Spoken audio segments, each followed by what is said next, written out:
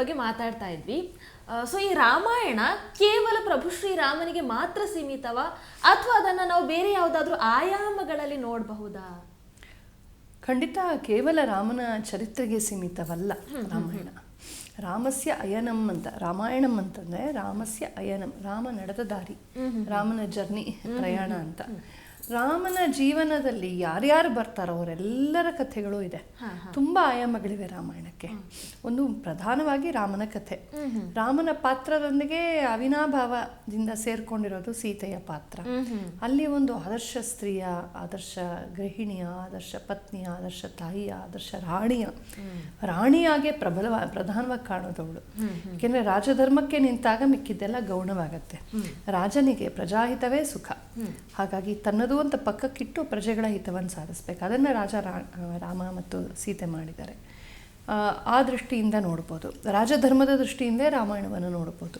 ಒಬ್ಬ ರಾಜ ಎಷ್ಟು ತ್ಯಾಗಕ್ಕೆ ಸಿದ್ಧವಾಗಬೇಕಾಗತ್ತೆ ಅಂತ. ಸಿಂಹಾಸನದ ಮೇಲೆ ಕೂತ್ಕೊಂಡು ಅಟ್ಟಹಾಸ ಬೀರ್ಕೊಂಡು ಮೆರೆಯೋದಲ್ಲ. ಸಿಂಹಾಸನ ಅನ್ನೋದು ಒಂದು ದೊಡ್ಡ ಜವಾಬ್ದಾರಿ. ಅದು ತ್ಯಾಗಕ್ಕಾಗಿ ಅದು ಅವರು ಸಿಂಹಾಸನವೇರೋದೇ ಹೊರತು ಮೆರೆಯೋದಕ್ಕಾಗಿ ಅಲ್ಲ. ಅದು ರಾಮಾಯಣದಲ್ಲಿ ನಮಗೆ ಗೊತ್ತಾಗುತ್ತೆ. ಇನ್ನು ರಾಜಧರ್ಮದ ಚರ್ಚೆ ತುಂಬ ಬರುತ್ತೆ, ಅಲ್ಲಲ್ಲಿ ಬರುತ್ತೆ. ಅದರಲ್ಲೂ ಒಂದು ಅಯೋಧ್ಯಾಕಾಂಡದಲ್ಲಿ ಒಂದು 100ನೇಯ ಅಧ್ಯಾಯ ಅನಿಸುತ್ತೆ. ಅಲ್ಲಿ ಒಂದು ಸರ್ಗ ಬರುತ್ತೆ, ರಾಮ ಭರತರು ಸೇರುವಂಥದ್ದು. ಅಲ್ಲಿ ಬರುವ ಚರ್ಚೆ ಸಂಪೂರ್ಣವಾಗಿ ರಾಜಧರ್ಮದ್ದೇ. ಇವತ್ತು ಮ್ಯಾನೇಜ್ಮೆಂಟ್ಗೆ MBA ಕೋರ್ಸಸ್ಗೆ ಯೂಸ್ ಮಾಡ್ಬೋದು.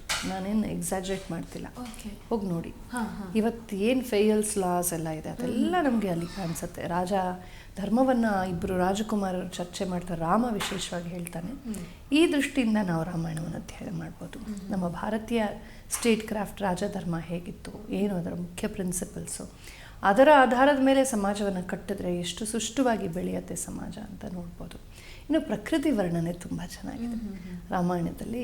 ತುಂಬ ಪ್ರಕೃತಿ ವರ್ಣನೆ ಇದೆ. ಪ್ರಾರಂಭದಲ್ಲೇ ವಾಲ್ಮೀಕಿ ಮಹರ್ಷಿಗಳು ಅವರು ಪ್ರಕೃತಿಯನ್ನು ಆಸ್ವಾದಿಸ್ಕೊಂಡೇ ಆ ಒಂದು ಪ್ರಸಂಗ ಬರುತ್ತಲ್ಲ, ತಮಸಾ ನದಿಗೆ ಸ್ನಾನಕ್ಕೆ ಹೋಗ್ತಾರೆ ಅಂತ. ಆ ತಮಸಾ ನದಿಯ ನೀರು ಎಷ್ಟು ತಿಳಿಯಾಗಿತ್ತು ಅಂತ ವರ್ಣನೆ ಬರುತ್ತೆ. ಮನುಷ್ಯ ಮನೋಯಥ ಅಂತ, ಸಜ್ಜನರ ಮನಸ್ಸು ಹಾಗೆ ಇತ್ತು ಅಂತ, ತಿಳಿಯಾಗಿತ್ತು, ಬಗ್ಗಡವಿರಲಿಲ್ಲ. ಹೀಗೆ ಸುಂದರವಾದ ಉಪಮಾನಗಳು. ಇದು ಮೊದಲ ಕಾವ್ಯವಲ್ಲ, ಆದಿಮ ಕಾವ್ಯ. ಒಂದು ಕಾವ್ಯ ಲೋಕಕ್ಕೆ ಪ್ರಪ್ರಥಮವಾದ ಮಾದರಿ ಅದು.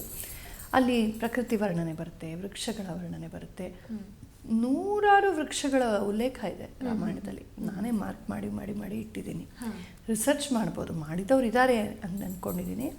ರಾಮಾಯಣದಲ್ಲಿ ಬರುವಂಥ ಬರೀ ಸಸ್ಯಗಳ, ವೃಕ್ಷಗಳ, ಹೂವುಗಳ, ಎಲೆಗಳ, ಹಣ್ಣುಗಳ, ಕಂದಮೂಲಗಳ, ಇವುಗಳ ಒಂದು ಲಿಸ್ಟ್ ಮಾಡ್ತಾ ಹೋದರೆ ಅದೇ ಒಂದು ಉದ್ಗ್ರಂಥ ಆಗುತ್ತೆ. ಯಾವುದದು ಇವತ್ತು ಅದಕ್ಕೆ ಸರಿಯಾದ ಕನ್ನಡದ ಅಥವಾ ಲ್ಯಾಟಿನ್ ಹೆಸರು ಯಾವುದು, ಅದು ಈ ಪ್ರಾಂತದಲ್ಲಿ ಇವತ್ತಿಗೂ ಬೆಳೆಯುತ್ತಾ, ದಂಡಕಾರಣ್ಯದ ಪ್ರಾಂತದಲ್ಲಿ ಡೆಕ್ಕನ್ ಪ್ಲಾಟೋ ಅಲ್ಲೆಲ್ಲ ಬೆಳೆಯುತ್ತಾ, ಈ ಕಡೆ ದಕ್ಷಿಣದ ಈ ಕಡೆಗೆ ಬೆಳೆಯುತ್ತಾ, ಯಾವ್ಯಾವ ನದಿ ತೀರದಲ್ಲಿ ಏನು ಬೆಳೆಯುತ್ತೆ, ತುಂಬ ವಿಪುಲವಾದ ಅಧ್ಯಯನಕ್ಕೆ ಅವಕಾಶ ಇದೆ ಅಲ್ಲಿ. ಇನ್ನು ಭೌಗೋಳಿಕ ವರ್ಣನೆಗಳು, ಬೆಟ್ಟಗಳು, ನದಿಗಳು, ಸಮುದ್ರ ಮತ್ತು ಸರೋವರಗಳು, ಆಯಾ ಊರು, ಆಯಾ ಗ್ರಾಮ, ಆಯಾ ಹಳ್ಳಿ. ಈಗ ಕೈಕೇಯಿ ರಾಮನನ್ನ ವನವಾಸಕ್ಕೆ ಅಟ್ಟುಬಿಡ್ತಾಳೆ. ಅದಾದಮೇಲೆ ಭರತನನ್ನು ಕರೆಸ್ಕೊಳ್ತಾಳೆ. ಅವನು ಕೈಕೇಯಿ ದೇಶಕ್ಕೆ ಹೋಗಿದ್ದ. ಕೈಕೇಯಿ ದೇಶ ಇವತ್ತಿನ ಪಾಕಿಸ್ತಾನದ ಭಾಗದಲ್ಲಿದೆ. ಅಲ್ಲಿಂದ 7 ರಾತ್ರಿಗಳ 8 ರಾತ್ರಿ ಅನಿಸುತ್ತೆ, 7-8 ರಾತ್ರಿ ಹಗಲು ರಾತ್ರಿಗಳು ಅವನು ತುಂಬ ವೇಗವಾಗಿ ರಥಗಳಲ್ಲಿ ಸಂಚಾರ ಮಾಡ್ತಾ ಅಯೋಧ್ಯೆಗೆ ಬರ್ತಾನೆ. ಆ ಜಾಗದಲ್ಲಿ ಒಂದು ಇಡೀ ಅಧ್ಯಾಯದಲ್ಲಿ ಭರತ ಹೆಂಗೆ ಬಂದ ಅಂತ ಹೇಳುವಾಗ ಎಷ್ಟೆಷ್ಟು ದೂರ ಅವನು ಕ್ರಮಿಸ್ತಾ ರಥದಲ್ಲಿ, ಅಲ್ಲಿ ನಮಗೆ ಆ ರಥ ಎಷ್ಟು ವೇಗವಾಗಿ ಚಲಿಸ್ತಿತ್ತು, ಪರ್ ಕಿಲೋಮೀಟರ್ ಎಷ್ಟು ದೂರ ಹೋಗ್ತಿತ್ತು ಅಂತ ಅಂದಾಜು ಸಿಕ್ಕತ್ತೆ.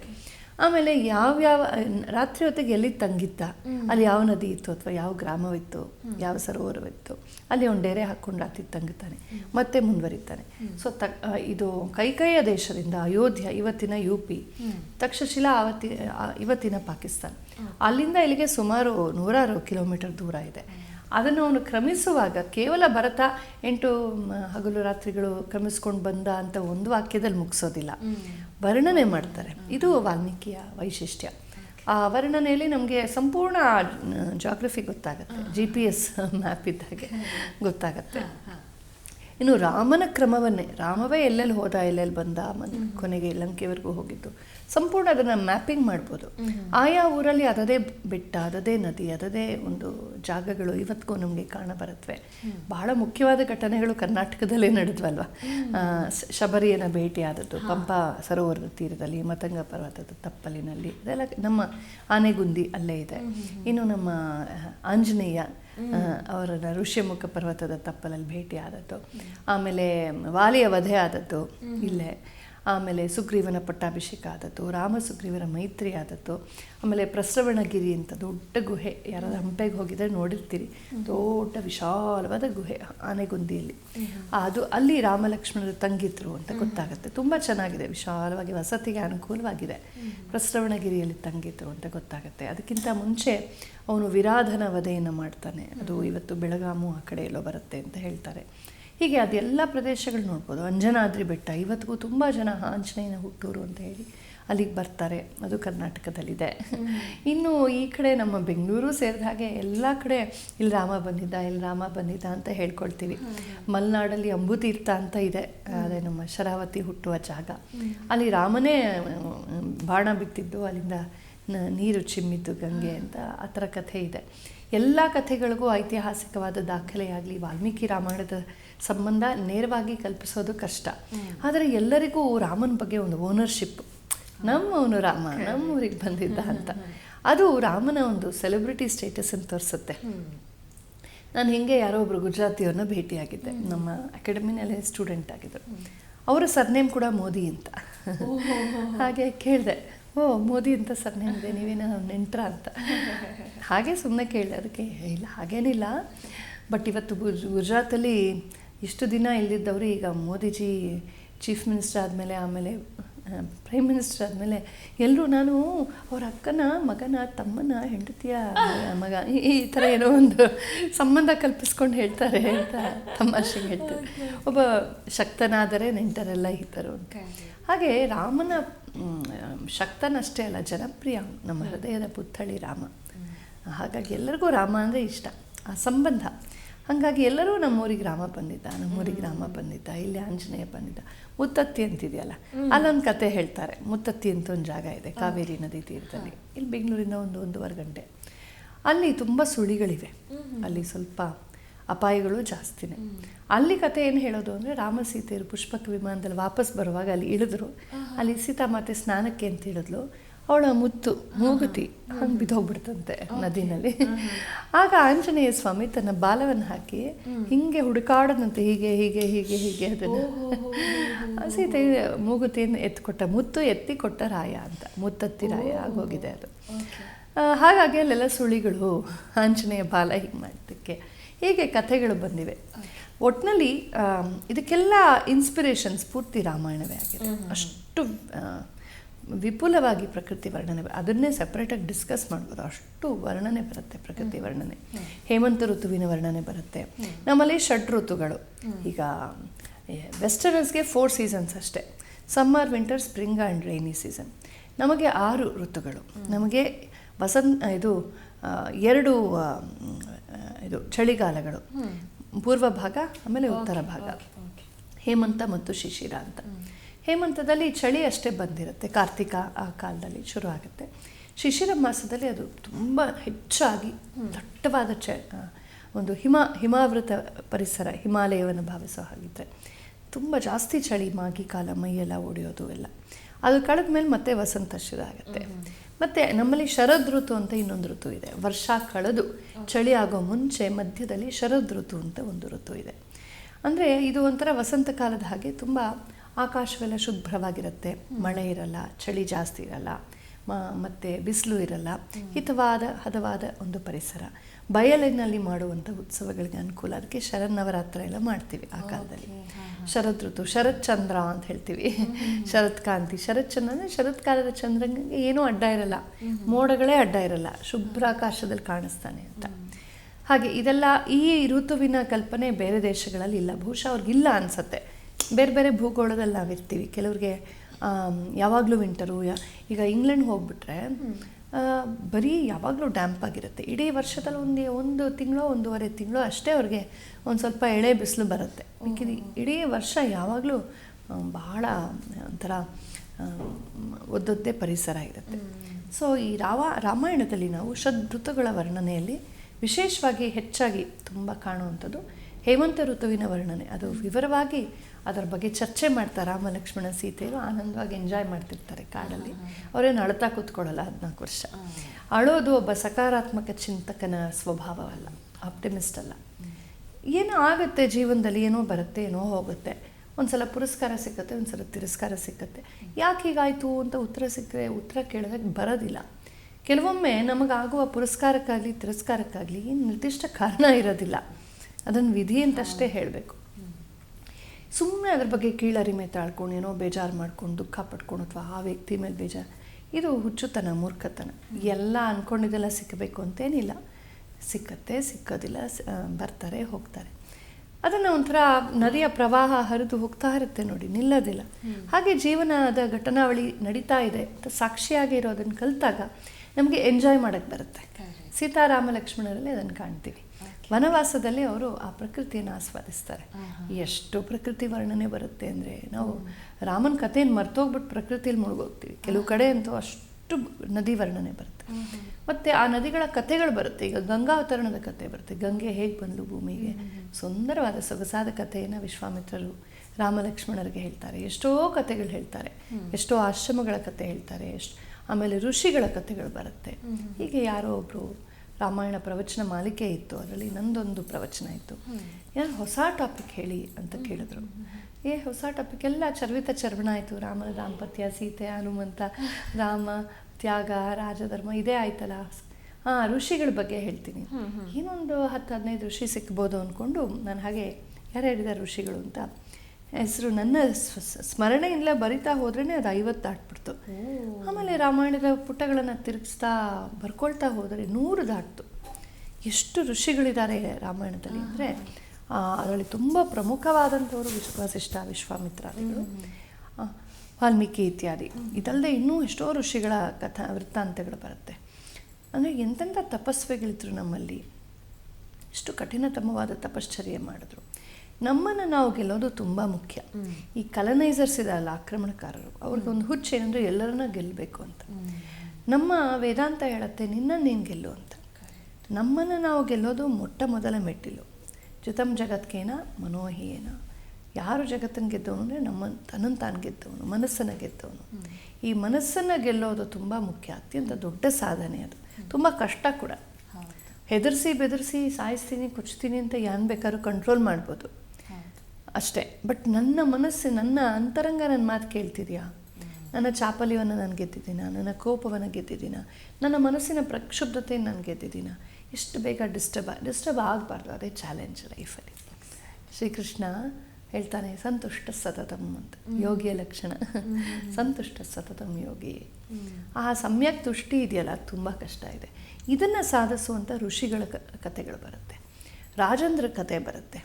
ಒಳ್ಳೆ ರಾಜ, ಕೆಟ್ಟ ರಾಜ, ಅಥವಾ ಒಳ್ಳೆ ರಾಜನಾಗಿದ್ದು ತನ್ನ ವೈಯಕ್ತಿಕ ದೋಷಗಳಿಂದ ಹಾಳಾದಂಥ ರಾವಣ, ಇಂಥ ಇವಾಗ ದಶರಥ ತುಂಬ ಒಳ್ಳೆ ರಾಜ. ಎಲ್ಲೋ 1-2 ಕಡೆ ಹೇಸ್ಟಿ ಡಿಸಿಷನ್ಸ್, ದುಡುಕಿ ನಿರ್ಣಯ ತೆಗೆದುಕೊಂಡು ಅದು ಎಷ್ಟು ತೊಂದರೆ ಆಯಿತು. ರಾಜನಾದವನು ವೈಯಕ್ತಿಕವಾದ ಜೀವನದಲ್ಲೂ ಎಷ್ಟು ಹುಷಾರಾಗಿರಬೇಕು ಅನ್ನೋದಕ್ಕೆ ದಶರಥನ 1-2 ಸಣ್ಣ ಪುಟ್ಟ ಮಿಸ್ಟೇಕ್ಸಿಂದ ಎಂಥ ದೊಡ್ಡ ಪ್ರಕರಣ ಆಗೋಯಿತು, ಅದು ನಮಗೆ ಕಾಣಬರುತ್ತೆ. ಇನ್ನು ರಾಮನ ಸೋದರರು ಲಕ್ಷ್ಮಣ ಇರ್ಬೋದು, ಭರತ, ಶತ್ರುಘ್ನ, ಎಷ್ಟು ಅದ್ಭುತವಾದ ವ್ಯಕ್ತಿತ್ವಗಳು. ತಾನಾಗಿ ಬಿಟ್ಟಿಯಾಗಿ ರಾಜ್ಯ ಬಂದು ಕಾಲಿಗೆ ಬಿದ್ದರೂ ಕೂಡ ಭರತ ಒಪ್ಕೊಳ್ಳೋದಿಲ್ಲ. ಇದು ನಂದಲ್ಲ, ನನಗೆ ಬೇಡ, ಇದು ರಾಮನಿಗೆ ಸೇರಿತ್ತು ಅಂತ. ರಾಮನಿಗೆ ಬೇಡದ ರಾಜ್ಯ ನನಗೆ ಬೇಡ, ರಾಮನಿಗೆ ಬೇಡದ ಸುಖ ನನಗೆ ಬೇಡ ಅಂತ ಅಯೋಧ್ಯೆಯಲ್ಲಿ ಇರೋದಿಲ್ಲ, ನಂದಿಗ್ರಾಮದಲ್ಲೇ ಇರ್ತಾನೆ. ಸೀಮೆ ಆಚೆಯೇ ಇದ್ದು 14 ವರ್ಷ ರಾಜ್ಯವನ್ನು ಪಾಲನೆ ಮಾಡ್ತಾನೆ. ಈ ಎಕ್ಸಾಂಪಲ್ಸ್ ಇದೆಯಲ್ಲ, ಇದು ತುಂಬ ಅದ್ಭುತವಾದದ್ದು. ಒಂದು ಪರಿವಾರದಲ್ಲಿ ಪರಸ್ಪರನ ಹೆಂಗೆ ಗೌರವಿಸಬೇಕು, ಆಧರಿಸಬೇಕು ಅಂದರೆ ನಮಗೆ ಸಂಬಂಧಗಳಿಗಿಂತ, ಸತ್ಯಧರ್ಮಗಳಿಗಿಂತ ದೊಡ್ಡದು ಯಾವುದೂ ಇಲ್ಲ. ನಮ್ಮ ಸಣ್ಣ ಪುಟ್ಟ ಆಸೆಗಳು, ಕೋಪತಾಪಗಳು, ಪ್ರಿಜುಡೀಸಸ್ಸು, ಇದನ್ನು ದಮನ ಮಾಡಿ ನಾವು ನೋಡಿದಾಗ ಒಂದು ದೊಡ್ಡ ಆದರ್ಶ ಕಾಣಬರುತ್ತೆ. ಇದಕ್ಕೆ ನಮ್ಮ ರಾಮನ ಜೀವನ, ಲಕ್ಷ್ಮಣ ಭರತ ಶತ್ರುಘ್ನರ ಜೀವನ, ಸೀತೆಯ ಜೀವನ ನಮಗೆ ಆದರ್ಶವಾಗಿ ಕಾಣುತ್ತೆ. ಕೈಕೇಯಿ ತುಂಬ ಒಳ್ಳೆ ಹೆಂಗಸು, ರಾಣಿ. ಅದೇನೋ ಆ ಕ್ಷಣದಲ್ಲಿ ಒಂದು ದೌರ್ಬಲ್ಯಕ್ಕೆ ನನ್ನ ಮಗ ನಾನು ಮಮಕಾರ ಆ ಮಂತರೆಯ ಮಾತು ಕೇಳಿಕೊಂಡು ಅದು ಯಾವುದೋ ಚೀಪ್ ಡಿಸೈರ್, ಅದಕ್ಕೆ ಅವಳು ಹೆಚ್ಚು ಪುಷ್ಟಿ ಕೊಟ್ಬಿಟ್ಲು. ಅವಳು ಶಾಶ್ವತವಾಗಿ ವಿಲೇನಾಗ್ಬಿಟ್ಲು. ಆಮೇಲೆ ಅವಳ ಹತ್ರ ಕರೆದ್ಲು, ಕ್ಷಮೆ ಕೇಳಿದ್ಲು, ಏನೆಲ್ಲ ಮಾಡಿದ್ಲು. ಆದರೆ ಡ್ಯಾಮೇಜ್ ವಾಸ್ ಡನ್. ಒಮ್ಮೆ ಒಂದು ಗಾಜು ಹೊಡೆದೋಯ್ತು ಅಂದರೆ ಮತ್ತೆ ಸೇರ್ಸೋಕ್ಕಾಗಲ್ಲ, ಆ ರೀತಿ ಆಗೋಯ್ತು ಅವಳ ಜೀವನ. ಸೊ ಇದೆಲ್ಲ ನಮಗೆ ಪಾಠಗಳು. ಸಾಮಾನ್ಯ ವ್ಯಕ್ತಿ ಏನು ತಪ್ಪು ಮಾಡಿದ್ರು ನಡೆಯುತ್ತೆ, ಅವನಿಗೂ ಅವ್ರ ಮನೆಯವ್ರಿಗೆ ಅಷ್ಟೇ ತೊಂದರೆ ಆಗೋದು. ಆದರೆ ರಾಜನಾಗಿ ಒಂದು ಪದವಿಯಲ್ಲಿ ಇರುವಂಥ ನಾಯಕ ಅಥವಾ ಮನೆಯ ಒಡೆಯ ಅಥವಾ ಮಹಾರಾಜ, ನಾಯಕ, ಪ್ರಜಾನಾಯಕ, ಪ್ರೈಮ್ ಮಿನಿಸ್ಟರು, ಚೀಫ್ ಮಿನಿಸ್ಟರು, ಇವರು ಹೆಂಗೋ ಆಡೋ ಹಾಗಿಲ್ಲ.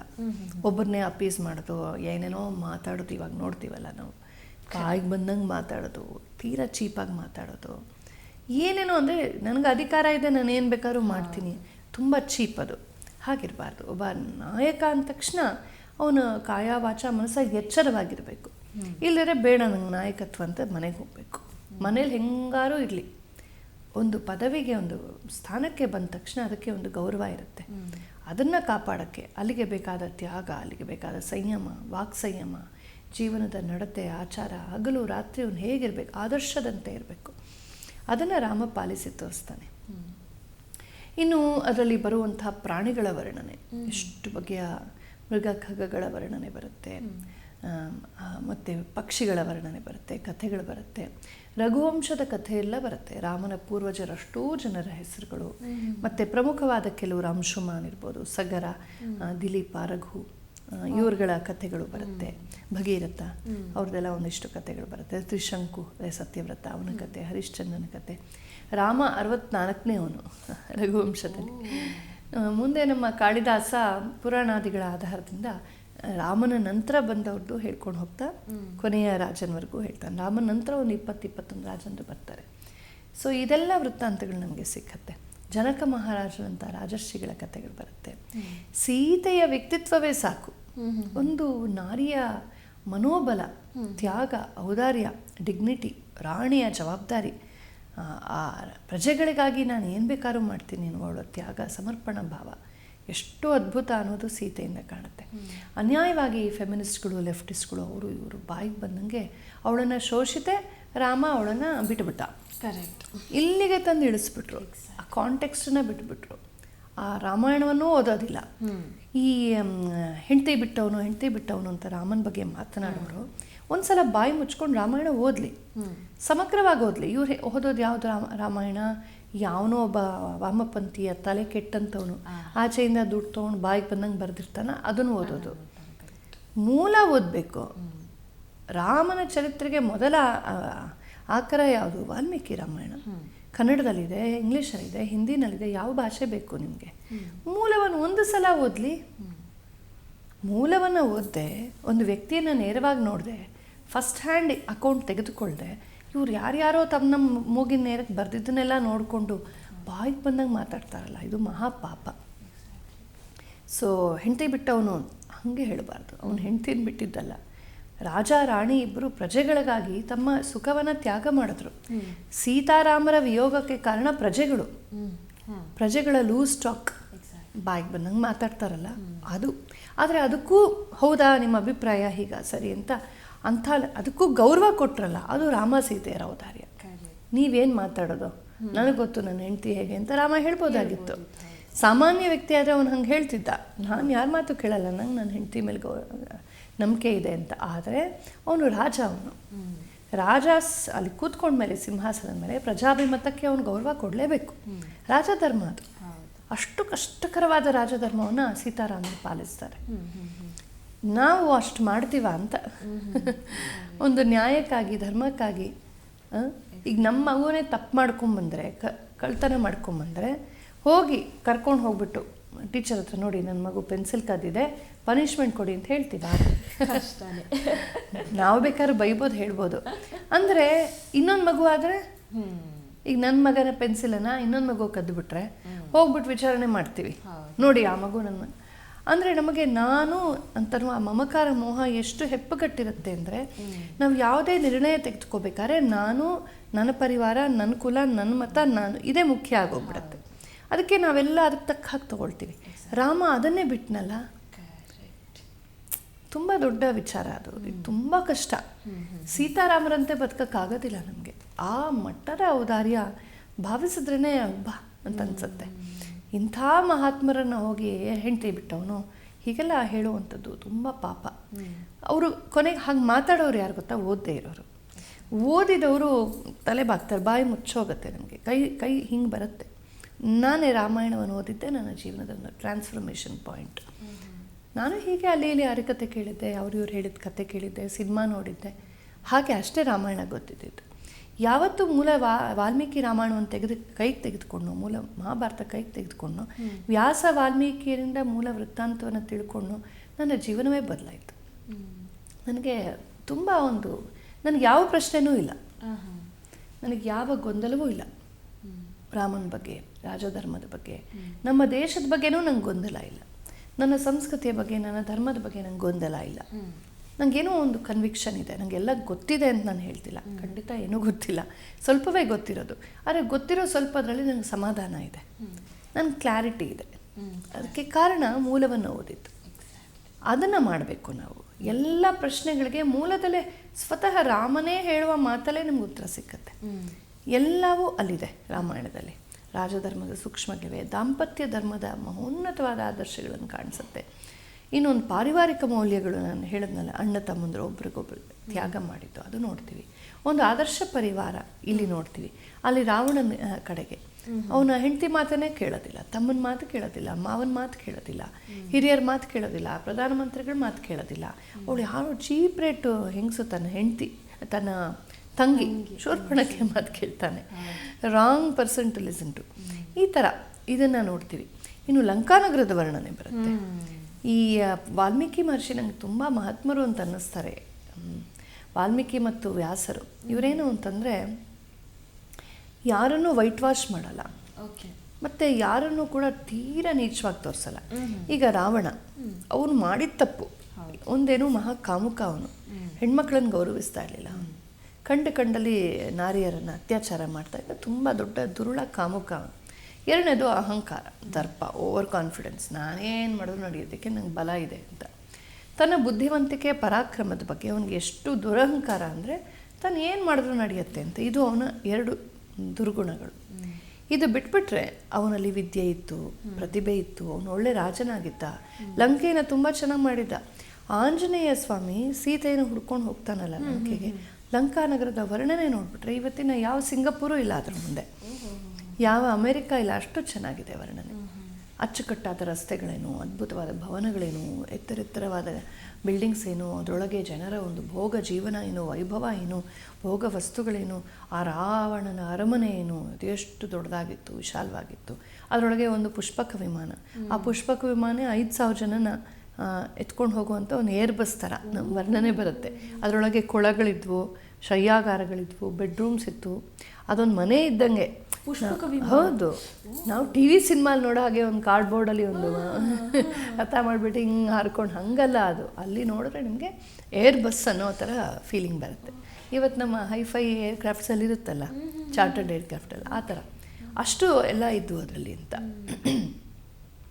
ಆಮೇಲೆ ಅವನ ಅಂತಃಪುರದ ವರ್ಣನೆ, ಅಶೋಕವನದ ವರ್ಣನೆ, ಅವನ ಅರಮನೆ ಮಧ್ಯದಲ್ಲಿದ್ದಂಥ ಅಶೋಕವನ. ಆ ಶೋಕ ಅಂದರೆ ಶೋಕವಿಲ್ಲದ್ದು ಅಂದರೆ ತುಂಬ ಸಂತೋಷ ಕೊಡುವಂಥ ಪ್ಲೆಜರ್ ಗಾರ್ಡನ್ ಅಂತ, ಅದರ ವರ್ಣನೆ ಬರುತ್ತೆ. ಲಂಕಾನಗರದ ಅರಣ್ಯದ ವರ್ಣನೆ ಬರುತ್ತೆ, ನದಿಗಳ ವರ್ಣನೆ ಬರುತ್ತೆ, ಬೆಟ್ಟಗಳ ವರ್ಣನೆ ಬರುತ್ತೆ, ಸಮುದ್ರದ ವರ್ಣನೆ ಬರುತ್ತೆ.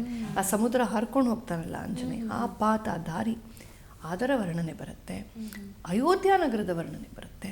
ಆಮೇಲೆ ಅಲ್ಲಿ ಮಾಡ್ತಾ ಇದ್ದ ಉತ್ಸವಗಳು, ಪುತ್ರ ಕಾಮೇಷ್ಟಿಯಾಗ ಹೇಗೆಲ್ಲ ಮಾಡಿದ್ರು. ಕೇವಲ ದಶರಥ ಒಬ್ಬನೇ ಕೂತ್ಕೊಂಡು ಹಿಂಗೆ ಹೋಮ ಮಾಡಿಬಿಟ್ಟ, ಅಲ್ಲಿ ಪ್ರತ್ಯಕ್ಷ ಆಗಿ ದೇವತೆ ಬಂದ್ಬಿಟ್ಟ ಅಂತಲ್ಲ, ಇಡೀ ಅಯೋಧ್ಯ ನಗರದ ಜನರೂ ಸೇರಿದರು ಪುತ್ರ ಕಾಮೇಷ್ಟಿಯಾಗದಲ್ಲಿ.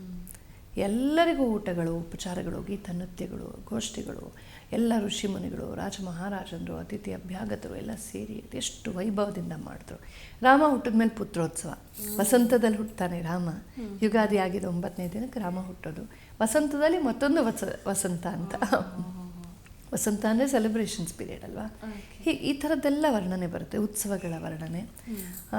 ಮತ್ತು ಉತ್ಸವ ಶಾಲಿನಿ ಅಂತ ಅಯೋಧ್ಯ ನಗರವನ್ನು, ಅಂದರೆ ಸದಾ ಸೆಲೆಬ್ರೇಷನ್ ಇವತ್ತು ಹಾಗೆ ಆಗೋಕ್ಕೆ ಶುರು ಆಗಿದೆ ನೋಡಿ. ಆ ಉತ್ಸವ ಶಾಲಿನಿ ಅಂದರೆ ಊರು ಹಾಗಿತ್ತು ಅಂತ. ಇನ್ನು ಅಲ್ಲಿರುವಂಥ ಈ ಟ್ರೈಬಲ್ ಪೀಪಲ್ ಇದ್ದಾರಲ್ಲ, ಅವರು ತುಂಬ ಅದ್ಭುತವಾಗಿ ಕಾಣಿಸ್ತಾರೆ. ನಮಗೆಲ್ಲ ಒಂದು ತಪ್ಪು ಕಲ್ಪನೆ ಇದೆ, ಟ್ರೈಬ್ಸ್ ಅಂದರೆ ನಾವು ಟೋಟ್ಲಿ ನೆಗ್ಲೆಕ್ಟೆಡ್ಡು. ಈ ಬ್ರಿಟಿಷರ್ಸ್ ಬಂದ್ಬಿಟ್ಟು ಅವನ್ನೆಲ್ಲ ತುಂಬ ಉದ್ಧಾರ ಮಾಡಿದ್ರು ಅಂತ ನಾಟಕಗಳನ್ನು ಮಾಡಿದ್ದಾರೆ.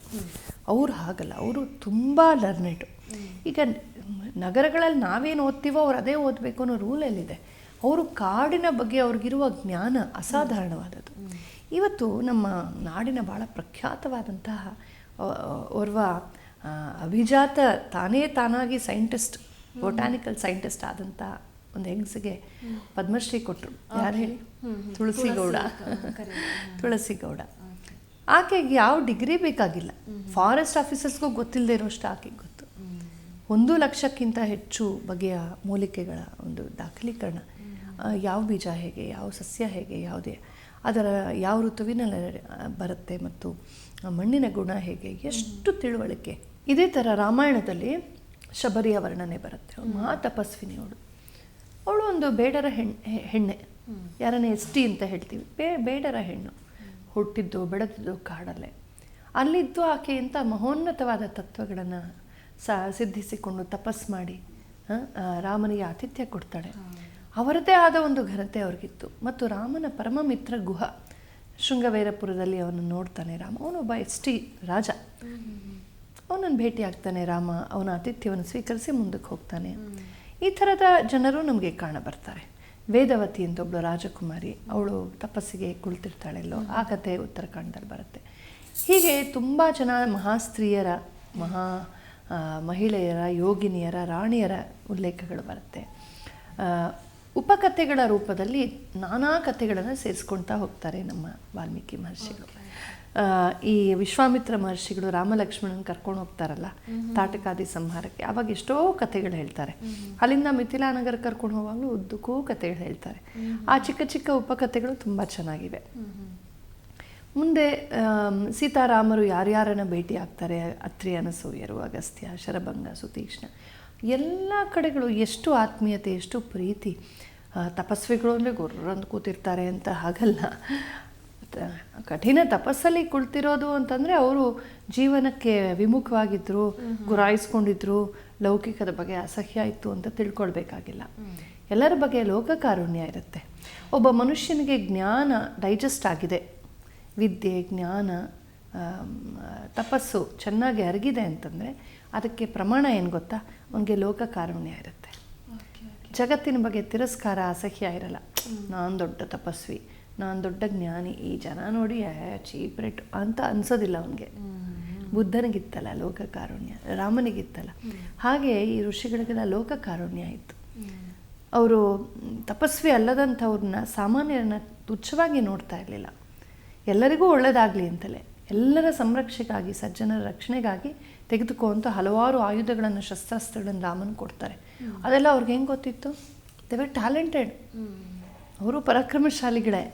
ಆದರೆ ತಾವು ಬಳಸ್ತಾ ಇರಲಿಲ್ಲ. ರಾಮನಿಗೆ ಯೋಗ್ಯನಾದಂಥ ಒಬ್ಬ ಕ್ಷತ್ರಿಯನಿಗೆ ಕೊಡ್ತಾರೆ ಅದನ್ನು. ಈ ಥರ ಎಷ್ಟೋ ಋಷಿಗಳನ್ನು ನಾವು ನೋಡ್ತೀವಿ, ಎಷ್ಟೋ ತಪಸ್ವಿಗಳನ್ನು ನೋಡ್ತೀವಿ ರಾಮಾಯಣದಲ್ಲಿ. ಮತ್ತು ರಾಜಧರ್ಮ ನಾನಾಗಲೇ ಹೇಳಿದೆ. ಈ ಥರದ ನಾನಾ ಆಯಾಮಗಳಲ್ಲಿ ರಾಮಾಯಣವನ್ನು ನಾವು ನೋಡ್ಬೋದಾಗಿದೆ. ಕೇವಲ ಅಲ್ಲಿರುವ ಆನೆಗಳ ವರ್ಣನೆಯನ್ನೇ ಇಟ್ಕೊಂಡೇ ಒಂದಿಷ್ಟು ಲೇಖನಗಳನ್ನು ಮಾಡಿದಂಥ ನನ್ನ ಮಿತ್ರರೊಬ್ಬರಿದ್ದಾರೆ. ಸೊ ಇವತ್ತು ಅದಕ್ಕೇನೋ ಹೆಸರಿದೆ, ನನಗೆ ಬಾಯಿಗೆ ಬರ್ತಿಲ್ಲ, ಲ್ಯಾಟಿನ್ ನೇಮ್ ಇದೆ. 4 ಟಸ್ಕರ್ ಅಂತ, 4 ದಂತಗಳುಳ್ಳಂಥ ಒಂದು ಬಗೆಯ ಆನೆ.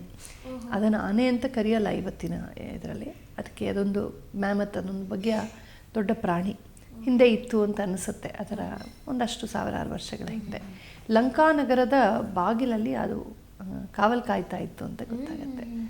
ಈ ಥರದ್ದೆಲ್ಲ ಆಮೇಲೆ ಬಂದಂಥ ಇತರ ರಾಮಾಯಣಗಳಲ್ಲಿ ಇಂಥ ಎಷ್ಟೋ ಅಂಶಗಳನ್ನು ಇನ್ನೂ ಸೇರಿಸ್ಕೊಂಡು ಹೋಗಿದ್ದಾರೆ. ಸೊ ರಾಮಾಯಣದ ಅಧ್ಯಯನ ಅಂತಂದರೆ ಕೇವಲ ರಾಮನ ಕಥೆಯ ಅಧ್ಯಯನ ಅಲ್ಲ, ರಾಮನ ಜೀವನದಲ್ಲಿ ಬಂದು ಹೋದ ಮಹಾತ್ಮರ, ದುರಾತ್ಮರ, ಸಾಮಾನ್ಯರ, ತುಂಬ ದೊಡ್ಡ ತಪಸ್ವಿಗಳ, ಜನಸಾಮಾನ್ಯರ, ಪ್ರಜೆಗಳ ಎಲ್ಲರ ಸುಖ ದುಃಖಗಳು, ಭಾವನೆಗಳು, ಸಂವೇದನೆಗಳು, ಅವರ ಅಭಿಪ್ರಾಯಗಳು ಅಷ್ಟು ನಮಗೆ ಸಿಕ್ಕತ್ತೆ. ಧರ್ಮಾರ್ಥ ಕಾಮ ಮೋಕ್ಷಗಳ ಚತುರ್ವಿಧ ಪುರುಷಾರ್ಥಗಳ ಸ್ಪಷ್ಟ ಚಿತ್ರಣ ನಮಗೆ ಸೋದಾಹರಣವಾಗಿ ರಾಮನ ಜೀವನದಲ್ಲಿ ಸಿಕ್ಕತ್ತೆ. ಈಗ ಅರ್ಥ ಮತ್ತು ಕಾಮ. ಕಾಮ ಅಂದರೆ ಬಯಕೆ, ಚಿಕ್ಕ ಬಯಕೆಯಿಂದ ದೊಡ್ಡ ಬಯಕೆವರೆಗೂ ಎಲ್ಲವೂ ಕಾಮವೇ. ಕಾಮವೆಂಬ ಪುರುಷಾರ್ಥ. ಅದಕ್ಕೆ ಪೂರಕವಾದ ವಸ್ತು. ಈಗ ನಂಗೆ ಕಾಫಿ ಕುಡಿಬೇಕು ಅಂದರೆ ನನಗೆ ಕಾಫಿ ಪುಡಿ ಬೇಕು, ನೀರು ಬೇಕು, ಒಲೆ ಬೇಕು, ಹಾಲು ಬೇಕು, ಸಕ್ಕರೆ ಬೇಕು, ಇದಿಷ್ಟು ಸಾಮಾನು ಬೇಕು. ಕಾಫಿ ಮಾಡ್ಕೊಳಕ್ಕೆ ಬರಬೇಕು, ಒಂದು ಕಾಯಿಸ್ಕೊಳಕ್ಕೆ ಪಾತ್ರೆ ಬೇಕು, ಹಾಕ್ಕೊಂಡು ಕುಡಿಯೋಕೆ ಒಂದು ಲೋಟ ಬೇಕು. ಇಷ್ಟಿದ್ರೆ ನನ್ನ ಕಾಫಿ ಕುಡಿಯೋ ಆಸೆ ಪೂರೈಸಲ್ಪಡುತ್ತೆ. ಸೊ ಇದೆಲ್ಲ ಅರ್ಥ ಅಂತ ಹೇಳ್ತೀವಿ. ನನ್ನ ಆಸೆಗೆ ಪೂರಕವಾದದ್ದು ಮೆಟೀರಿಯಲ್ ಏನಿದೆ ಅದು ಅರ್ಥ. ಈಗ ನನ್ನ ಆಸೆ ಕೂಡ ಮಿತಿ ಮೀರಿದ್ರೆ ನಾನು ಎಲ್ಲರದನ್ನು, ಈ ಕಲನೈಸರ್ಸ್ ಏನು ಮಾಡಿದ್ರು, ಆಕ್ರಮಣಕಾರರು ಬಾಯಿ ಮುಚ್ಕೊಂಡು ಅವ್ರ ದೇಶದಲ್ಲಿ ಇಟ್ಕೊಂಡು ಸಂತೋಷವಾಗಿ ಅವ್ರದ್ದು ಏನಿದೆಯೋ ಇಟ್ಕೊಂಡಿರ್ಬೋದಾಗಿತ್ತು. ಇಲ್ಲ, ಎಲ್ಲರದೂ ಬೇಕು. ಎಲ್ಲ ದೇಶಕ್ಕೂ ನುಗ್ಗೋದು, ಅವನ್ನ ಸಾಯಿಸೋದು, ಅವ್ರದ್ದು ಲೂಟಿ ಮಾಡೋದು. ಇದು ಕಾಮ. ಅಂದರೆ ಒಂದು ಸೀಮೆ ಇಲ್ಲದ ಕಾಮ ತುಂಬ ಕೆಟ್ಟದು, ಪ್ರಪಂಚಕ್ಕೆ ಘಾತುಕವಾದದ್ದು. ಅದನ್ನು ನಿಯಂತ್ರಿಸೋಕ್ಕೊಂದು ಶಕ್ತಿ ಬೇಕು. ಸಾಕು, ಇಲ್ಲಿಗೆ ನಿಲ್ಲಿಸು, ನಿನ್ನ ಆಸೆ ಇದ್ರ ಮೀರಿ ಹೋಗಬಾರ್ದು. ನಿನ್ನ ತಟ್ಟೆಯಲ್ಲಿ ಇರ್ತಂತ ತಿನ್ನು, ಬಡಿಸ್ಕೊಂಡು ತಿನ್ನು, ಪಕ್ಕದವ್ರ ತಟ್ಟೆನ ಕಿತ್ಕೋಬೇಡ ಅಂತ. ಹೀಗೆ ನಿಯಂತ್ರಿಸೋ ಶಕ್ತಿನ ಧರ್ಮ ಅಂತ ಹೇಳ್ತಾರೆ. ಹಾಗೆ ಅರ್ಥ ಅಂದರೆ ಮೆಟೀರಿಯಲ್. ಸುಮ್ಮನೆ ಬಳಸೋದು, ನನ್ನ ಇಷ್ಟ, ನಾನು ದುಡ್ಡು ಕೊಟ್ಟಿದ್ದೀನಿ, ಸೊ ಹೋಟ್ಲಲ್ಲಿ ಅದ್ವಾ ಹಾಕಿಸ್ಕೊಳ್ತೀನಿ, ಅರ್ಧಕ್ಕರ್ಧ ಚೆಲ್ತೀನಿ, ಐ ಡೋಂಟ್ ಕೇರ್. ಈ ಆ್ಯಟಿಟ್ಯೂಡ್ ಸರಿ ಇಲ್ಲ. ಅದು ಅರ್ಥ, ಅದು ರಿಸೋರ್ಸ್. ಅದನ್ನು ನಾನು ಹಂಗೆ ವೇಸ್ಟ್ ಮಾಡೋ ಹಾಗಿಲ್ಲ. ಯಾವುದೇ ವಸ್ತುವನ್ನು, ನೀರನ್ನು, ಆಹಾರವನ್ನು, ಸಂಪನ್ಮೂಲಗಳನ್ನು ವೇಸ್ಟ್ ಮಾಡಬಾರ್ದು. ಅರ್ಥವನ್ನು ಕೂಡ, ಅರ್ಥೋತ್ಪತ್ತಿ ಏನಿದೆ ಅದು ಹದವರಿತು ಮಾಡಬೇಕು. ಜಾಸ್ತಿ ಮಾಡಿಬಿಡೋದು, ಆಮೇಲೆ ಚೆಲ್ಲಾಡೋದು, ಹಂಗೆ ಮಾಡಬಾರ್ದು. ಅದೇ ಧರ್ಮ ಪ್ರಜ್ಞೆ. ಧರ್ಮ ನಿಯಂತ್ರಿಸುತ್ತೆ. ಕಾಮವನ್ನು, ಅರ್ಥವನ್ನು ನಿಯಂತ್ರಿಸುವಂಥ ಒಂದು ಶಕ್ತಿಯ ಧರ್ಮ. ಸೊ ಧರ್ಮವನ್ನು ಅರಿತಾಗ ನಮಗೆ ಅರ್ಥಕಾಮಗಳು ಬೇಡ ಅಂತಲ್ಲ, ಒಂದು ರೆಗ್ಯುಲೇಷನ್ ಇರಬೇಕು, ನಿಯಂತ್ರಣದೊಳಗೆ ಅದು ಇರಬೇಕು. ಆವಾಗ ನಾವು ಮತ್ತೆ ನಮ್ಮ ಜೀವನದ ಚರಮ ಗುರಿ ಮೋಕ್ಷ, ಆ ಕಡೆಗೆ ಗಮನ ಹರಿಸ್ಬೇಕು. ಬರೀ ಅರ್ಥಕಾಮಗಳಲ್ಲಿ ತಿನ್ನೋ ಕುಡಿ, ಮತ್ತೆ ನಾಳೆ ಬೆಳಗ್ಗೆ ತಿನ್ನೋ ಕುಡಿ, ಮತ್ತೆ ನಾಡಿದ ಬೆಳಗ್ಗೆ ತಿನ್ನೋ ಕುಡಿ, ಕೊನೆ ಮೊದಲೇ ಇಲ್ಲ. ಇದರಲ್ಲಿ ನಮಗೆ ಆತ್ಯಂತಿಕ ತೃಪ್ತಿ ಸಿಕ್ಕಲ್ಲ, ಟೆಂಟೇಟಿವ್ ಅಷ್ಟೇ. ಪಾನಿಪುರಿ ತಿಂದು ಅದು ಇಲ್ಲಿಂದ ಇಲ್ಲಿಗೆ ಹೋಗೋ ಹೊತ್ತಿಗೆ ಮಾತ್ರ ನಮಗೆ ಖುಷಿ ಸಿಕ್ಕೋದು, ಆಮೇಲೆ ಇನ್ನೇನು ಉಳಿಯಲ್ಲ ಬಾಯಲ್ಲಿ. ಆದರೆ ಇದು ಶಾಶ್ವತವಾದ ಸುಖ ಕೊಡುವಂಥದ್ದು ಒಂದಿರುತ್ತೆ, ಅದರ ಅಂತರಂಗಕ್ಕೆ ಸಿಗಬೇಕು, ಅದರ ಕಡೆ ಗಮನ ಹರಿಸ್ಬೇಕು. ಮೋಕ್ಷಾಭಿಮುಖತೆ, ಇದನ್ನು ಚತುರ್ವಿಧ ಪುರುಷಾರ್ಥ ಅಂತ ಹೇಳ್ತಾರೆ. ಧರ್ಮವರಿತು ಅರ್ಥಕಾಮಗಳನ್ನು ಅನುಭವಿಸೋದು, ಅದನ್ನು ಮೀರಿ ಮೋಕ್ಷದ ಕಡೆಗೆ ಹೋಗೋದು. ಟೋಟಲ್ ಸ್ವತಂತ್ರ ಸ್ಥಿತಿ, ವಿರಕ್ತಿ, ಶಾಂತಿ, ಮೌನ, ಆ ಥರ. ಇದನ್ನು ರಾಮಾಯಣದ ಕ್ಯಾರೆಕ್ಟರ್ಸಲ್ಲಿ, ರಾಮಾಯಣದ ಕಥೆಯಲ್ಲಿ ತುಂಬ ಚೆನ್ನಾಗಿ ಗಲಾಟೆ ಇಲ್ಲದೆ ಒಂಥರ ಕಥಾನಕದಲ್ಲೇ, ಕಥೆಯ ಮೂಲಕವೇ ಹೇಳ್ಕೊಂಡು ಹೋಗ್ತಾರೆ ವಾಲ್ಮೀಕಿ ಮಹರ್ಷಿ. ಸೊ ಹೀಗೆ ವೇದಾಂತಗಳ ಪರಮ ಸತ್ಯಗಳನ್ನು, ತತ್ವಗಳನ್ನು, ಸಿದ್ಧಾಂತಗಳನ್ನು, ಲೌಕಿಕವಾದ ಕೆಲವು ಸತ್ಯಗಳನ್ನು, ಸಾಮಾಜಿಕ ನೀತಿ ನಿಯಮಗಳನ್ನು, ರಾಜಧರ್ಮವನ್ನು ಮತ್ತು ಸ್ಮೃತಿಗಳಲ್ಲಿ ಹೇಳುವಂಥ ಆಚಾರ ವಿಚಾರಗಳ ಮಹತ್ವವನ್ನು, ಗುರುಗಳು ಹೇಗಿರಬೇಕು, ಶಿಷ್ಯ ಹೇಗಿರಬೇಕು, ತಂದೆ ಹೇಗಿರಬೇಕು, ಹೇಗಿರಬಾರ್ದು, ತಾಯಿ ಹೇಗಿರಬೇಕು, ಹೇಗಿರಬಾರ್ದು, ಗಂಡ ಹೇಗಿರಬೇಕು, ಹೇಗಿರಬಾರ್ದು, ರಾಜ ಹೇಗಿರಬೇಕು, ಹೇಗಿರಬಾರ್ದು, ರಾಮವದ ಆಚರೇತ್ ನತು ರಾವಣವತ್ ಅಂತ ಹೇಳ್ತಾರೆ. ರಾಮನಂತೆ ಇರೋ, ರಾವಣನಂತೆ ಅಲ್ಲ ಅಂತ. ಇದೆಲ್ಲವನ್ನು ನಮಗೆ ಹೇಳುವಂಥ ಅದ್ಭುತವಾದ ಗ್ರಂಥವಾಗಿದೆ ರಾಮಾಯಣ. ಅದಕ್ಕೆ ರಾಮಾಯಣ ಅಂದರೆ ಅಷ್ಟು ಇಷ್ಟ ನಮಗೆಲ್ಲ. ಅದು ಕೇವಲ ರಾಮನ ಕಥೆ ಅಲ್ಲ, ಕೇವಲ ರಾಮನ ಕಥೆನ ಇಷ್ಟನ್ನು ರಾಮನ ಕಥೆನ ಮಾತ್ರ ಹೆಕ್ಕಿಬಿಟ್ಟು, ರಾಮ ಅಂತ ಒಬ್ಬ ಇದ್ದ, ಅವನು ಬೆಳೆದ, ದೊಡ್ಡವನಾದ, ಅವನ ಮಲ್ತಾಯಿ ಓಡಿಸ್ಬಿಟ್ಲು ಕಾಡಿಗೆ, ಕಾಡಲ್ಲೆಲ್ಲ ಸಂಚಾರ ಮಾಡ್ದ, ಸೀತೆಯನ್ನು ರಾವಣ ಕತ್ಕೊಂಡು ಹೋದ, ಇವನು ಬಿಡಿಸ್ಕೊಂಬಂದ, ಆಮೇಲೆ ಸೀತೆಯನ್ನು ಬಿಟ್ಬಿಟ್ಟ. ಇಷ್ಟಕ್ಕೆ ರಾಮಾಯಣವನ್ನು ಕಂಡೆನ್ಸ್ ಮಾಡಿದ್ರೆ ಏನು ಸಿಕ್ಕತ್ತೆ ನಮಗೆ? ಇದನ್ನು ಸೀಡ್ಲೆಸ್ ಕಡಲೆಕಾಯಿ ಅಂತ ಹೇಳ್ತಾರಲ್ಲ, ಇರೋದೇ ಅದೇ ಕಡಲೆಕಾಯಿ ಇಲ್ದಿದ್ರೆ ಇನ್ನೇನಿದೆ ಸೀಡ್ಲೆಸ್ ಕಡಲೆಕಾಯಿ ಅಂತೀನಿ. ಹಂಗಾಗ್ಬಿಡುತ್ತೆ. ರಾಮನ ಜೀವನದ ಜೊತೆಗೆ ಅನ್ಯೋನ್ಯವಾಗಿ ಸೇರಿರುವಂಥ ಈ ಸಂದೇಶಗಳು, ಈ ವರ್ಣನೆಗಳು, ಈ ಜೀವನ ದರ್ಶನ ಏನಿದೆ, ಇಡೀ ಸನಾತನ ಸಂಸ್ಕೃತಿಯ ದರ್ಶನ ನಮಗೆ ರಾಮನಲ್ಲಾಗುತ್ತೆ. ರಾಮ ಒಂದು ವ್ಯಕ್ತಿ ಅಲ್ಲ, ನಮಗೆ ಒಂದು ಆದರ್ಶ, ಒಂದು ತತ್ವ, ಒಂದು ಶಕ್ತಿ, ಒಂದು ಜೀವನ ದರ್ಶನ, ಒಂದು ಮಹೋನ್ನತ ಆದರ್ಶ. ಅವನು ನೋಡ್ತಾ ಇದ್ದರೆ ನಮ್ಮ ಜೀವನ ಸ್ವಲ್ಪ ಮೇಲೆ ಬರುತ್ತೆ. ನಮ್ಮ ಇತಿಮಿತಿಗಳು, ಆಸೆಗಳು, ದುರಾಸೆಗಳು, ನಮ್ಮ ಕೋಪತಾಪಗಳು, ಪ್ರಿಜುಡಿ, ನನಗೆ ಹಿಂಗಾಗಬಾರ್ದಾಗಿತ್ತು ಅಂತ ಒದ್ದಾಡಿ BP ತರಿಸ್ಕೊಳ್ತೀವಲ್ವ. ರಾಮನ್ ನೋಡಿದಾಗ ರಾಮಂಗೆ ಹಂಗೆ ಆಗ್ಬೋದಾಗಿತ್ತು, ಏನೆಲ್ಲ ಆಗಬಾರ್ದಾಗೋಯ್ತು ಅವನಿಗೆ. ಅಲ್ವಾ? ಅವನ ನೋಡು, ಅದನ್ನು ಅವನು ಹೆಂಗೆ ನಿಭಾಯಿಸ್ದ, ಸೀತೆ ಹೆಂಗೆ ನಿಭಾಯಿಸಿದ್ಲು, ಅವರ ಒಂದು ಮಹತ್ವ ನೋಡಿದಾಗ ನಮ್ಮ ನನಗೆ ಹಿಂಗೆ ನನ್ನನ್ನು ತಿರಸ್ಕರಿಸೋದ, ನನ್ನನ್ನು ಹಿಂಗೆ ಮಾಡೋದ, ಇದೆಲ್ಲ ಹೊರಟೋಗುತ್ತೆ. ಜೀವನ ಯಾರನ್ನೂ ಬಿಡಲ್ಲ, ಎಲ್ಲರಿಗೂ ಒಂದೊಂದು ತಿರುವು ಕೊಡುತ್ತೆ, ಎಲ್ರಿಗೂ ಸ್ವಲ್ಪ ಸುಖ ದುಃಖ. ಇಟ್ಸ್ ಎ ಟ್ರೈನಿಂಗ್ ಸೆಂಟರ್ ಇದು, ಎಲ್ಲರಿಗೂ ಟ್ರೈನಿಂಗು ಟೈಮಿಂಗು ಆಗ್ತಾ ಇರುತ್ತೆ. ಅದನ್ನು ಅಂಗೀಕರಿಸೋದನ್ನು ನಾವು ಕಲಿತೀವಿ. ಯಾವತ್ತು ಜೀವನವನ್ನು ಒಪ್ಪಿಕೊಂಡು ಅದರ ಸುಖದೊಂದಿಗೆ ದುಃಖದೊಂದಿಗೆ ಆ್ಯಸ್ ಇಟ್ ಈಸ್ ಒಪ್ಕೊಳ್ತೀವೋ ಆಗ ನಮಗೆ ಟ್ರೈನಿಂಗ್ ಆಗುತ್ತೆ. ಓ ಅಂತ ಹೇಳಿದ್ದನ್ನು ಮೀರಿ ನಿಲ್ಲುವ ಶಕ್ತಿ ಬರುತ್ತೆ. ಇಲ್ದಿರ ಅಲ್ಲೇ ಸಿಕ್ಕಾಕೊಂಡು ಒದ್ದಾಡ್ತಾ ಇರ್ತೀವಿ. ಜೀವನವನ್ನು ಮೀರಿ ನಿಲ್ಲಬೇಕು ಅಂದರೆ ಜೀವನವನ್ನು ಅಂಗೀಕರಿಸಬೇಕು ಮೊದಲು. ಆ ಜೀವನ ಅಂಗೀಕಾರ ನಮಗೆ ರಾಮನಲ್ಲಿ ಕಾಣುತ್ತೆ. ಹೀಗೆ ಮೌಲ್ಯಗಳು, management principles, state craft principles, ಮತ್ತು ಬೊಟಾನಿಕಲ್ ಆಗಿ ಏನಾದ್ರು ಟ್ರೇಸ್ ಮಾಡ್ಕೊಳ್ಳೋಕೆ ಹೋಗೋ ಹಾಗಿದ್ರೆ ಸಸ್ಯಶಾಸ್ತ್ರ, ಪ್ರಾಣಿಗಳು, ಅವುಗಳನ್ನು ಬೇಕಾದಷ್ಟು ನಾವು ನೋಡ್ಬೋದು ರಾಮನಲ್ಲಿ. ಮತ್ತು ಸೀತೆಯ ಗುಣವಿಶೇಷಗಳು, ಜನಕಪುರಿಯ ವರ್ಣನೆ, ಆ ಕಾಡುಗಳ ವರ್ಣನೆ, ಎಲ್ಲ ತುಂಬ ಆಯಾಮಗಳಿವೆ. ನಾನು ಎಷ್ಟೋ ಬಿಟ್ಟಿರ್ಬೋದು, ಅಷ್ಟೊಂದು ವಿಚಾರಗಳು ರಾಮಾಯಣದಲ್ಲಿ ಬರುತ್ತೆ. ಹಾಗಾಗಿ ರಾಮಾಯಣವನ್ನು ಓದಬೇಕು, ಮೂಲ ಗ್ರಂಥವನ್ನು ಓದಬೇಕು. ಮೂಲದಲ್ಲಿ ಅಷ್ಟಷ್ಟೇ ಒಂದೊಂದು ಅಧ್ಯಾಯ ಅಥವಾ ಒಂದೊಂದು ಪುಟದಷ್ಟು ಮನೆಯವರು ಕೂತ್ಕೊಂಡು ಓದಬೇಕು. ಯಾವ್ಯಾವುದೋ ರಾಮಾಯಣ ಓದ್ತೀವಿ, ಅದೇ ಪ್ರಾಬ್ಲಮ್ ಆಗಿರುತ್ತೆ. ರಾಮಾಯಣ ಆಯಿತು ಆ ಥರ ಆಗಿಬಿಡುತ್ತೆ. ಎಲ್ಲ ಓದಿ, ಎಲ್ಲವೂ ಕಾವ್ಯ ಪ್ರೀತಿಗಾಗಿ. ಹೊಸ ರಾಮಾಯಣಗಳು ಹರಿಕತೆ, ಯಕ್ಷಗಾನ, ಸಂಗೀತ, ನೃತ್ಯಗಳಲ್ಲಿ ಥೀಮ್ಗಾಗಿ ಸ್ವಲ್ಪ ಉತ್ಪ್ರೇಕ್ಷೆ, ಅಲಂಕಾರಗಳು, ಕತೆಗೆ ಟ್ವಿಸ್ಟು ಟರ್ನ್ಸು, ಅದೆಲ್ಲ ಒಂದು ಪೊಯಿಟಿಕ್ ಲೈಸೆನ್ಸು, ಅದೆಲ್ಲ ಆಸ್ವಾದ್ಯವಾದದ್ದು. ಆದರೆ ನಮಗೆ ಅನುಸಂಧಾನಕ್ಕೆ, ರಾಮನ ಒಂದು ಜೀವನದ ಮುಖ್ಯ ಸಂದೇಶವನ್ನು ಪಡೆಯೋದಕ್ಕೆ ನಾವು ಮೂಲ ವಾಲ್ಮೀಕಿ ರಾಮಾಯಣವನ್ನೇ ಓದಬೇಕು. 300 ರಾಮಾಯಣ ಇದೆ, ಯಾವ್ದು ನಂಬೋಣ ಅಂತೆಲ್ಲ ಈ ಥರ ಹೇಳ್ತಾರೆ. ಯಾವುದು ನಂಬೇಡಿ, ಮೂಲ ರಾಮಾಯಣ ಓದಿ ಸಾಕು. ಮೂಲವನ್ನು ಓದಿದಾಗ ಒಂದು ಜೀವನನೇ ತೆರ್ಕೊಂಡು ಹಾಗೆ ನಮಗೆ ಅನುಭವಕ್ಕೆ ಬರುತ್ತೆ. ಹಾಗಾಗಿ ನಾನು ಆ್ಯಕ್ಚುಲಿ ನಿಜವಾಗ್ಲೂ ರಾಮಾಯಣ ಅಂತ ಹೇಳಿದ್ರೆ ಅಂದರೆ ಇಷ್ಟೊಂದು ವರ್ಣನೆಗಳು ಬರುತ್ತವೆ ಅಂತ ಗೊತ್ತಿರಲಿಲ್ಲ. ರಾಮ, ಸೀತೆ, ಹೀಗೆ ಒಂದಷ್ಟು ಮಾತ್ರ ಗೊತ್ತಿತ್ತು. ಬಟ್ ನೀವೀಗ ಹೇಳ್ತಾ ಹೋದಾಗ ಇಷ್ಟೊಂದು ವಿಚಾರಗಳು ಇದರಲ್ಲಿ ಬರುತ್ತಾ, ಇಷ್ಟೊಂದು ಆಯಾಮಗಳಿದೆಯಾ ಅಂತ ನನಗನ್ನಿಸ್ತು. ಇದನ್ನು ನಾವು ಮುಂದಿನ ಸಂಚಿಕೆಯಲ್ಲಿ ಒಂದೊಂದೇ ವಿಚಾರವನ್ನು ನಾವು ಡಿಸ್ಕಸ್ ಮಾಡ್ತಾ ಹೋಗೋಣ ಅಕ್ಕ. ಖಂಡಿತ. ನಮಸ್ತೆ ಅಕ್ಕ. ನೀವು ಕಳೆದ ಸಂಚಿಕೆಯಲ್ಲಿ ಹೇಳ್ತಾ ಇದ್ರಿ ರಾಮಾಯಣದ ಬೇರೆ ಬೇರೆ ಆಯಾಮಗಳಲ್ಲಿ ನಾವು ಅದನ್ನು ನೋಡಬಹುದು ಅಂತ. ಸೊ ನಾವೀಗ ಪಾರಿವಾರಿಕ ಒಂದು ಮೌಲ್ಯವನ್ನು ನೋಡೋದಾದ್ರೆ, ಅಂದರೆ ನೀವು ಹೇಳ್ತಾ ಇದ್ರಿ ರಾಮ ಮತ್ತು ಅವರ ಸಹೋದರರ ಒಂದು ಬಂಧನೆ ಬಹಳ ಅದ್ಭುತವಾಗಿತ್ತು ಅಂತ. ಸೊ ಹಾಗಾಗಿ ಪಾರಿವಾರಿಕ ಮೌಲ್ಯವನ್ನು ನಾವು ನೋಡೋದಾದರೆ ಹೌದು, ಇಲ್ಲಿ ತುಂಬ ಪರಿವಾರಗಳು ಬರುತ್ತೆ ರಾಮಾಯಣದಲ್ಲಿ. ಇಲ್ಲಿ ರಾಮನ ಪರಿವಾರ ಇಕ್ಷ್ವಾಕು, ರಘುವಂಶದ ಒಂದು ಕತೆ ಬಂದರೆ ಅಲ್ಲಿ ರಾವಣಂದು ಒಂದು ಪರಿವಾರ. ಪುಲಸ್ತ್ಯನ ಮೊಮ್ಮಗ ಅವನು, ವಿಷ್ಣವ ಮುನಿಯ ಮಗ ಅವನು, ಅವನ ಸೋದರರು ಇತ್ಯಾದಿ, ಅದೊಂದು ಸಂಬಂಧ. ಹಾಗೆ ಹನುಮಂತ, ವಾಲಿ ಸುಗ್ರೀವರು ಅವನ ಸೋದರ ಮಾವಂದ್ರವರು, ಅದೊಂದು ಸಂಬಂಧ. ತಾರೆ ಇತ್ಯಾದಿಯವರೆಲ್ಲ ಬರ್ತಾರೆ. ಮತ್ತು ಅಹಲ್ಯ, ಗೌತಮ ಮುನಿ ಅವರ ಒಂದು ಜೀವನ ಹೇಗೆ ಒಂದು ಇಂದ್ರನ ಹಸ್ತಕ್ಷೇಪವಾಯಿತು, ಅದೊಂದು ಕಥೆ ಬರುತ್ತೆ. ಹೀಗೆ ರಘುವಂಶದಲ್ಲೇ ಹಲವಾರು ಪರಿವಾರಗಳು ಬೇರೆ ಬೇರೆ ಕಾಲಘಟ್ಟಗಳಲ್ಲಿ ಆಗಿ ಹೋದ ರಾಜಂದ್ರು, ಅವರ ಜೀವನ. ಕೆಲವೊಮ್ಮೆ ಅದು ಪರಿವಾರನಿಷ್ಠವಾದ ಕಥೆ ಇರುತ್ತೆ, ಕೆಲವೊಮ್ಮೆ ಆಚೆ ಬರುತ್ತೆ ಕಥೆ. ಹೀಗೆ ತುಂಬ ಕಥೆಗಳಿವೆ. ಎಲ್ಲ ಕಡೆ ನಮಗೆ ಕಾಣಿಸೋದು ಒಂದು ಧರ್ಮವನ್ನು, ಗಾರ್ಹಸ್ಥ್ಯ ಧರ್ಮವನ್ನು ಅಚ್ಚುಕಟ್ಟಾಗಿ ಪಾಲಿಸೋದಕ್ಕೆ ತ್ಯಾಗ ಬೇಕಾಗತ್ತೆ. ತ್ಯಾಗ ಬರೀ ಸನ್ಯಾಸಿಗಳಿಗಲ್ಲ, ಸನ್ಯಾಸಿಗಳು ಸರ್ವಸಂಗ ಮೋಹವನ್ನೇ ತ್ಯಾಗ ಮಾಡಿಬಿಡ್ಬೇಕು. ಅಷ್ಟು ತ್ಯಾಗ ಇನ್ನೂ ಆಗ್ತಿಲ್ಲ ನನ್ನ ಕೈಲಿ ಅಂದರೆ ನಾವು ಸಂಸಾರದಲ್ಲಿ ಇರ್ತೀವಿ. ಇಲ್ಲೂ ಕೆಲವಾರು ಆದರ್ಶಗಳನ್ನು ಪಾಲಿಸ್ತೀವಿ. ಆದರೆ ಸಂಸಾರವನ್ನೇ ಬರೀ ಭೋಗವಲ್ಲ. ಯಾರು ಗೃಹಸ್ಥಾಶ್ರಮ ಸಂಸಾರ ಅಂದರೆ ಬರೀ ಭೋಗ ಭೋಗ ಭೋಗ ಅಂದ್ಕೊಂಡಿದ್ರು, ಅವರು ಸನಾತನ ಧರ್ಮವನ್ನು ಅರ್ಥ ಮಾಡ್ಕೊಂಡಿಲ್ಲ ಅಂತ.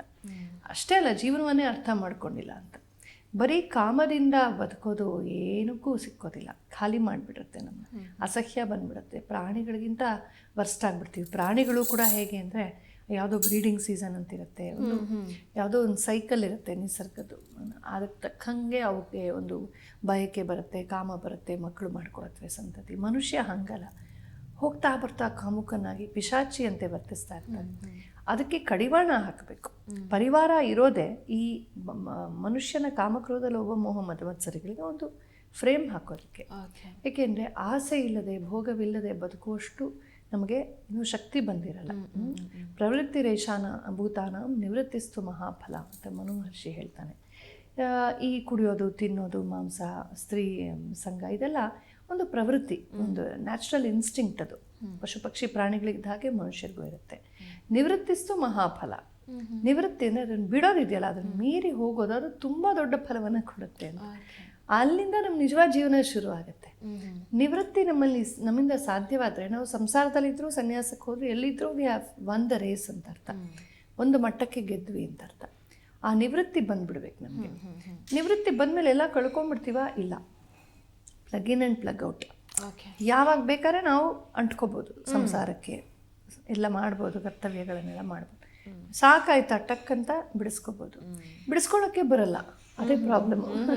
ಪ್ಲಗ್ ಆಚೆ ತೆಗಿಯೋಕ್ಕೆ ಬರಲ್ಲ, ಆ ಸ್ವಿಚ್ ಕೂಡ ಆಫ್ ಮಾಡಲ್ಲ. ಈಗ ಇಸ್ತ್ರಿ ಬಾಕ್ಸ್ ಆನ್ ಮಾಡಿಬಿಟ್ಟು ನಾನು ಆಫೂ ಮಾಡಿದೆ, ಪ್ಲಗ್ಗೂ ತೆಗಿದೆ, ಹಾಗೆ ಇಟ್ಟರೆ ಏನಾಗುತ್ತೆ? ಅದು ಸುಟ್ಟು, ಅದರ ಅಕ್ಕಪಕ್ಕರೂ ಸುಟ್ಟು ಅನರ್ಥವಾಗುತ್ತೆ ಅಲ್ವಾ? ಬೆಂಕಿ ಹತ್ಕೊಳ್ಳುತ್ತೆ.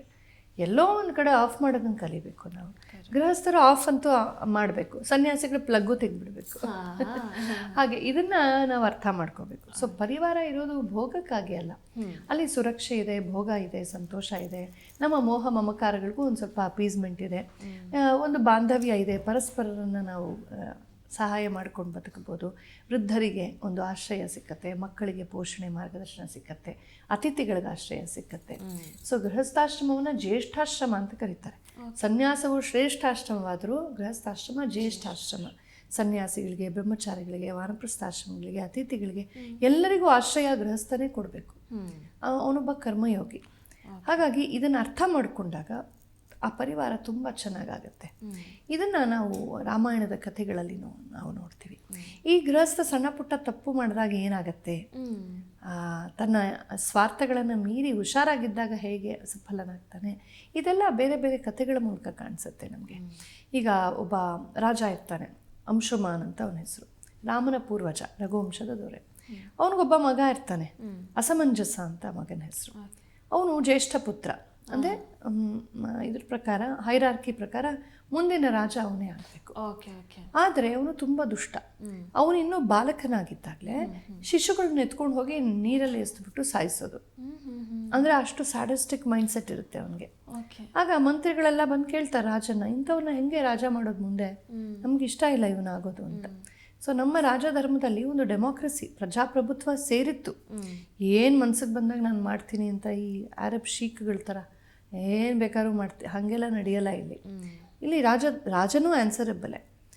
ಆಗ ಎಲ್ಲ ಯಾರೇ ಆ ತಪ್ಪನ್ನು ಮಾಡಿದ್ರೆ, ಶಿಶು ಹತ್ಯೆ ಮಾಡಿದ್ರೆ ಅವ್ನಿಗೇನು ಶಿಕ್ಷೆ ಕೊಡಲಾಗುತ್ತೆ, ಅದೇ ಶಿಕ್ಷೆಯನ್ನು ತನ್ನ ಮಗನಿಗೆ ಕೊಡ್ತಾನೆ. ಆ ಅಸಮಂಜಸನನ್ನು ಬಹಿಷ್ಕಾರ, ಕಾಡಿಗಟ್ಟಿಬಿಡ್ತಾರೆ ಪರ್ಮನೆಂಟಾಗಿ, ಮತ್ತೆ ಸೇರಿಸೋದಿಲ್ಲ.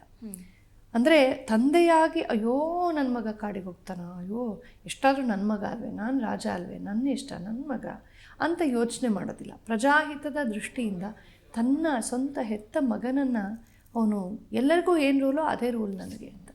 ನೋಡಿ, ಇದು ಭಾಳ ಹಳೆ ರೂಲ್ ಅಲ್ಲ. ಇತ್ತೀಚಿನ ನಾನು ಇಂದೋರಿಗೆ ಹೋಗಿದ್ದೆ. ಅಲ್ಲಿ ಒಂದು ಛತ್ರಿ ಅಂತ ಒಂದು ಜಾಗ ಇದೆ.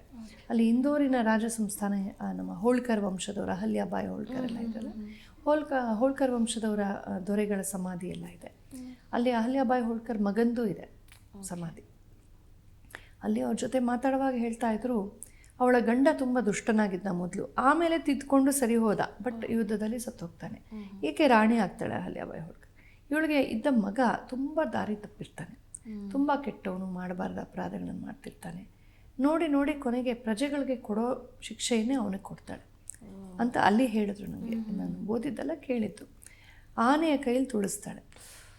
ಸಾಮಾನ್ಯವಾಗಿ ಯಾರೇ ಮಾಡಿದ ಅಕ್ಷಮ್ಯ ಅಪರಾಧಗಳನ್ನು, ಹತ್ಯಾದಿಗಳನ್ನು ಮಾಡಿದಾಗ ಏನು ಶಿಕ್ಷೆ ಆಗಬೇಕೋ ಅದೇ ಶಿಕ್ಷೆ ತನ್ನ ಮಗನಿಗೆ. ಇದು ಒಂದು ರಾಣಿಯ ಅದ್ಭುತವಾದ, ಅಂದರೆ ರಾಜಧರ್ಮ ಎಷ್ಟು ದೂರ ಇರಬೇಕು ಅಂತ. ತನ್ನ ಮಗನನ್ನೇ ಹಾಗೆ ಅವಳು ತುಳಿಸಿದ್ಲು ಅಂತಂದರೆ ಆ ಹೆತ್ತ ಕರಳಿಗೆ ಎಷ್ಟು ಸಂಕಟ ಆಗಿದ್ದಿರಬೇಕು. ಅದನ್ನು ಮೀರಿ ಅವಳು, ನಾನು ರಾಣಿ, ಪ್ರಜಾಹಿತಕ್ಕಾಗಿ ಇಲ್ಲಿ ಕೂತಿದ್ದೀನಿ, ಇದು ಮೊದಲು ಅಂತ ತಿಳ್ಕೊಂಡ್ಲಲ್ಲ, ಆ ಸ್ಪಿರಿಟ್, ಆ ಇನ್ಸ್ಪಿರೇಷನ್ ಅದು ಎಲ್ಲಿಂದ ಸಿಕ್ತು? ರಾಮಾಯಣದಿಂದ ಬರುತ್ತೆ. ಯಾತಕ್ಕೆ ರಾಮಾಯಣ ಓದಬೇಕು ಅಂದರೆ, ಹೆಂಡ್ತಿನ ನಟ್ಬಿಟ್ಟ, ಹೆಂಡ್ತಿನ ಕಾಡಕ್ಕೆ ಕಳಿಸ್ಬಿಟ್ಟು ಅವನು, ಹೀಗೆಲ್ಲ ಮಾತಾಡ್ತಾರೆ. ಅದು ಆ ಕಮೆಂಟ್ಸ್ ನೋಡಿದಾಗ, ಜನ ಹಂಗೆ ಮಾತಾಡಿದಾಗ ತುಂಬ ನೋವಾಗುತ್ತೆ. ರಾಮಾಯಣ ಓದಿ ಅಷ್ಟು ಇನ್ನೇನು ಹೇಳೋಕ್ಕೆ ನನ್ನ ಹತ್ರ ಇಲ್ಲ ಉತ್ತರ. ಮೂಲ ಓದಿ ಸಮಗ್ರ ರಾಮಾಯಣವನ್ನು ಓದಿದಾಗ ಅಲ್ಲೇ ನಮಗೆ ಸ್ಪಷ್ಟವಾಗುತ್ತೆ ರಾಜಧರ್ಮ ಎಷ್ಟು ಕಷ್ಟ ಇದೆ ಪಾಲಿಸೋದಕ್ಕೆ ಅಂತ. ಒಬ್ಬ ಪೊಲೀಸ್ ಆಫೀಸರು ಯಾರು ಬೇಕಾದ್ರೂ ಓದ್ದು ಜೈಲಿಗೆ ಹಾಕ್ಬೋದು, ಶಿಕ್ಷೆ ಕೊಡ್ತಾನೆ ಅಂದರೆ ತಪ್ಪಿತಸ್ಥರನ್ನ. ತನ್ನ ಮಗನೇ ತಪ್ಪಿತಸ್ಥನಾದರೆ ಏನು ಮಾಡಬೇಕು? ಅದನ್ನೇ ಮಾಡ್ಬೇಕು ತಾನೆ. ಆಗ ಅವನ ಪಿತೃವಾತ್ಸಲ್ಯ ಜಾಗೃತವಾಗ್ಬಿಟ್ಟು, ಅಯ್ಯೋ ನನ್ನ ಮಗ ಅವ್ನ ಭವಿಷ್ಯ ಹಾಳಾಗ್ಬಿಡುತ್ತೆ, ನನ್ನ ಮನೆ ಕರ್ಕೊಂಡೋಗಿ ಬುದ್ಧಿ ಹೇಳ್ತೀನಿ ಅಂತ ಹೇಳ್ಬಿಟ್ಟು ಅವ್ನ ಮಗನಿಗೆ ಮಾತ್ರ ಪನಿಷ್ಮೆಂಟ್ ತಪ್ಪಿಸಿದ್ರೆ ಸರಿನಾ? ಅದು ಆ ಪೊಲೀಸ್ ಇನ್ಸ್ಪೆಕ್ಟರ್ ಆಗಿ ಅವನು ವೇಷ ಹಾಕ್ಕೊಂಡು ಆ ಯೂನಿಫಾರ್ಮಲ್ಲಿ ಇದ್ದಾಗ ಅವನು ಪೊಲೀಸಾಗೇ ಯೋಚನೆ ಮಾಡಬೇಕೇ ಹೊರತು ತಂದೆಯಾಗಿ ಅಲ್ಲ. ಈ ಒಂದು ವೈಶಿಷ್ಟ್ಯವನ್ನು ನಾವು ನೋಡ್ತೀವಿ. ಸೊ ರಾಜ ಪರಿವಾರ ಹೆಂಗಿರ್ಬೇಕು? ಸಾಮಾನ್ಯ ಪರಿವಾರದಲ್ಲಿ ಹೆಂಡತಿ ಮಕ್ಕಳ ಪೋಷಣೆಯೇ ಅವನ ಒಂದು ವಿಶೇಷವಾದ ಕರ್ತವ್ಯ. ರಾಜನಾದ ತಕ್ಷಣ ಅವನು ರಾಜ್ಯದ ಪೋಷಣೆಯ ಕಡೆಗೆ ಗಮನ ಹರಿಸ್ಬೇಕು. ಈಗ ಪ್ರಮಾಣ ವಚನ ಸ್ವೀಕರಿಸ್ತಾರಲ್ಲ, ನಾನು ಇಡೀ ಕರ್ನಾಟಕದ ಸೇವೆ ಮಾಡ್ತೀನಿ, ನಾನು ಇಡೀ ಭಾರತದ ಸೇವೆ ಮಾಡ್ತೀನಿ ಅಂತ ಪ್ರಮಾಣ ವಚನ ಸ್ವೀಕರಿಸೋದು. ಆಮೇಲೆ ನನ್ನ ಕುಲದವ್ರು ಮಾಡ್ತೀನಿ, ನನ್ನ ಜಾತಿಯವ್ರು ಮಾಡ್ತೀನಿ, ನನ್ನ ಊರವ್ರು ಮಾಡ್ತೀನಿ ಅಂತಂದರೆ ಏನು ಅರ್ಥ ಅದರಲ್ಲಿ? ಯಾರೋ ಒಬ್ರಿಗೆ ವೋಟ್ ಕೊಟ್ಟವ್ರಿಗೆ ಮಾಡ್ತೀನಿ, ಅವ್ನು ಬಾಂಬ್ ಆದರೂ ಹಾಕಲಿ, ಏನಾದರೂ ಹಾಕಲಿ, ಮರ್ಡರ್ ಆದರೂ ಮಾಡಲಿ, ನನಗೆ ವೋಟ್ ಕೊಟ್ಟನಲ್ಲ ಅವನು ಅಂದರೆ ಇವನು ಪ್ರಮಾಣ ವಚನ ಹೋಯ್ತಲ್ಲ ಅಲ್ಲಿಗೆ. ಸುಳ್ಳು ಹೇಳ್ದಂಗೆ ಆಯ್ತಲ್ಲ ಜನರ ಮುಂದೆ. ಶೇಮ್ಲೆಸ್ ಅದು. ರಾಜ ಸಿಂಹಾಸನ ಮೇಲೆ ಕೂತ್ಕೊಂಡ ತಕ್ಷಣ ಪ್ರಜಾಹಿತವೇ ಅವನ ಹಿತ. ಈ ಅಂಶುಮಾನ್ ರಾಜ ಇರ್ಬೋದು, ಸಗರ ಅಂತ ಒಬ್ಬ ರಾಜನ ಕತೆ ಬರುತ್ತೆ. ಅವನ ಮಕ್ಕಳು ಎಲ್ಲ ರಾಜಕುಮಾರಂದರು, ತುಂಬ ಜನ, 100 ಜನ ಅಂತ ಹೇಳ್ತಾರೆ. 100 ಜನ ಅಂದರೆ ಅಷ್ಟೊಂದು ಜನ ಹೆಂಡತಿಯರು ಇದ್ದರು, ಎಲ್ಲರೂ ಒಟ್ಟು ಆ ರಾಜ ಮನೆತನದ ಯುವ ಜನ. ಅವರೆಲ್ಲ ಒಂದು ಅಶ್ವಮೇಧ ಯಾಗದ ಕುದುರೆಯನ್ನು ಬಿಟ್ಟಿರ್ತಾರೆ. ಆ ಕುದುರೆ ಎಲ್ಲೆಲ್ಲಿ ಹೋಗುತ್ತೋ ಅಲ್ಲಿ ಹಿಂಬಾಲಿಸ್ಕೊಂಡು ಹೋಗಬೇಕು. ಅದಷ್ಟು ರಾಜ್ಯ ಇವ್ರದೇ. ಯಾರಾದರೂ ಕುದುರೆಯನ್ನು ಅಡ್ಡಗಟ್ಟಿ ಎದುರಿಸಿದ್ರೆ ಅವ್ರ ಜೊತೆ ಯುದ್ಧವಾಗತ್ತೆ, ಗೆದ್ದವ್ರಿಗೆ ಆ ಪ್ರಾಂತ ಹೋಗುತ್ತೆ. ಹೀಗೆ ಅಟ್ಟಿಸ್ಕೊಂಡು ಹೋಗ್ತಾ ಇರುವಾಗ ಆ ಕುದುರೆ ದದೀಚಿ ಮಹರ್ಷಿಗಳ ಆಶ್ರಮದಲ್ಲಿ ಹೋಗುತ್ತೆ. ಇಂದ್ರ ಅಲ್ಲಿ ಬಚ್ಚಿಟ್ಬಿಡ್ತಾನೆ, ಸುಮ್ಮನೆ ಸತ್ವ ಪರೀಕ್ಷೆ ಮಾಡಿ. ಇವರು ಆ ದದೀಚಿ ಮಹರ್ಷಿ ಧ್ಯಾನಸ್ಥರ ಕೂತಿರ್ತಾರೆ. ದದೀಚಿ ಮಹರ್ಷಿಗಳು, ಇವರು ತಪೋಧನರು, ಆ ಒಂದು ಸ್ವಲ್ಪ ಕಾಮನ್ ಸೆನ್ಸ್ ಯೂಸ್ ಮಾಡದೆ, ಏನೋ ಆವೇಶದಲ್ಲಿ, ಯುದ್ಧದಲ್ಲಿ ಒಂಥರ ಆವೇಶ ಇರುತ್ತಲ್ಲ, ಹೋಗ್ಬಿಟ್ಟು ಅವನೇ ಕಳ್ಳ ಅಂದ್ಕೊಂಡು ಅವನನ್ನು ಸಾಯಿಸೋಕೊಟ್ಟೋಗ್ಬಿಡ್ತಾರೆ. ದದೀಚಿ ಮಹರ್ಷಿ ಕಣ್ ತೆಗೆದು ನೋಡಿ ಕೋಪ ಬರುತ್ತೆ. ಇದೇನು ನನ್ನ ಪಾಡಿಗೆ ನಾನೆಲ್ಲೋ ನನ್ನ ಕಾಡಲ್ಲಿ ನನ್ನ ಆಶ್ರಮದಲ್ಲಿ ನಾನು ತಪಸ್ಸು ಮಾಡ್ತಿದ್ದೆ, ಇಷ್ಟು ಉದ್ದಟತನ ಅಂಥೇಳಿ ಕೋಪದಿಂದ ನೋಡ್ತಾರೆ. ಅವರೆಲ್ಲ ಸುಟ್ಟು ಭಸ್ಮ ಆಗ್ಬಿಡ್ತಾರೆ. ಏನು ಮಾಡೋದು? ಆ ರಾಜ ಬಂದು ಗೋಗರಿತಾನೆ. ದದೀಚಿಗಳಿಗೂ ಅಯ್ಯೋ ಅನಿಸುತ್ತೆ. ಆಮೇಲೆ ಸ್ವತಃ ಅವನು ಸಗರ ಮಹಾರಾಜ, ಅವನು ತಪಸ್ಸು ಮಾಡ್ತಾನೆ ದೇವಗಂಗೆ ಅಂತಂದು ಅವ್ರನ್ನ ಬದುಕ್ಸೋಕ್ಕೆ, ಅವ್ರಿಗೆ ಸದ್ಗತಿಯನ್ನು ಕೊಡಿಸೋದಕ್ಕೆ. ಅವನ ಕಾಲದಲ್ಲಿ ಆಗೋದಿಲ್ಲ. ಅವನ ನಂತರ ಇನ್ನೊಬ್ಬ ಬರ್ತಾನೆ, ರಾಜ ದಿಲೀಪ ಬರ್ತಾನೆ, ಇನ್ನೊಬ್ಬರು ಬರ್ತಾನೆ, ಕೊನೆಗೆ ಭಗೀರಥ ಬರ್ತಾನೆ. ಭಗೀರಥನ ಕಾಲದಲ್ಲಿ ಅದು ಸಿದ್ಧಿಸುತ್ತೆ. ದೇವಗಂಗೆ ಬಂದು ಅವ್ರ ಮೇಲೆ ಹರಿದು ಅವ್ರಿಗೆ ಆ ಪ್ರೇತತ್ವದಿಂದ ಮುಕ್ತಿ ಸಿಕ್ಕತ್ತೆ ಅಂತ. Generation after generation. ಅಯ್ಯೋ ಯಾವಾಗಲೂ ನಮ್ಮ ತಾತನ ಕಾಲದಲ್ಲೋ ಮುತ್ತಾತನ ಕಾಲದಲ್ಲೋ ಹಿಂಗಾಯ್ತಂತೆ, ನಾನು ಯಾಕೆ ತಪಸ್ಸು ಮಾಡಬೇಕು ಅಂತ ಭಗೀರಥ ಯೋಚನೆ ಮಾಡೋದಿಲ್ಲ. ನನ್ನ ವಂಶದ ಪೂರ್ವಜರ ಎಲ್ಲ ಸುಖ ದುಃಖಗಳು ನನಗೂ ಸುಖ ದುಃಖಗಳೇ. ದಟ್ ಕನೆಕ್ಷನ್ ಇದೆಯಲ್ಲ, ಐ ಡೋಂಟ್ ಕೇರ್, ನಾನು ಹಾಯಾಗಿದ್ದೀನಿ, ನನಗೆ ಯಾಕೆ, ನಾನು ಸುಖವಾಗಿರಬೇಕು. ಅಪ್ಪ ಅಮ್ಮನ ಓಲ್ಡ್ ಏಜ್ ಹೋಮ್ ಹಾಕೋದು ಇವತ್ತು ಎಲ್ಲಿಗೆ ಬಂತು ನೋಡಿ. ನನ್ನ ಸುಖ. ಇವ್ರ ಭ್ರಾಂತಿ ಏನಪ್ಪ ಅಂದರೆ, ಇವರಿಬ್ಬರ ಕ್ಷಣಿಕವಾದ ರೊಮ್ಯಾನ್ಸು, ಕಾಮ, ಅದೇ ಅಮರ, ಮಿಕ್ಕಿದೆಲ್ಲ ಕೂಡ ಕ್ಷುಲ್ಲಕ ಅಂತ. ನಮ್ಮ ಪರಸ್ಪರ ದಂಪತಿಗಳ ಸಂತೋಷ ಅಂತ ಏನಿದೆ, ಇದಕ್ಕೆ ಪೂರಕವಾಗಿ ಎಲ್ಲರ ಆಶೀರ್ವಾದ ಬೇಕಾಗುತ್ತೆ. ನಮ್ಮಲ್ಲಿ ಗಂಡ ಹೆಂಡತಿಯನ್ನು ಸೆಲೆಬ್ರೇಟ್ ಮಾಡುವಾಗ ಮನೆ ಮಂದಿಯೆಲ್ಲ ಬಂದು ಆರತಿ ಎತ್ತಿ ಮುದ್ದು ಮಾಡಿ ಸೀರೆ ಕೊಟ್ಟು ಬಟ್ಟೆ ಕೊಟ್ಟು ಎಷ್ಟು ಸೆಲೆಬ್ರೇಟ್ ಮಾಡ್ತಾರೆ ಅವರ ಪ್ರೇಮವನ್ನು. ಈ ಕಲೆಕ್ಟಿವ್ ಆಗಿ ಬದುಕೋದು ತುಂಬ ಮುಖ್ಯ. ಹೀಗೆ ಪರಿವಾರದಲ್ಲಿ ನಾವು ನೋಡೋದು, ನಂತರ ಬಂದ ಪೀಳಿಗೆಯ ಆದಮೇಲೆ ಪೀಳಿಗೆ ಬಂದವರು ಕೂಡ ಆ ಒಂದು ಸಗರನ ಮಕ್ಕಳು ಸುಟ್ಟು ಹೋದಂಥ ಭಸ್ಮವಾದಂಥ ದೇಹಗಳಿಗೆ ಒಂದು ದೇವಗಂಗೆಯ ಸ್ಪರ್ಶವಾಗಲಿ, ಸದ್ಗತಿ ಆಗಲಿ ಅಂತ ತಪಸ್ಸು ಮಾಡ್ತಾರೆ. ಆ ಕಮಿಟ್ಮೆಂಟು ಒಂದು ವಂಶಕ್ಕೆ ಇರುವಂಥದ್ದು ಕಾಣಿಸುತ್ತೆ. ಇನ್ನು ನಮ್ಮಲ್ಲಿ ಒಂದೇನೆಂದರೆ, ಈ ಸಂತತಿಯನ್ನು ಮುಂದುವರಿಸಬೇಕು ಅಂತ ಈ ಟೋಟಲ್ ಫರ್ಟಿಲಿಟಿ ರೇಟ್ ಅಂತ ಏನಿದೆ, TF, ಅದು ಚೆನ್ನಾಗಿರಬೇಕು ಅಂತ ನಮ್ಮಲ್ಲಿರೋದು. ಈಗ ಕಾನೂನು ಬಂದು ಒಂದೇ ಮಗು ಅಥವಾ 2 ಮಕ್ಕಳು ಒಂದೇ ಹೆಂಡತಿ ಅಂತ ಮಾಡಿದ್ದಾರೆ. ಒಂದೇ ಹೆಂಡತಿ ಸರಿ, ಒಂದೇ ಮಗು ಅಂತ ಮಾಡಿ ಅದು ಕೇವಲ ಹಿಂದೂಗಳು ಮಾತ್ರ ಫಾಲೋ ಮಾಡೋದು ನಮಗೂ ಗೊತ್ತಿದೆ. ಸೊ ಅದೇನಾಗಿದೆ ಅಂತಂದರೆ, ಅದರಿಂದ ಆ ಮಗುವಿಗೆ ಒಂದು ಕಲೆಕ್ಟಿವ್ ಲೈಫ್ ಸಿಕ್ಕೋದಿಲ್ಲ. ಅಣ್ಣ ತಂಗಿ ಅಕ್ಕ ತಮ್ಮ, ನಾಳೆ ನಾಗರ ಪಂಚಮಿ ರಾಖಿ ಹಬ್ಬ ಯಾರ ಜೊತೆ ಮಾಡಬೇಕಾ ಮಗು? ಆಮೇಲೆ ಒಂಟಿಯಾಗಿ ಬೆಳೆಯೋ ಮಕ್ಕಳು ಎಷ್ಟೋ ಮೌಲ್ಯಗಳನ್ನು ಕಲಿಯೋದಿಲ್ಲ, ಹಂಚಿಕೊಳ್ಳೋದನ್ನು ಕಲಿಯೋದಿಲ್ಲ. ತುಂಬ ಮುದ್ದಾಗಿಬಿಡುತ್ತೆ ಮಗುಗೆ, ತುಂಬ ಓವರ್ ಅಟೆನ್ಷನ್ ಸಿಕ್ಕತ್ತೆ, ಸ್ವತಂತ್ರವಾಗಿ ಬೆಳೆಯೋದಿಲ್ಲ. ಈಗ ನಾವು ಗುರುಕುಲಕ್ಕೂ ಕಳಿಸೋದಿಲ್ಲ, ಶಾಲೆಗಳಲ್ಲಿ ಆಯಾನೇ ಕೆಲಸ ಮಾಡೋದು, ಇವರೆಲ್ಲ ಕಚಡ ಗಲೀಜು ಮಾಡ್ತಾ ಇರೋದು ಅಷ್ಟೇ. ತುಂಬ ಎಷ್ಟೋ ಮೌಲ್ಯಗಳನ್ನು ಕಲಿಬೇಕಾದ ವಯಸ್ಸಲ್ಲಿ ಮಕ್ಕಳು ಕಲಿಯೋದಿಲ್ಲ. ಮತ್ತು ಸಂತತಿ ಕಡಿಮೆ ಆದಾಗ ಆ ಒಂದು ವಂಶದ DNA ಹೋಗ್ಬಿಡತ್ತೆ. ಹಾಗಾಗಿ ಎಷ್ಟೋ ಕಥೆಗಳು, ವೇದದ ಕಥೆಗಳಲ್ಲೂ ನೋಡ್ತೀವಿ, ಅಗಸ್ತ್ಯರ ಕಥೆಯಲ್ಲಿ ಎಲ್ಲ ಕಡೆ, ರಾಮಾಯಣದಲ್ಲೂ ನೋಡ್ತೀವಿ, ಸಂತತಿ ಮುಂದುವರಿಸಬೇಕು ಅಂತ. ದಿಲೀಪ ಮಹಾರಾಜನಿಗೆ ಮಕ್ಕಳಿರೋದಿಲ್ಲ. ಈ ಕಥೆಯನ್ನು ರಘುವಂಶ ಕಾವ್ಯದಲ್ಲಿ ಇನ್ನೂ ವಿಸ್ತೃತವಾಗಿ ನಮ್ಮ ಕಾಳಿದಾಸ ಹೇಳ್ತಾನೆ. ಅವನು ತಪಸ್ಸನ್ನು ಮಾಡ್ತಾನೆ, ಅವನಿಗೆ ಮಕ್ಕಳೇ ಆಗೋದಿಲ್ಲ. ಯಾಕೆ ಹೀಗೆ ಅಂದಾಗ ಗೊತ್ತಾಗುತ್ತೆ, ಯಾವುದೋ ಒಂದು ಶಾಪವಾಗಿತ್ತು ಅಂತ. ಅದಕ್ಕೆ ಪರಿಹಾರ ನಂದಿನಿ ಹಸುವಿನ ಸೇವೆ ಮಾಡ್ತಾನೆ, ಅಲ್ಲೊಂದು ಸತ್ವ ಪರೀಕ್ಷೆ ಆಗುತ್ತೆ, ಕೊನೆಗೆ ಮಕ್ಕಳಾಗುತ್ತೆ. ಮಗು ಆಗಬೇಕು, ವಂಶ ಮುಂದುವರಿಬೇಕು ಅನ್ನೋದು ಎಷ್ಟು ಮುಖ್ಯ ಅಂತ. ಇವತ್ತು ಡಬಲ್ ಇನ್ಕಮ್, ನೋ ಕಿಡ್ಸ್, ಡಿಂಕ್ಸ್ ಅಂತ ಏನೇನೋ ಬಂದುಬಿಟ್ಟಿದೆ, ಸ್ವಿಂಗಿಂಗ್ ಕಪಲ್ ಅಂತೆ, ಎಲ್ಲ ಬಹಳ ನೀಚವಾದಂಥ ಅಭಿಪ್ರಾಯಗಳನ್ನೆಲ್ಲ ಸೇರಿಸ್ಕೊಂಡ್ಬಿಟ್ಟು ದಾಂಪತ್ಯಕ್ಕೆ ತುಂಬ ದೊಡ್ಡ ಅಪಮಾನವನ್ನೇ ಮಾಡೋ ಕಾಲ ಬಂದು, ಲಿವ್ ಇನ್ ರಿಲೇಷನ್ಶಿಪ್. ಕೊನೆಗೆ ಒಂದು ಬದ್ಧತೆಯೇ ಇಲ್ಲ, ಯಾರು ಹೆಂಗೆ ಬೇಕಾದ್ರೂ ಇರ್ಬೋದು. ಬೀದಿ ನಾಯಿಗಳಿರುತ್ತವಲ್ಲ, ಇವತ್ತು ಇದ್ರ ಜೊತೆ, ನಾಳೆ ಇನ್ನೊಂದ್ರ ಜೊತೆ, ಈ ಥರ ಬದುಕಿದ್ರೆ ಮನುಷ್ಯತ್ವಕ್ಕೆ ಏನರ್ಥ? ನಾವು ಪ್ರಾಣಿಗಳೇ ಅಷ್ಟೇ, ನಥಿಂಗ್ ಬಿಯಾಂಡ್ ದಟ್.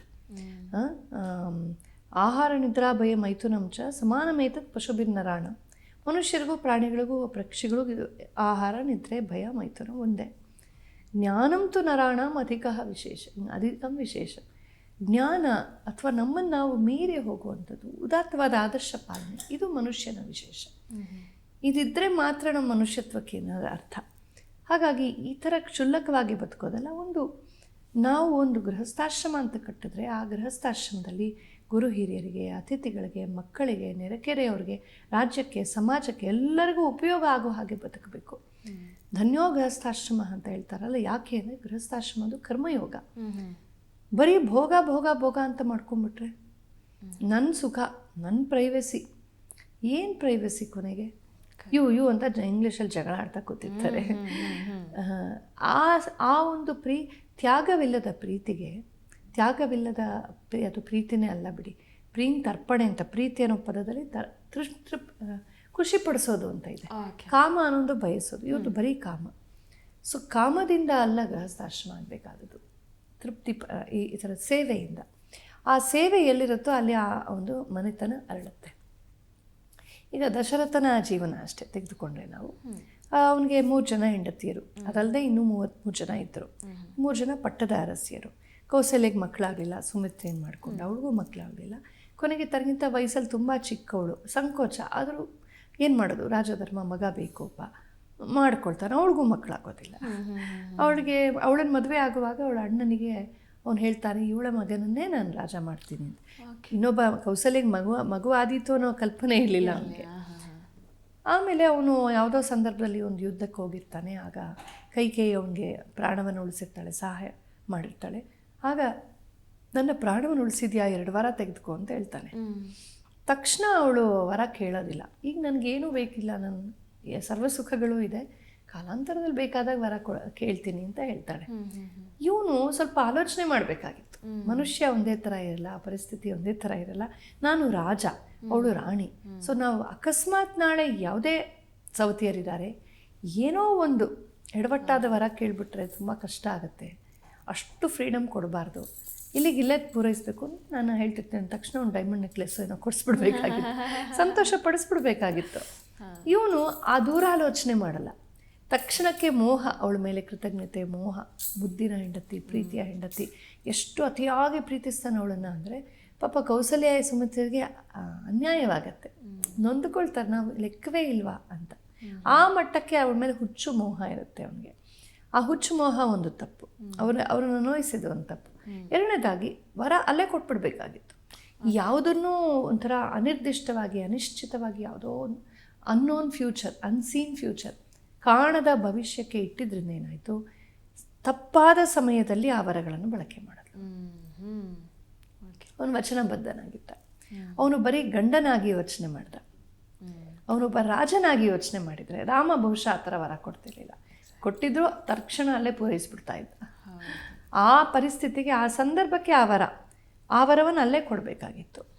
ಸುಮ್ಮನೆ ಇಂಡೆಫಿನೆಟ್ ಆಗಿ ಹೇಳಿಬಿಡೋದು, ಈಗ ಬ್ಲ್ಯಾಂಕ್ ಚೆಕ್ ಕೊಟ್ಟಂಗೆ, ಯಾವಾಗ ಬೇಕೋ ಹಾಕು ಅಂತ.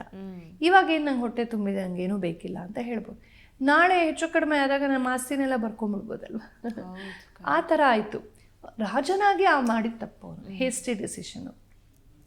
ಸೊ ಯಾವ ಕ್ಷಣದಲ್ಲೂ ಒಬ್ಬ ರಾಜ ಪರಿವಾರದವನು ನಾನೊಬ್ಬ ಗಂಡ ಅಂತಲೋ ತಂದೆ ಅಂತಲೋ ಅಷ್ಟೇ ಯೋಚನೆ ಮಾಡಬಾರ್ದು, ರಾಜನಾಗಿಯೂ ಆಲೋಚನೆ ಮಾಡಬೇಕು ಎಂದು ದಶರಥನ ತಪ್ಪು ನಿರ್ಣಯದಿಂದ ಗೊತ್ತಾಗುತ್ತೆ. ಇನ್ನು ರಾಮ ಹುಟ್ಟಿದ ಅಶ್ವಮೇಧ, ಇದು ಪುತ್ರಕಾಮೇಷ್ಟಿ ಆಗಾಯಿತು, ರಾಮ ಎಲ್ಲ ಹುಟ್ಟಿದ್ರು. ರಾಮನೇ ರಾಜ ಆಗಬೇಕು ಹೈರಾರ್ಕಿ ಪ್ರಕಾರ. ರಾಮನಿಗಿಂತ ಸ್ವಲ್ಪ ಚಿಕ್ಕವನು ಭರತ. ಕೈಕೇಯಿಯೂ ಮರ್ತು ಬಿಟ್ಟಿದ್ಲು, ತಲೆಯಲ್ಲಿ ಅವಳಿಗೂ ಇರಲಿಲ್ಲ. ಆದರೆ ರಾಂಗ್ ಪರ್ಸನ್ ನೆನ್ಪಿಟ್ಕೊಂಡಿದ್ರು, ಮಂತರೆ. ಅವಳು ಹೋಗಿ ತಲೆ ಕೆಡಿಸಿ ಕೈಕೇಯಿಗೆ ಇದು ಮಾಡ್ತಾಳೆ. ಇಲ್ಲಿ ಕೈಕೇಯಿ ನೋಡಿ, ಅವಳು ಮಹಾರಾಣಿ, ಪಟ್ಟದರಸಿ, 3 ಜನ ಪಟ್ಟದರಸಿ, ಅವಳು ಒಬ್ಳು. ಅವಳು ಯಾವ ಲೆವೆಲಲ್ಲಿ ಇರಬೇಕಾಗಿತ್ತು. ರಾಮನ ಬಗ್ಗೆ ಅವಳಿಗೂ ಪ್ರೀತಿ ಇತ್ತು, ಎಲ್ಲ ಇತ್ತು. ಅಂದರೆ ಯಾರೋ ತಪ್ಪು ವ್ಯಕ್ತಿಯ ಮಾತನ್ನು ಕೇಳಿ ಅವಳು ಗಂಡನಿಗೆ ಬೇಡವಾದವಳಾದ್ಲು. ಪ್ರಜೆಗಳ ಮನಸ್ಸಲ್ಲಿ ಶಾಶ್ವತವಾಗಿ ಕಳಂಕ ಹೊತ್ಕೊಂಡು ಇವತ್ತಿಗೂ ನಾವು ಕೈಕೇಯಿಯನ್ನು ನಾವೇನು ಆದರ್ಶ ಸ್ತ್ರೀಯಾಗಿ ನೋಡೋದಿಲ್ಲ. ಅವಳು ಮಾಡಿದ್ದೊಂದೇ ತಪ್ಪು, ಮಿಕ್ಕಿದ್ದೆಲ್ಲ ಸರಿ. ಅಂದರೆ ಆ ಥರ ಆಗ್ಬಿಡುತ್ತೆ ಜೀವನದಲ್ಲಿ. ಎಷ್ಟೇ ಎತ್ತರದ ಪದವಿಯಲ್ಲಿ ನಾವಿದ್ರು, ಎಂಥ ತಾಯಿಯ ಸ್ಥಾನದಲ್ಲಿ ನಿಂತಂಥವಳು ಅಷ್ಟು ಚೀಪ್ ಆಗೋಕ್ಕೆ ಸಾಧ್ಯನಾ? ವ್ಯಾಮೋಹ ಅನ್ನೋದು, ನನ್ನ ಮಗ ಅನ್ನೋದು ಇರಬೇಕು ನಿಜ. ಮಾತೃವಾತ್ಸಲ್ಯ ತುಂಬ ದೊಡ್ಡದು. ನಮಗೆ ಮೋಹ ಸೆಳೆಯುತ್ತೆ. ನಮ್ಮ ಮಕ್ಕಳು ಹೆತ್ತವ್ರಿಗೆ ಕೊಡಂಗಿ ಮುದ್ದು ಅಂತ, ನಮ್ಮ ಮಕ್ಕಳು ಹೆಂಗಿದ್ರು ನಮಗೆ ಸಿಕ್ಕಾಪಟ್ಟೆ ವ್ಯಾಮೋಹ ಇರುತ್ತೆ. ಅದು ಎಲ್ಲೋ ಒಂದು ಕಡಿವಾಣ ಹಾಕಬೇಕಲ್ಲ ವ್ಯಾಮೋಹಕ್ಕೆ. ಅವಳು ಅದನ್ನು ಹಾಕೋಕ್ಕಾಗಲಿಲ್ಲ. ಅವಳಿಗೆ ನನ್ನ ಮಗ, ನನ್ನ ಭರತ, ಅದು ಎಷ್ಟು ಪ್ರಧಾನವಾಗೋಯ್ತು ಅಂದರೆ, ನಾನು ರಾಜಮನೆತನದ ರಾಣಿ, ಪ್ರಜೆಗಳಿಗೆ ಮಾತು ಕೊಟ್ಟಿದ್ದಾನೆ ಮಹಾರಾಜ, ಪ್ರಜೆಗಳಿಗೆ ಕೊಟ್ಟ ಮಾತನ್ನು ಪಾಲಿಸಬೇಕು, ಪ್ರಜೆಗಳಿಗೆ ರಾಮನೇ ರಾಜನಾಗಬೇಕು ಅಂತ ಇಷ್ಟ.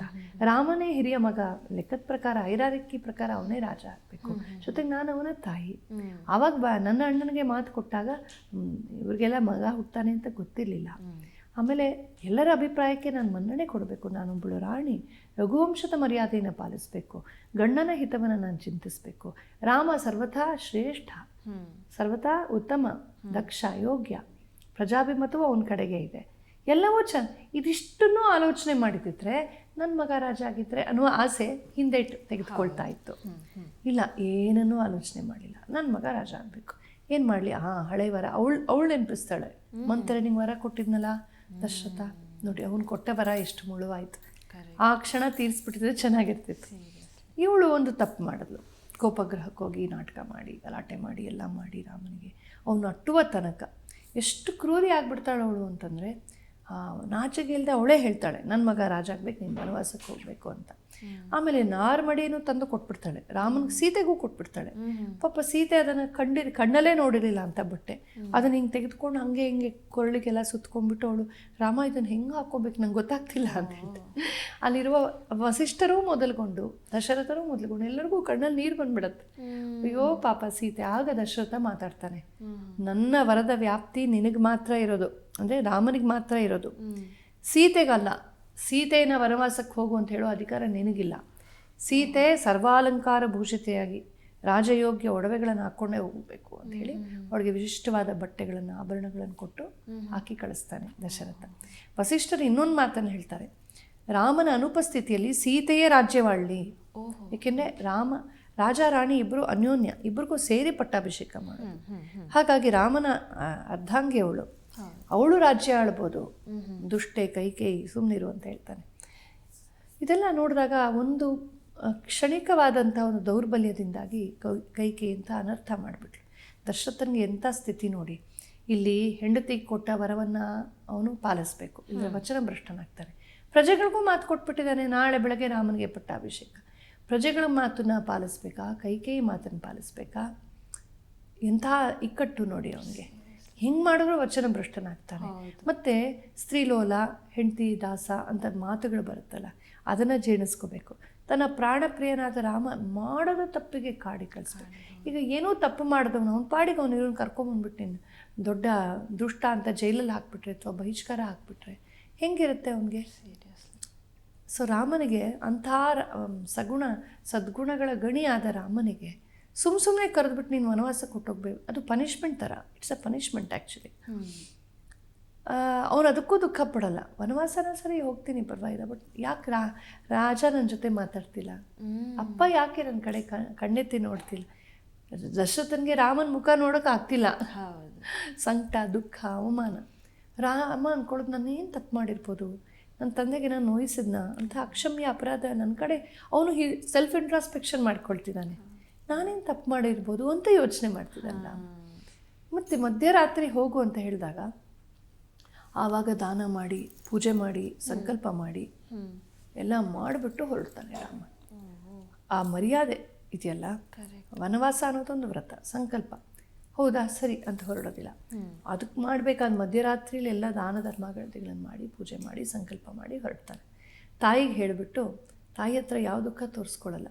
ಮೊದಲೇ ನೊಂದ ಹೃದಯ ಅಲ್ವಾ, ಎಷ್ಟು ಸಂಕಟ ಪಡ್ತಾಳೆ ಅವಳು. ಎಲ್ಲರೂ ನಿಂಗೆ ಆಶೀರ್ವಾದ ಮಾಡಲಿ, ಎಲ್ಲರೂ ನಿನ್ನನ್ನು ಕಾಪಾಡಲಿ.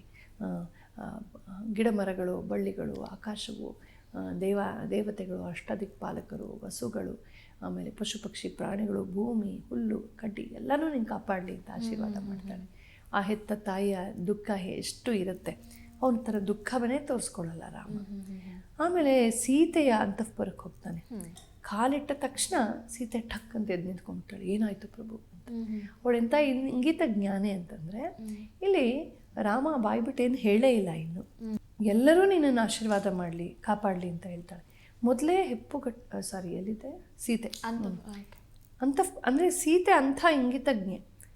ರಾಮ ಏನು ಹೇಳಲೇ ಇಲ್ಲ, ಮುಖದಲ್ಲೂ ಒಂದು ಚೂರು ತೋರಿಸಿಲ್ಲ. ರಾಮ ಆದರೂ ಅವಳಿಗೆ ಅಷ್ಟು ಸೂಕ್ಷ್ಮ, ಏನೋ ಸಮಥಿಂಗ್ ಹೆಚ್ಚು ಕಡಿಮೆ ಆಗಿದೆ. ಆಮೇಲೆ ಸೀತೆಯನ್ನು ನೋಡಿದಾಗ ಅಂತಃಪುರದಲ್ಲಿ, ಪ್ರೈವಸಿಯಲ್ಲಿ ರಾಮನಿಗೆ ಒಂದು ಕ್ಷಣ ಕಣ್ಣಲ್ಲಿ ನೀರು ಬರುತ್ತೆ, ಮುಖ ಬಿಳಿಸ್ಕೊಂಡಂಗೆ ಆಗುತ್ತೆ, ತುಟಿ ಅದರುತ್ತೆ, ಮೈ ನಡಗುತ್ತೆ, ದುಃಖ ಉಮ್ಮಳಿಸಿ ಬಂದು ದುಃಖಪಟ್ಟು ಹೇಳ್ತಾನೆ, ಇಲ್ಲ ನನಗೆ ವನವಾಸ ವಿಧಿತವಾಗಿದೆ, ಭರತ ರಾಜ ಆಗ್ತಾನೆ. ಒಂದೆರಡು ಶ್ಲೋಕ ಅಷ್ಟೇ. ತಕ್ಷಣ ರಾಮ ಎಮೋಷನ್ಸ್ ಕಂಟ್ರೋಲ್ ಮಾಡ್ಕೊಳ್ತಾನೆ. ನಾನೀಗ ಹೊರಡಬೇಕಾಗಿದೆ ವನವಾಸಕ್ಕೆ ಸೀತೆ, ನೀನು ಭರತನನ್ನು ಎದುರಾಕೋಬೇಡ, ಅವ್ನು ಹೇಳ್ದಂತೆ ಕೇಳು, ಅತ್ತೆ ಮಾವ ಸೇವೆ ಮಾಡಿಕೊಂಡು ಚೆನ್ನಾಗಿರೋ, ಅಥವಾ ಅಮ್ಮನ ಮನೆಗಾದ್ರು ಹೋಗೋ, ನಾನು ಹೋಗಿ ಬರ್ತೀನಿ. ಅವನಿಗೆ ದುಃಖ ಆಗಲಿಲ್ಲ ಅಂತಲ್ಲ, ಅದನ್ನು ನುಂಗಿಕೊಂಡಿದ್ದಿದೆಯಲ್ಲ. ಇಲ್ಲಿ ರಾಮನ ಒಂದು ರಾಜಧರ್ಮ ಕಾಣಿಸುತ್ತೆ. ರಾಜಧರ್ಮದ ಬಗ್ಗೆ ಮಾತಾಡುವಾಗ ಹೇಳ್ತೀನಿ ವಿವರವಾಗಿ. ತನ್ನ ಪರಿವಾರದವರ, ತನ್ನ ತಂದೆಯ ವಚನವನ್ನು ನಾನು ಯಾಕೆ ಪಾಲಿಸಬೇಕು ಅಂತ ಯೋಚನೆ ಮಾಡಲಿಲ್ಲ ರಾಮ. ತಂದೆ ಕೊಟ್ಟ ವಚನವನ್ನು ಪಾಲಿಸೋದು ನನ್ನ ಕರ್ತವ್ಯನೇ. ತಂದೆ ಸಾಲ ತೊಗೊಂಡಿರ್ಬೋದು, ನಾನು ಯಾಕೆ ಕೊಡಬೇಕು? ಇಲ್ಲ, ತಂದೆಯ ಮಗನೇ ನಾನು. ತಂದೆಯ ಪೋಷಣೆಯಿಂದಲೇ ನಮ್ಮ ಅಸ್ತಿತ್ವ ಇವತ್ತು. So I am answerable. ಆ ಒಂದು ಬದ್ಧತೆ ಇದೆಯಲ್ಲ, ಅಕೌಂಟೆಬಿಲಿಟಿ, ಅದು ತುಂಬ ದೊಡ್ಡದು ರಾಮನಲ್ಲಿ ಕಾಣ್ತೀವಿ. ಆಮೇಲೆ ಅವನು ವನವಾಸಕ್ಕೆ ಹೊರಡುವಾಗ ಸೀತೆ ಹಿಂದೆ ಬೀಳ್ತಾಳೆ, ನಾನು ಬರ್ತೀನಿ. ಇಲ್ಲ ಸೀತೆ, ಕಷ್ಟ ಆಗುತ್ತೆ, ರಾಕ್ಷಸರಿರ್ತಾರೆ, ಪ್ರಾಣಿಗಳಿರ್ತವೆ, ಹಾವು ಚೇಳು ಇರುತ್ತೆ, ನಿಂಗೆ ಮಲಗಕ್ಕಾಗಲ್ಲ, ಕಷ್ಟ, ಮುಳ್ಚುಚ್ಚುತ್ತೆ. ನನಗೇನಿಲ್ಲ ರಾಮ, ನಿನ್ನ ಜೊತೆ ಇರಬೇಕಷ್ಟೆ. ನಾನು ನಿನ್ನ ಜೊತೆ ಇರ್ಬೇಕು, ನಂಗೆ ಏನು ಬೇಡ ಅಂತ. ನೀನಿರುವಾಗ ನಂಗೆ ಯಾವುದ್ರ ಭಯ ಇಲ್ಲ. ಅತ್ತು ಕರೆದು ಗೋಳಾಡಿ ಕಿರ್ಚಾಡಿ ಕೊನೆಗೆ ರಾಮನ ವಾದ ಮಾಡಿ ಬೈದು ಒಪ್ಪಿಸ್ತಾಳೆ ಸೀತೆ. ಅಂದರೆ ರಾಮನನ್ನು ಬಿಟ್ಟಿರಲಾರೆ ಅಂತ. ಆ ಪ್ರೇಮ ಇಂಥದ್ದು. ಸರಿ, ನಿಜಕ್ಕೂ ನಾನು ಬಿಟ್ಟಿರಲಾರೆ ಅಂತ ರಾಮ ಕರ್ಕೊಂಡು ಹೋಗ್ತಾನೆ. ಸೋತು ಕರ್ಕೊಂಡು ಹೋಗ್ತಾನೆ. ಲಕ್ಷ್ಮಣ ಹೊರಡ್ತಾನೆ. ಲಕ್ಷ್ಮಣಂಗೆ ಏನಿತ್ತು ಹೋಗೋದು, ರಾಮನ್ ಬಿಟ್ಟಿರ್ಲಾರೆ ಅಂತ. ಅವನು ಹಾಗೆ ಹೊರಟಾಗ ಅವನ ತಾಯಿ ಸುಮಿತ್ರೆಯ ಒಂದು ಮಹತ್ವ ಗೊತ್ತಾಗುತ್ತೆ. ತಾಯಿ ನೋಡಿ ಅವಳು, ನಿಂಗೆ ಯಾಕೋ ಕೂತ್ಕೊಳ್ಳೋ ಸುಮ್ಮನೆ ಅಂತ ಹೇಳ್ಬೋದಾಗಿತ್ತು ಲಕ್ಷ್ಮಣನಿಗೆ. ಆದರೆ ಅವಳು ಹೇಳ್ತಾಳೆ, ಸೀತೆಯನ್ನೇ ನಾನು ಅಂತ ತಿಳ್ಕೊ, ರಾಮನನ್ನೇ ದಶರಥ ಅಂತ ತಿಳ್ಕೊ, ಅವಳನ್ನ ಸೇವೆ ಮಾಡು ನೀನು ಅಂತ ಹೇಳಿ ಆಶೀರ್ವಾದ ಮಾಡಿ ಕಳಿಸ್ತಾಳೆ. ತುಂಬ ಅದ್ಭುತ ಅಲ್ಲಿ. ಅಂದರೆ ಆ ನಿಸ್ವಾರ್ಥತೆ, ಅಂದರೆ ನನ್ನ ಮಗನಿಗೆ ಸಂತೋಷ ಇರೋದು ರಾಮನ ಜೊತೆ, ಮತ್ತು ನಮ್ಮ ಕುಲವಧು ಸೀತೆಗೆ ಇಬ್ಬರು ಗಂಡಸರು ರಕ್ಷಣೆಗಿದ್ರೆ ಒಳ್ಳೆಯದು. ಕಾಡಲ್ಲಿ, ಮೇಡುಗಳಲ್ಲಿ, ಅಲ್ಲಿ ರಾಕ್ಷಸಾದಿಗಳಿರೋ ಜಾಗದಲ್ಲಿ ಯಾವತ್ತೂ ನಮ್ಮ ಸೀತೆಗೆ ರಾಮ ಒಬ್ಬನೇ ಸಾಕು, ಅದು ಇರಲಿ, ನನ್ನ ಮಗ ಹೋಗಲಿ, ರಕ್ಷಣೆ ಮಾಡಲಿ. ಅಯ್ಯೋ ನವಯುವಕ, ನನ್ನ ಮಗ, ಅವನ ಸುಖ ಶಾಂತಿ 14 ವರ್ಷ ಇದಾಗುತ್ತೆ. ಬರೀ ನಾನು ನನ್ನ ಮಗ ಸುಖ ಅಂತ ಯೋಚನೆ ಮಾಡದೆ ನಮ್ಮ ಪರಿವಾರದ ರಾಮನಿಗೆ ತೊಂದರೆ ಆಗಿದೆ, ರಾಮನ ಜೊತೆ ಸೀತೆ ಹೋಗೋದ್ರಿಂದ ಸೀತೆಗೂ ರಕ್ಷಣೆ ಬೇಕು, ಏನಕ್ಕೂ ಇರಲಿ, 3 ಜನ ಇದ್ರೆ ಒಳ್ಳೇದಲ್ಲ, ತನ್ನ ಮಗನನ್ನೇ ಬಿಟ್ಟು ಕೊಡ್ತಾಳಲ್ಲ, ಎಷ್ಟು ಅದ್ಭುತ. ಇನ್ನು ಭರತನಿಗೆ ಬಂದರೆ, ಈಗ ನೀವು ಅವನು ಎಂಥ ಮಹಾತ್ಮ, ಅವನು ರಾಮನಷ್ಟೇ ಮಹಾತ್ಮ ಅಂತ ಅನ್ನಿಸ್ಬಿಡುತ್ತೆ ನನಗೆ. ಅಲ್ಲಿಂದ ಅವನು ಬಂದಾಗ ಯಾಕೆ ಈ ದಶರಥ ನೋಡಿ ತುಂಬ ಕೋಪ ಬಂದ್ಬಿಡುತ್ತೆ. ಕೈ ಇಲ್ಲಿಗೆ ನಿನ್ನ ಸಂಬಂಧ ಮುಗೀತು ಅಂತ ಹೇಳಿ ಅವಳ ಅರಮನೆಯನ್ನು ಬಿಟ್ಟು ಕೌಸಲ್ಯ ಅರಮನೆಗೆ ಹೋಗ್ತಾನೆ. ಬೆಡ್ಡಿಡನ್ ಆಗಿಬಿಡ್ತಾನೆ. ಇನ್ನು ಅಲ್ಲಿಂದ ಅವನು ತುಂಬ ವಿಲಪಿಸಿ ಈ ಕೈಕೇಯಿಯ ಮಗ ಭರತ ನನ್ನ ಅಗ್ನಿಸ್ಪರ್ಶನೂ ಮಾಡಬಾರ್ದು, ನಾನು ಸತ್ತಾಗ ನನಗೆ ಅಂತ್ಯಕ್ರಿಯೆ ಮಾಡಬಾರ್ದು ಅಂತ ಹೇಳಿ ಸತ್ತೋಗ್ತಾನೆ. ಭರತನಿಗೆ ಏನೂ ತಪ್ಪು ಇಲ್ಲ ಪಾಪ ಇದರಲ್ಲಿ. ಬರ್ತಾರೆ, ಏನಿದು ಅಯೋಧ್ಯೆ ಹಿಂಗಿದೆ ಅಂತ. ಅವಾಗ ಗೊತ್ತಾಗುತ್ತೆ ಇದೆಲ್ಲ ನಡೆದ ಅನರ್ಥ. ಅವನಿಗೆ ಖುಷಿ ಆಗೋದಿಲ್ಲ. ನನಗೆ ಕೇಳ್ದೆ ಸಿಕ್ತಲ್ಲ ರಾಜ್ಯ, ಖುಷಿ ಪಡೋದಿಲ್ಲ. ಅವನು ದುಃಖ ಪಡ್ತಾನೆ. ಛೇ ಅಂತ ಬೈತಾನೆ. ಕೈಕೇಯಿನ ಉಗಿತಾನೆ, ನನ್ನ ತಾಯಿಯೇ ಅಲ್ಲ ನೀನು ಅಂತ ಹೇಳ್ತಾನೆ. ಇಷ್ಟು ನೀಚ ಮಟ್ಟಕ್ಕೆ ಇಳಿಬಹುದಾದಂತಹ ಸ್ತ್ರೀನ ನನ್ನ ತಾಯಿ ಅಂತ ಹೇಳ್ತಾರೆ. ರಘುವಂಶದ ರಾಣಿ ಹಿಂಗ ವರ್ತಿಸೋದು?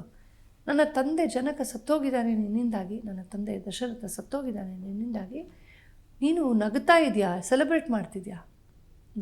ನೀನು ನನ್ನ ತಾಯಿ ಅಲ್ಲ ಬಿಡು ಅಂತ ಚೆನ್ನಾಗಿ ಉಗಿದು ಬೈದು ಅಲ್ಲಿಂದ ಕೌಸಲ್ಯ ಹತ್ರ ಹೋಗಿ ಪಾದಕ್ಕೆ ಬಿದ್ದು ಕ್ಷಮೆ ಕೇಳ್ತಾನೆ. ಶತ್ರುಘ್ನ ಹೋಗ್ಬಿಟ್ಟು ಆ ಮಂತ್ರೇನು ಹೊಡಿತಾನೆ, ಹಾಗೂ ಇವಳಿನ್ಲೆ ಅಂತ. ಭರತ ಹೇಳ್ತಾನೆ, ಬೇಡ, ರಾಮನಿಗೆ ಬೇಜಾರಾಗತ್ತೆ ಗೊತ್ತಾದರೆ. ಎಷ್ಟು ಅನರ್ಥಕ್ಕೆ ಅವಳೇ ಕಾರಣ. ಅವಳಿಗೊಂದು ಹೊಡೆಯೋಕ್ಕೆ ಹೋದ್ರು ಬೇಡ, ಬಿಟ್ಬಿಡು, ಏಕೆಂದರೆ ರಾಮನಿಗೆ ಬೇಜಾರಾಗತ್ತೆ ಅಂತ. ರಾಮ ಎಷ್ಟು ಉದಾರ ಅನ್ನೋದು ಭರತನಿಗೆ ಗೊತ್ತಿತ್ತು. ಅದು ಗೊತ್ತಿತ್ತು, ಅವನು ಪಾಲಿಸಿದ್ನಲ್ಲ. ಶತ್ರುಘ್ನ ತಕ್ಷಣ ಸುಮ್ಮನಾಗ್ತಾನೆ. ರಾಮನಿಗೆ ಬೇಜಾರಾಗುತ್ತಾ ಸರಿ ನಾನು ನೋಡಿ ಅದಲ್ಲ. ಅದು ಒಬ್ರಿಗೊಬ್ರು ಅಣ್ಣ ತಮ್ಮಂದ್ರು ಅದು ಎಷ್ಟು ಗೌರವ ಇಟ್ಕೊಂಡಿದ್ರು, ಎಷ್ಟು ಅರ್ಥ ಮಾಡ್ಕೊಂಡಿದ್ರು ಒಬ್ರನ್ನೊಬ್ರು, ಯಾವ ಒಂದು ಡಿಗ್ನಿಟಿಯಲ್ಲಿ ಬದುಕಿದ್ರು ಅಂತ. ಅನ್ಸಿದ್ದೆಲ್ಲ ಕೋಪ ತಾಪ ತೋರಿಸ್ಕೊಂಡ್ಬಿಡ್ಬೇಕು, ಅಂದ್ಬಿಡ್ಬೇಕು, ಬೈದ್ಬಿಡ್ಬೇಕು ಅಂತ. ಎಷ್ಟೋ ಸಲ ವೇದಿಕೆಗಳಲ್ಲೂ ಒಬ್ಬರನ್ನೊಬ್ರು ತೇಜೋವಧೆ ಮಾಡಿಬಿಡ್ತಾರೆ. ನಿಜ, ಸತ್ಯ ಹೇಳುವ ಭರದಲ್ಲಿ ಯಾರನ್ನೋ ಅಷ್ಟು ನೋವಿಸಿ ಪಾಪ ತೇಜೋವಧೆ ಮಾಡಬಾರ್ದು ಅನ್ನೋದು ಒಂದು ಸಾಮಾನ್ಯ ಪ್ರಜ್ಞೆ. ಅದನ್ನು ಅರ್ಥ ಮಾಡಿಕೊಂಡ್ರೆ ಇವತ್ತು ಜಗತ್ತಲ್ಲಿ ಎಷ್ಟೋ ಆರಾಮಾಗಿರ್ಬೋದು. ಆದರೆ ಇಲ್ಲಿ ಅವಳು ಮಾಡಿದ ತಪ್ಪೆ, ಅವಳು ಶಿಕ್ಷಾರ್ಹಳೆ, ಡೌಟೇ ಇಲ್ಲ. ಆದರೆ ರಾಮನೇ ಕ್ಷಮಿಸಿದ ಮೇಲೆ ಅಯ್ಯೋ ಪಾಪ ವಯಸ್ಸಾದ ಮುದುಕಿ, ಏನೋ ಪಾಪ ಅವಳು ಆಸೆ, ತನ್ನ ತವ್ರ ಮನೆ ಕೈಕೇಯಿಗೆ ತನ್ನ ರಾಜಕುಮಾರಿ, ಅವಳ ಮಗನೇ ರಾಜ ಆಗಬೇಕು, ಏನೋ ಒಂದು ಮುಗ್ಧ ಬಯಕೆ, ಏನೋ ಮಾಡಿದ್ಲು, ಏನೋ ಮಾಡೋಕ್ಕೆ ಹೋಗಿ ಎಡವಟ್ಟಾಯಿತು. ಅದು ಓಕೆ, ತುಂಬ ಅನ್ಯಾಯವಾಯಿತು, ಆದರೆ ನಾನು ಕ್ಷಮಿಸಿದ್ದೀನಿ ಅನ್ನೋ ರಾಮನ ಭಾವ ಇದೆಯಲ್ಲ, ಅದನ್ನು ಅರ್ಥ ಮಾಡ್ಕೊಂಡಿದ್ದು ಇವರಿಬ್ಬರು ಭರತ ಶತ್ರುಘ್ನರು ತುಂಬ ಅದ್ಭುತ ಅಂತ ಅನಿಸುತ್ತೆ. ಮತ್ತು ಭರತ ಇಲ್ಲ, ನಾನು ರಾಜ ಆಗಲ್ಲ ಅಂತಾನೆ. ವಸಿಷ್ಠಾದಿಗಳೆಲ್ಲ ಇಲ್ಲ, ಈಗ ನೀನೇ ರಾಜ, ಜೊತೆಗೆ ರಾಜ ಇಲ್ಲದೆ ಇರಬಾರ್ದು, ತಕ್ಷಣ ಒಂದು ರಾಜ ಆಗಲೇಬೇಕು. ರಾಜ್ಯಕ್ಕೆ ದಶರಥ ಸತ್ತೋಗಿದ್ದಾನೆ, ರಾಮ ಊರಲ್ಲಿಲ್ಲ, ನೀನೇ ಜ್ಯೇಷ್ಠ ಇರೋದ್ರಲ್ಲಿ, ನೀನೇ ಆಗಬೇಕು. ಇಲ್ಲ, ಸಾಧ್ಯವೇ ಇಲ್ಲ, ರಾಮನೇ ರಾಜ. ಚತುರಂಗಿಣಿ ಸೈನ್ಯದೊಂದಿಗೆ, ಪರಿವಾರದೊಂದಿಗೆ, ಮಂತ್ರಿಗಣದೊಂದಿಗೆ ಅವನು ನಡ್ಕೊಂಡು ಹೋಗ್ತಾನೆ ಚಿತ್ರಕೂಟಕ್ಕೆ. ರಾಮ ಹೋದ ಹಾದಿಯಲ್ಲೇ ಹೋಗ್ತಾನೆ, ಶೃಂಗವೀರಪುರಕ್ಕೆ ಹೋಗ್ತಾನೆ, ಭರದ್ವಾಜ ಆಶ್ರಮಕ್ಕೆ ಹೋಗಿ ಚಿತ್ರಕೂಟಕ್ಕೆ ಹೋಗ್ತಾನೆ. ದೂರದಿಂದ ಲಕ್ಷ್ಮಣ ಮರ ಹತ್ತಿ ನೋಡ್ಬಿಟ್ಟು, ಏನಿದು ಸೈನ್ಯ ತೊಗೊಂಬರ್ತಿದ್ದಾನೆ ಭರತ, ಇಲ್ಲೂ ನಿನ್ನನ್ನು ಸಾಯಿಸ್ಬೇಕು ಅಂತ ಬರ್ತಿದ್ದಾನೆ ಅನಿಸುತ್ತೆ, ಅವನೇ ರಾಜನಾಗಿರ್ಬೋದು ಅಂತ. ಲಕ್ಷ್ಮಣನ್ಗೆ ಆವೇಶ, ಭರತ ಗೊತ್ತಿಲ್ಲ ಅಂತಲ್ಲ, ಕೋಪದಲ್ಲಿ ದುಃಖದಲ್ಲಿ. ಆಗ ರಾಮ ಹೇಳ್ತಾನೆ, ಇಲ್ಲ ಲಕ್ಷ್ಮಣ, ಕಾಮ್ ಡೌನ್, ನನ್ನನ್ನು ವಾಪಸ್ ಕರ್ಕೊಂಬರಕ್ಕೆ ಬಂದಿದ್ದಾನೆ, ಭರತ ನನಗೆ ಗೊತ್ತಿಲ್ವಾ. ಭರತ ಬಂದ ತಕ್ಷಣ ಆವಾಗ ರಾಮನಿಗೆ ಗೊತ್ತಾಗ್ತದೆ ತಂದೆ ಸತ್ತಿದ್ದಾನೆ ಅಂತ. ಅಲ್ಲಿವರೆಗೂ ಏನು ವಾಟ್ಸಪ್ ಇತ್ತ ಏನಿತ್ತಲ್ಲ ಇನ್ಫಾರ್ಮೇಷನ್ ಕೊಡಲಿಕ್ಕೆ. ತಕ್ಷಣ ಗೊತ್ತಾದ ತಕ್ಷಣ ರಾಮ ಮತ್ತಿನ್ನೇನೂ ಕೇಳಲ್ಲ, ಮತ್ತಿನ್ನೇನೂ ಹೇಳಲ್ಲ, ತಕ್ಷಣ ಅಂತ್ಯಕ್ರಿಯೆಗಳನ್ನು ಮಾಡ್ತಾರೆ. ಅಲ್ಲೇ ಏನೇನೋ ದ್ರವ್ಯಗಳು ಸಿಕ್ಕುತ್ತೋ ಇಮಿಡಿಯೇಟಾಗಿ ತನ್ನ ತಂದೆಗೆ ತರ್ಪಣಾದಿಗಳನ್ನು ಕೊಟ್ಟು ತಂದೆಗೆ ಯಾವ ಅಂತ್ಯಷ್ಟಿ ವಿಧಿಗಳನ್ನು ಮಾಡಬೇಕು ಅದನ್ನು ಮಾಡ್ತಾನೆ. ಎಷ್ಟು ಒಳ್ಳೆ ಮಗ ಅವನು ಅಂತ. ಪ್ರೋಟೋಕಾಲನ್ನು, ಆ ವಿಧಿಗಳನ್ನು ಇವತ್ತು ತಂದೆ ತಾಯಿ ಹೋದ ಮೇಲೆ ವರ್ಷಕ್ಕೊಂದು ಸಲ ಅವರು ಹೋದ ದಿನ 1 ಗಂಟೆ 2 ಗಂಟೆ ಶ್ರಾದ್ದಾದಿ ಕರ್ಮಗಳನ್ನು ಮಾಡಿ ಇಮಿಡಿಯೇಟ್ ಬಂದು ಬಳಗಕ್ಕೆ ಕರೆದು ಒಂದು 10 ಜನಕ್ಕೆ ಊಟ ಹಾಕೋವಾಗ, come on, this is all old fashion, ಇದರಲ್ಲಿ ಏನಿದೆ, ಶ್ರಾದ್ದ, ವಾಟ್ ಗಾನ್ ಇಸ್ ಗಾನ್, ಸತ್ತವರು ಸತ್ತು ಬಿಟ್ರು ಅಂತೆಲ್ಲ ಮಾತಾಡ್ತಾರಲ್ಲ ಕೆಲವರು. ಮಹಾಪಾಪಿಗಳು ಅಂತ ಹೇಳ್ತೀನಿ ನಾನು. ಹೆತ್ತ ತಂದೆ ತಾಯಿಗಾಗಿ ವರ್ಷಕ್ಕೊಂದಿನ 1 ಗಂಟೆ ಸಮಯ ಕೊಡೋಕ್ಕಾಗಲ್ಲ ಅಂದರೆ ಈ ಮಕ್ಕಳನ್ನ ಯಾಕಪ್ಪ ಹಡಿದ್ರು ಅಂತ ಅನಿಸುತ್ತೆ. ಏಣಿ ಥರ ಬಡಿಸ್ಬಿಡ್ತೀವಿ ಅಪ್ಪ ಅಮ್ಮನ, ಮೇಲೆ ಬಂದುಬಿಡ್ತೀವಿ. ನಾವು ಹುಟ್ಟಿದ ತಕ್ಷಣ ಈ ಮಗು ಇಷ್ಟೊಂದು ಅಳತ್ತೆ, ತಲೆನೋವು ಒಂದು ಎತ್ಕೊಂಡು ಹೋಗಿ ಡಸ್ಟ್ಬಿನಲ್ಲಿ ಹಾಕಿದ್ಲ ನಮ್ಮಮ್ಮ. ಎಷ್ಟು ಕಾಟ ಕೊಟ್ಟಿದ್ದೀವಿ ನಮ್ಮ ಅಮ್ಮಂದ್ರಿಗೆ ನಾವು ಹುಟ್ಟಿದಾಗ, ಎಷ್ಟು ನಿದ್ರೆ ಕಳೆದಿದ್ದೀವಿ, ಎಷ್ಟು ಸೀರೆಗಳನ್ನು ಗಲೀಜು ಮಾಡಿದ್ದೀವಿ, ಅವ್ರು TV ಸೀರಿಯಲ್ ನೋಡೋದು ತಪ್ಪೋಯ್ತು, ಅವರೆಲ್ಲ ಸುಖ, ಅವ್ರ ಯವ್ವನವನ್ನೆಲ್ಲ ನಮ್ಗೆ ಕೊಟ್ಟಿದ್ದಾರೆ. ಒಂದು ಮಗು ಆದ ತಕ್ಷಣ ಸ್ತ್ರೀಯ ದೇಹ ಎಷ್ಟು ಬದಲಾಗುತ್ತೆ. ತನ್ನ ಸರ್ವಸ್ವವನ್ನು ಸುರಿತಾಳೆ. ತಂದೆ ತಾಯಂದ್ರು ನಮಗಾಗಿ ಎಷ್ಟು ಮಾಡ್ತಾರೆ, ಅವರನ್ನು ಸ್ಮರಿಸಿ ಒಂದು ಶ್ರಾದ್ದಾದಿ ಕರ್ಮ ಮಾಡೋದಕ್ಕೂ ಕೂಡ ನಮಗೆ ಟೈಮ್ ಇಲ್ಲ. ಅದಕ್ಕಿಂತ ದೊಡ್ಡ ಪಾಪದ ಮನೋಭಾವ ಮತ್ತೊಂದಿಲ್ಲ. ಅವ್ರು ಎಷ್ಟೆಷ್ಟು ಡಿಗ್ರಿ ಮಾಡಿದ್ರೇನು, ಯಾವ್ಯಾವ ದೇಶದಲ್ಲಿ ಬಂಗ್ಲಾ ಕಟ್ಟಿದ್ರೇನು, ಎಷ್ಟು ಪ್ರಶಸ್ತಿ ಪಡೆದಿದ್ರೇನು, ಎಲ್ಲೂ ವೇಸ್ಟ್ ಅಂತಲೇ ಹೇಳ್ತೀನಿ ನಾನು. ತಾಯಿ ತಂದೆಯರಿಗಾಗಿ ಐ ಕಾಂಟ್ ಗಿವ್ ಟೈಮ್ ಅಂತ ಹೇಳೋದಿದೆಯಲ್ಲ, ಅದಕ್ಕಿಂತ ದೊಡ್ಡ ಪಾಪ ಮತ್ತೊಂದಿಲ್ಲ. ಶ್ರಾದ್ದಾದಿ ಮಂತ್ರಗಳಲ್ಲಿ ಹೇಳ್ತಾರೆ, ನಿನಗೆ ದ್ರವ್ಯಗಳಿಂದ ಮಾಡೋಕ್ಕೆ ಶಕ್ತಿ ಇಲ್ಲದೆ ಹೋದರೆ ಒಂದು ಕಡೆ ಕೂತ್ಕೊಂಡು ಕಣ್ಣೀರು ಹಾಕೋರ್ಗಾಗಿ ಅಂತ. ಅಷ್ಟು ಮುಖ್ಯ ನಮಗೆ ಅಂತ ರಾಮ ಅದನ್ನು ಮಾಡ್ತಾರೆ. ತಕ್ಷಣವೇ ಕಣ್ಣೀರು ಸುರಿಸಿ ದುಃಖಪಟ್ಟು ಮೂರ್ಛೆ ತಪ್ಪಿ ಬಿದ್ದುಬಿಡ್ತಾನೆ. ಅಯ್ಯೋ ತಂದೆ ವಿಯೋಗವಾಯ್ತಲ್ಲ ಅಂತ ಶ್ರಾದ್ದಾದಿ ಕರ್ಮಗಳನ್ನು ಮಾಡ್ತಾನೆ. ಆಮೇಲೆ ತಕ್ಷಣ ಅವನಲ್ಲಿ ರಾಜಪ್ರಜ್ಞೆ ಜಾಗೃತವಾಗುತ್ತೆ. ನೋಡಿ ಹಿಂಗಾಗೋಯ್ತು ನಿಮ್ಮಮ್ಮ ಅದೆಲ್ಲ ಏನಿಲ್ಲ, ಈ ವಿಷಯಕ್ಕೆ ಬರಲ್ಲ, ಆಗಿದಾಗೋಯ್ತು, ಲೀವ್ ಇಟ್ ದೇರ್ ಅಷ್ಟೇ, ಮುಂದಕ್ಕೆ ಹೋಗ್ತಿರೋದು. ಆಯಿತು, ವನವಾಸ ವರ್ಷದಲ್ಲಿದ್ದೀನಿ, 14 ವರ್ಷ ಆದ್ಮೇಲೆ ಬರ್ತೀನಿ ಅಂತಷ್ಟೇ. ರಾಜಧರ್ಮದ ಬಗ್ಗೆ ಮಾತಾಡ್ತಾನೆ, ತುಂಬ ಚೆನ್ನಾಗಿದೆ. ಅದನ್ನು ರಾಜಧರ್ಮ ಡಿಸ್ಕಸ್ ಮಾಡುವಾಗ ನೋಡ್ಬೋದು. ಆ ಇಡೀ ಸರ್ಗಕ್ಕೆ ಕಚ್ಚಿತ್ ಸರ್ಗ ಅಂತ ಕರೀತಾರೆ. ಕಚ್ಚಿತ್ ಅಂತ ಶುರು ಆಗುತ್ತೆ ಶ್ಲೋಕಗಳು ಹೆಚ್ಚಿನವು.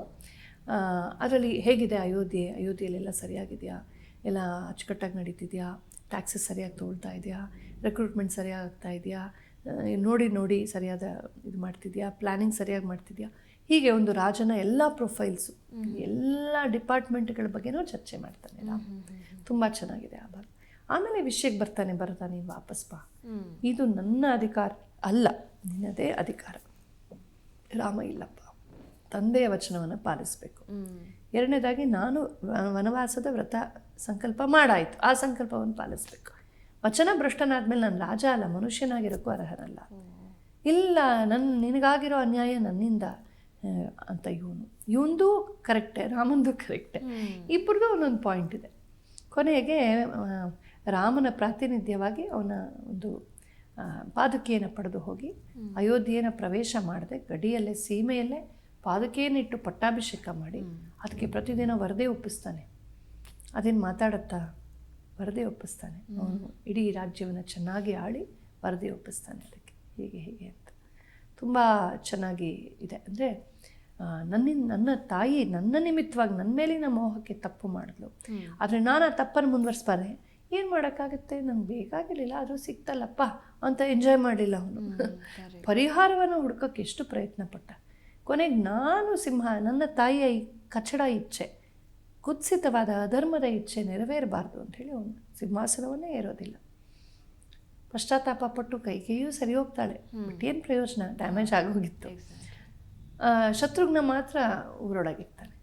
ಮುಂದೆ ವನವಾಸ ಎಲ್ಲ ಮುಗಿಸ್ಕೊಂಡು ಬರ್ತಾನೆ. ಮತ್ತು ರಾಮ ಸೀತೆಯನ್ನು ಉಳಿಸೋದಕ್ಕೆ ಎಷ್ಟು ನಡೀತಾನೆ, ಹುಡುಕೊಂಡು ಎಷ್ಟು ಸಾವಿರಾರು ಕಿಲೋಮೀಟರ್ ಅವನು ನಡ್ಕೊಂಡು ಹೋಗೋದು ಬರಿಗಾಲಲ್ಲಿ. ತನ್ನ ಪತ್ನಿಯ ಬಗ್ಗೆ ಎಷ್ಟು ಪ್ರೇಮ, ವಾಪಸ್ ಕರ್ಕೊಂಬರ್ತಾನೆ, ಎಲ್ಲ ಬರ್ತಾರೆ, ಎಲ್ಲ ಸರಿ. ಆಗ ಒಂದು ಮಾತು ಹೇಳ್ತಾನೆ, ಆಂಜನೇಯನ ಕಳಿಸ್ತಾನೆ ಮುಂಚಿತವಾಗಿ, ನೀನು ಮುಂಚಿತವಾಗಿ ಹೋಗಿ ನೋಡು, ಭರತನಿಗೆ ನಿಜಕ್ಕೂ ಖುಷಿನ ನಾನು ಬರ್ತಿರೋದು, ಅಕಸ್ಮಾತ್ ಎಲ್ಲೋ ನಾನೇ ರಾಜನಾಗಿದೆ ಚೆನ್ನಾಗಿರ್ತಿತ್ತು ಅಂತ ಅವನ ಮನಸ್ಸಲ್ಲೆಲ್ಲ ಒಂದು ಎಳೆ ಆಸೆ ಇದ್ದರೆ ಅವನೇ ರಾಜ ಆಗಲಿ ಪರವಾಗಿಲ್ಲ, ಒಳ್ಳೆ ವ್ಯಕ್ತಿ ಅವನು, ಒಳ್ಳೆಯವನು, ಅವನು ರಘುವಂಶದ ರಾಜಕುಮಾರನೇ, ಅರ್ಹ, ನಾನು ವನವಾಸ ಮಾಡ್ಕೊಂಡಿದ್ಬಿಡ್ತೀನಿ ಅಂತ.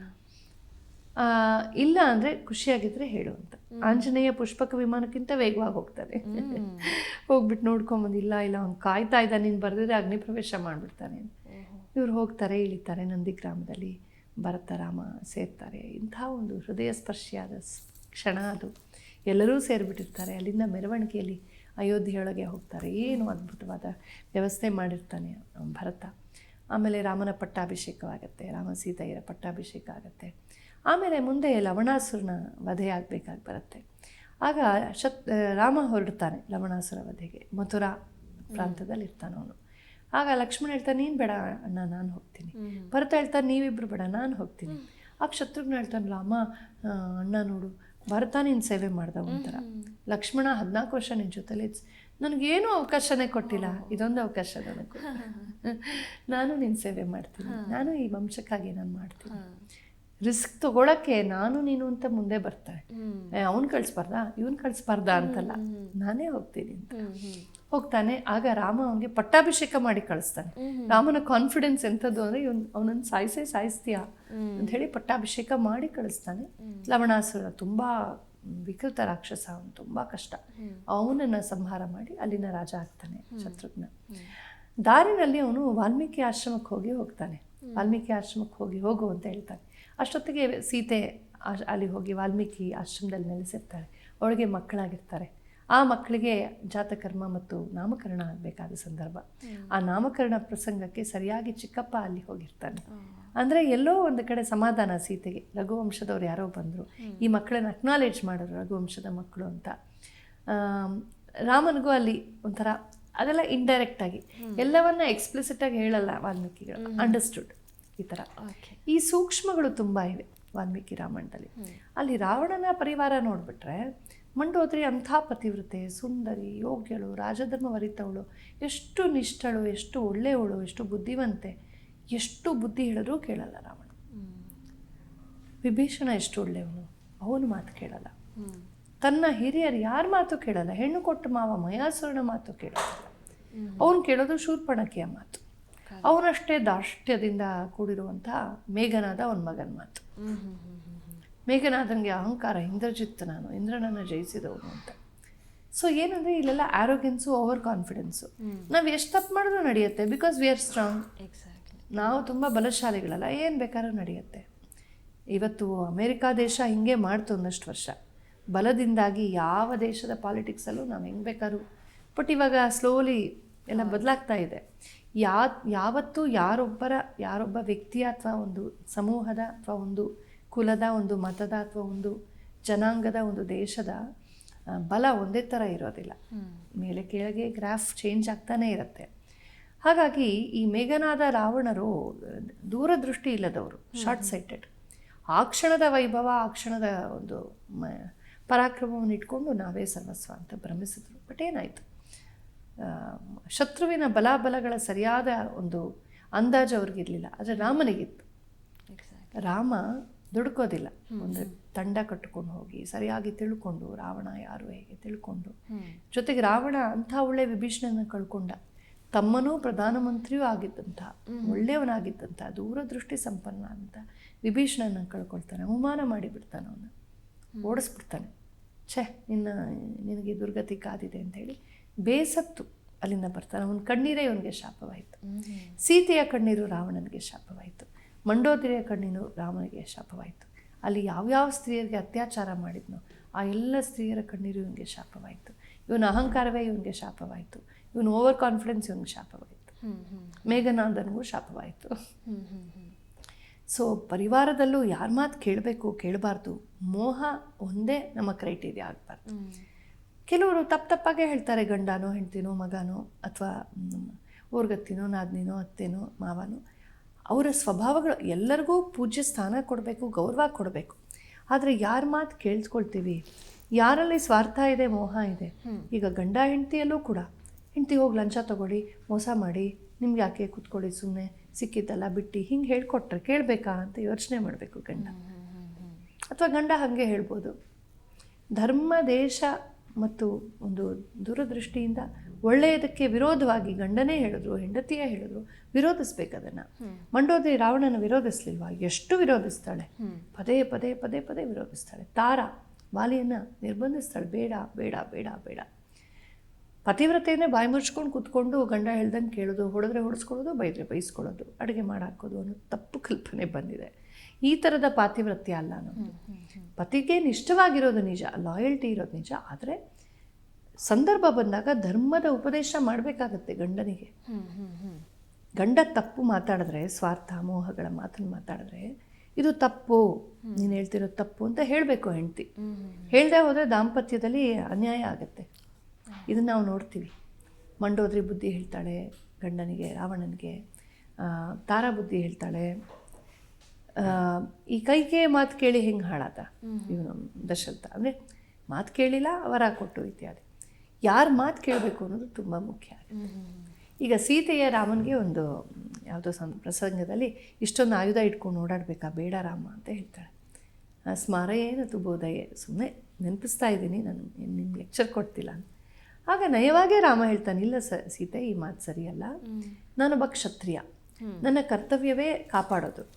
ನಾನು ನಾಡಲ್ಲಿರಲಿ ಕಾಡಲ್ಲಿರಲಿ, ರಾಜನಾಗಿರಲಿ ರಾಜ್ಯ ಇಲ್ದಿರಲಿ, ನಾನು ಎಲ್ಲಿದ್ರೂ ಜನರನ್ನು ಕಾಪಾಡಬೇಕು. ಏಕೆಂದರೆ ನಾನು ಕ್ಷತ್ರಿಯ ಕುಲದಲ್ಲಿ ಹುಟ್ಟಿದವನು. ಸೊ ನನ್ನ ಬೈ ಡಿಫಾಲ್ಟ್ ನನ್ನ ಕರ್ತವ್ಯವೇ ಕಾಪಾಡೋದು. ಇಲ್ಲಿ ಕಾಡಲ್ಲಿ ಯಾರಿಗಾದ್ರು ತೊಂದರೆ ಆದರೂ ಅಥವಾ ನಿನಗೆ ತೊಂದರೆ ಆದರೆ ನಾನು ಅಯ್ಯೋ ನನ್ನ ಹತ್ರ ಆಯುಧ ಇಲ್ಲ ಏನು ಮಾಡೋದು ಅಂತ ನಾನು ನೆಪ ಕೊಟ್ಟು ತಪ್ಪಿಸ್ಕೊಳ್ಳೋ ಹಾಗಿಲ್ಲ. ನಾನು ಸದಾ ಸಿದ್ಧವಾಗಿರಬೇಕು, ಸನ್ನದ್ಧವಾಗಿರಬೇಕು. ಯಾರನ್ನೇ ರಕ್ಷಿಸೋದಕ್ಕೆ ನನ್ನ ಹತ್ರ ಯಾವಾಗಲೂ ಮಾನಸಿಕ ದೈಹಿಕ ಸಿದ್ಧತೆ ಇರಬೇಕು, ಜೊತೆಗೆ ಶಸ್ತ್ರಾಸ್ತ್ರಗಳು ಬೇಕು. ಹಾಗಾಗಿ ನಾನು ಇದನ್ನು ಇಟ್ಕೊಂಡೇ ಓಡಾಡಬೇಕಾಗತ್ತೆ ಹೇಳ್ತಾರೆ. ಸೀತೆಯೇ ತನಗೆ ಹೇಳಿದ್ರು ಕೂಡ, ಸೀತೆ ಹೇಳಿದ್ರು ಒಳ್ಳೆ ಮಾತೆ ಪಾಪ, ಅವಳು ನಯವಾದ ಸ್ವಭಾವ, ಅವಳಿಗೆ ಕ್ರೌರ್ಯವೇ ಬೇಡ, ಯಾರಿಗೂ ತೊಂದರೆ ಆಗಬಾರ್ದು ಅಂತ. ಅದಕ್ಕೆ ಅವಳು ಆ ಮಾತನ್ನು ಹೇಳ್ತಾಳೆ. ಸೀತೆಯೇ ಹೇಳಿದ್ರು ಕೂಡ ಅವಳಿಗೆ ವಿವರಿಸಿ ಹೇಳಿ ಕನ್ವಿನ್ಸ್ ಮಾಡ್ತಾನೆಯೇ ಹೊರತು, ಹೌದಾ ಸರಿ ಬಿಡು ನೀನು ಹೇಳಿದ್ಮೇಲೆ ಆಯಿತು ಅಂತ ಶಸ್ತ್ರಾಸ್ತ್ರ ತ್ಯಾಗ ಮಾಡಿ ಹೋಗಲ್ಲ ರಾಮ. ಈ ವಿವೇಚನೆ ಮನುಷ್ಯನಲ್ಲಿರಬೇಕಾಗತ್ತೆ. ಪರಿವಾರದವರೇ ಆದರೂ ಕೂಡ, ಗಂಡನೇ ಆದರೂ, ಹೆಂಡತಿಯೇ ಆದರೂ, ಮಕ್ಕಳೇ ಆದರೂ, ತಂದೆ ತಾಯಂದ್ರೆ ಆದರೂ, ಒಂದು ವಯಸ್ಸಿಗೆ ನಾವು ಬಂದಮೇಲೆ ನಮಗಿನ್ನೂ ನಮ್ಮಲ್ಲಿ ವಿವೇಕ ಬೆಳೆಯೋವರೆಗೂ ನಾವು ತಂದೆ ತಾಯಿಗೂ ಹಿರಿಯರ ಮಾತು ಬಾಯಿ ಮುಚ್ಕೊಂಡು ಕೇಳಬೇಕು. ಒಂದು ವಯಸ್ಸಿಗೆ ಬಂದಮೇಲೆ ಧರ್ಮಗಳ ಒಂದು ವಿವೇಚನೆ ಮಾಡುವ ಕೆಪಾಸಿಟಿ ಬಂದಮೇಲೆ ಅಕಸ್ಮಾತ್ ಗುರು ಹಿರಿಯರು ಏನಾದರೂ ಧರ್ಮ ವಿರುದ್ಧವಾಗಿ ಹೇಳಿದ್ರು, ಏನೋ ಮೋಹದ ಮಾತನ್ನು ಹೇಳಿದ್ರು, ಏನೋ ತಪ್ಪು ಅಡ್ವೈಸ್ ಕೊಟ್ಟರು, ಆವಾಗ ನಾವು ಧರ್ಮಶಾಸ್ತ್ರವನ್ನು ಮನಸ್ಸಲ್ಲಿ ಇಟ್ಕೊಂಡು ಯೋಚನೆ ಮಾಡಬೇಕು. ನಮ್ಮಮ್ಮ ಹೇಳಿದ್ಲಲ್ಲ ಹೋಗಿ ಮರ್ಡರ್ ಮಾಡ್ತೀನಿ ಅಂತ ಹೋಗ್ಬಾರ್ದು ಅಲ್ವಾ. ನಮ್ಮ ಅಪ್ಪ ಹೇಳಿದಾನೆ ಲಂಚ ತಗೋ ಅಂತ ತೊಗೊಳ್ತೀನಿ, ಹಾಗೆ ಮಾಡಬಾರ್ದು ಅಲ್ವಾ. ಸೊ ನನ್ನ ಮತ ಪುಸ್ತಕ ಹೇಳಿದೆ ಹೋಗಿ ಕೊಲೆ ಮಾಡು. ಯೋಚನೆ ಸ್ವಂತ ಬುದ್ಧಿ ಉಪಯೋಗಿಸ್ಬೇಕಿತ್ತು. ಸರಿನಾ ಇದು? ಈ ರೀತಿ ನಾನು ಸಮಾಜ ಘಾತುಕನಾಗೋದು ಸರಿನಾ? ಯೋಚನೆ ಮಾಡಬೇಕು. ನಾವು ಹಾಗೆ ಒಬ್ಬರ ಮಾತನ್ನು ಆ ಕ್ಷಣ ಕೇಳಿಲ್ಲ ಅಂದಾಕ್ಷಣ ಅವ್ರ ಮೇಲೆ ನಮ್ಗೆ ಗೌರವ ಇಲ್ಲ ಅಂತಲ್ಲ, ಅವ್ರು ಬೇಜಾರು ಮಾಡ್ಕೋಬೋದು. ಆದರೆ ಅಧರ್ಮದ ಉಪದೇಶವನ್ನು ಸರ್ವಥಾ ಕೇಳಬಾರ್ದು. ಈಗ ಹನುಮಂತ ಅಷ್ಟೆ. ಹನುಮಂತ ಸುಗ್ರೀವನ ಪರವಾಗಿ ನಿಲ್ತಾನೆ. ವಾಲಿ ಸುಗ್ರೀವರಿಬ್ಬರು ಸೋದರ ಮಾವಂದ್ರು ಹನುಮಂತ, ಅವರೆಲ್ಲ ಒಂದು ದೊಡ್ಡ ಫ್ಯಾಮಿಲಿ ಆ್ಯಕ್ಚುಲಿ. ಸುಗ್ರೀವನ ಪರವಾಗಿ ನಿಲ್ತಾನೆ. ಇಬ್ಬರು ತನಗೆ ಬೇಕಾದವ್ರೆ. ಯಾಕೆ ಸುಗ್ರೀವನ ಪರವಾಗಿ ನಿಲ್ತಾನೆ? ಯಾಕೆ ವಾಲಿಯನ್ನು ವಿರೋಧಿಸ್ತಾನೆ? ಯಾಕೆಂದರೆ ವಾಲಿ ಸ್ವಾರ್ಥಿ, ಬಲಶಾಲಿ, ಒಳ್ಳೆ ರಾಜ ಎಲ್ಲ ಸರಿ, ಆದರೆ ಅವನಿಗೆ ಏನೋ ಒಂದು ಅಹಂಕಾರ, ನಾನೇ ಅಂತ. ಜೊತೆಗೆ ಸುಗ್ರೀವನ ಮೇಲೆ ಪ್ರೀತಿ ಇದ್ದರೂ ಕೂಡ ಸುಗ್ರೀವನ ಹೆಂಡತಿ ಮೇಲೆ ಕಣ್ಣಿತ್ತು, ರೂಮ ಮೇಲೆ ಎಲ್ಲೋ ಕಾಮ ಇತ್ತು. ಸೊ ಅವಳನ್ನು ಹೊಂದುವ ಬಯಕೆ ಇತ್ತು. ಈ ಸುಗ್ರೀವ ಮಧ್ಯ ಬ್ಲಾಕ್ ಎಲ್ಲ ಅದು ಕೆಲಸ ಮಾಡ್ತಿತ್ತು ಒಳಗೆ. ಇದೆಲ್ಲ ಹನುಮಂತನಿಗೆ ಚೆನ್ನಾಗಿ ಗೊತ್ತಿತ್ತು. ಹಾಗಾಗಿ ಅವನು ಸುಗ್ರೀವನ ಪರ ನಿಲ್ತಾನೆ. ವಾಲಿ ಸುಗ್ರೀವರಲ್ಲಿ ಸುಗ್ರೀವನನ್ನು ಚೂಸ್ ಮಾಡಿದ್ದಕ್ಕೆ ಒಂದು ಕಾರಣ ಅವನು ಧರ್ಮಪರ ಅಂತ. ಇನ್ನೊಂದು ಅವನ ತಂದೆ ಸೂರ್ಯನಿಗೆ ಮಾತು ಕೊಟ್ಟಿರ್ತಾನೆ ಅವನನ್ನು ಕಾಪಾಡ್ತೀನಿ ಅಂತ. ವಾಲಿಯಿಂದ ಅವನನ್ನು ಕಾಪಾಡ್ತಾನೆ. ಅಂದರೆ ಒಂದು ಪರಿವಾರದಲ್ಲೇ ಯಾರ ಜೊತೆಗೆ ನಾವು ಸೈಡ್ ಆಗಬೇಕು ಅನ್ನೋದು ಕೂಡ ಧರ್ಮವನ್ನು ಆಧರಿಸಿರಬೇಕೇ ಹೊರತು ಅಧರ್ಮವನ್ನಲ್ಲ. ರಾವಣ ವಿಭೀಷಣನ ಮಾತನ್ನು ಕೇಳಿದೆ, ಶೂರ್ಪಣಖಿಯ ಮಾತನ್ನು ಕೇಳುವಾಗ ಇವನ್ ತಮ್ಮ ಅವಳ ತಂಗಿ. ಯಾಕೆ ತಂಗಿ ಮಾತು ಕೇಳ್ದ? ಮೋಹದಿಂದ ಕೇಳ್ದ. ಅವಳು ಹೇಳಿದ್ವು ಒಂದು ಸುತರಾಮ್ ಸರಿ ಇಲ್ಲ, ಆದರೂ ಅವಳು ಮಾತನ್ನು ಕೇಳಿ ಮೋಹದಿಂದ. ಜೊತೆಗೆ ಚೆನ್ನಾಗಿತ್ತು, ಸೀತೆನ ಅಪರ್ಸ್ಕೊಂಡ್ಬಂದ್ಬಿಡು.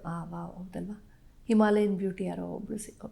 ಇಷ್ಟೇ ಯೋಚನೆ ಮಾಡಿದವನು ನಾನು ರಾಜ ಅಲ್ವಾ, ಹಂಗೆ ಮಾಡ್ಬೋದಾ, ತಪ್ಪಲ್ವಾ, ವೇದವತಿಯ ಶಾಪ ನನಗಿದೆ, ನಲಕೂಬರ ರಂಭೆಯನ್ನು ಇವನು ಅತ್ಯಾಚಾರ ಮಾಡಿರ್ತಾನೆ, ಅವಳ ಗಂಡ ನಲಕೂಬರ ಶಾಪ ಹಾಕಿರ್ತಾನೆ, ಹಲವಾರು ಶಾಪಗಳಿವೆ ನನ್ನ ಮೇಲೆ, ನಾನು ಸಾಕಷ್ಟು ತಪ್ಪು ಮಾಡಿದ್ದೀನಿ.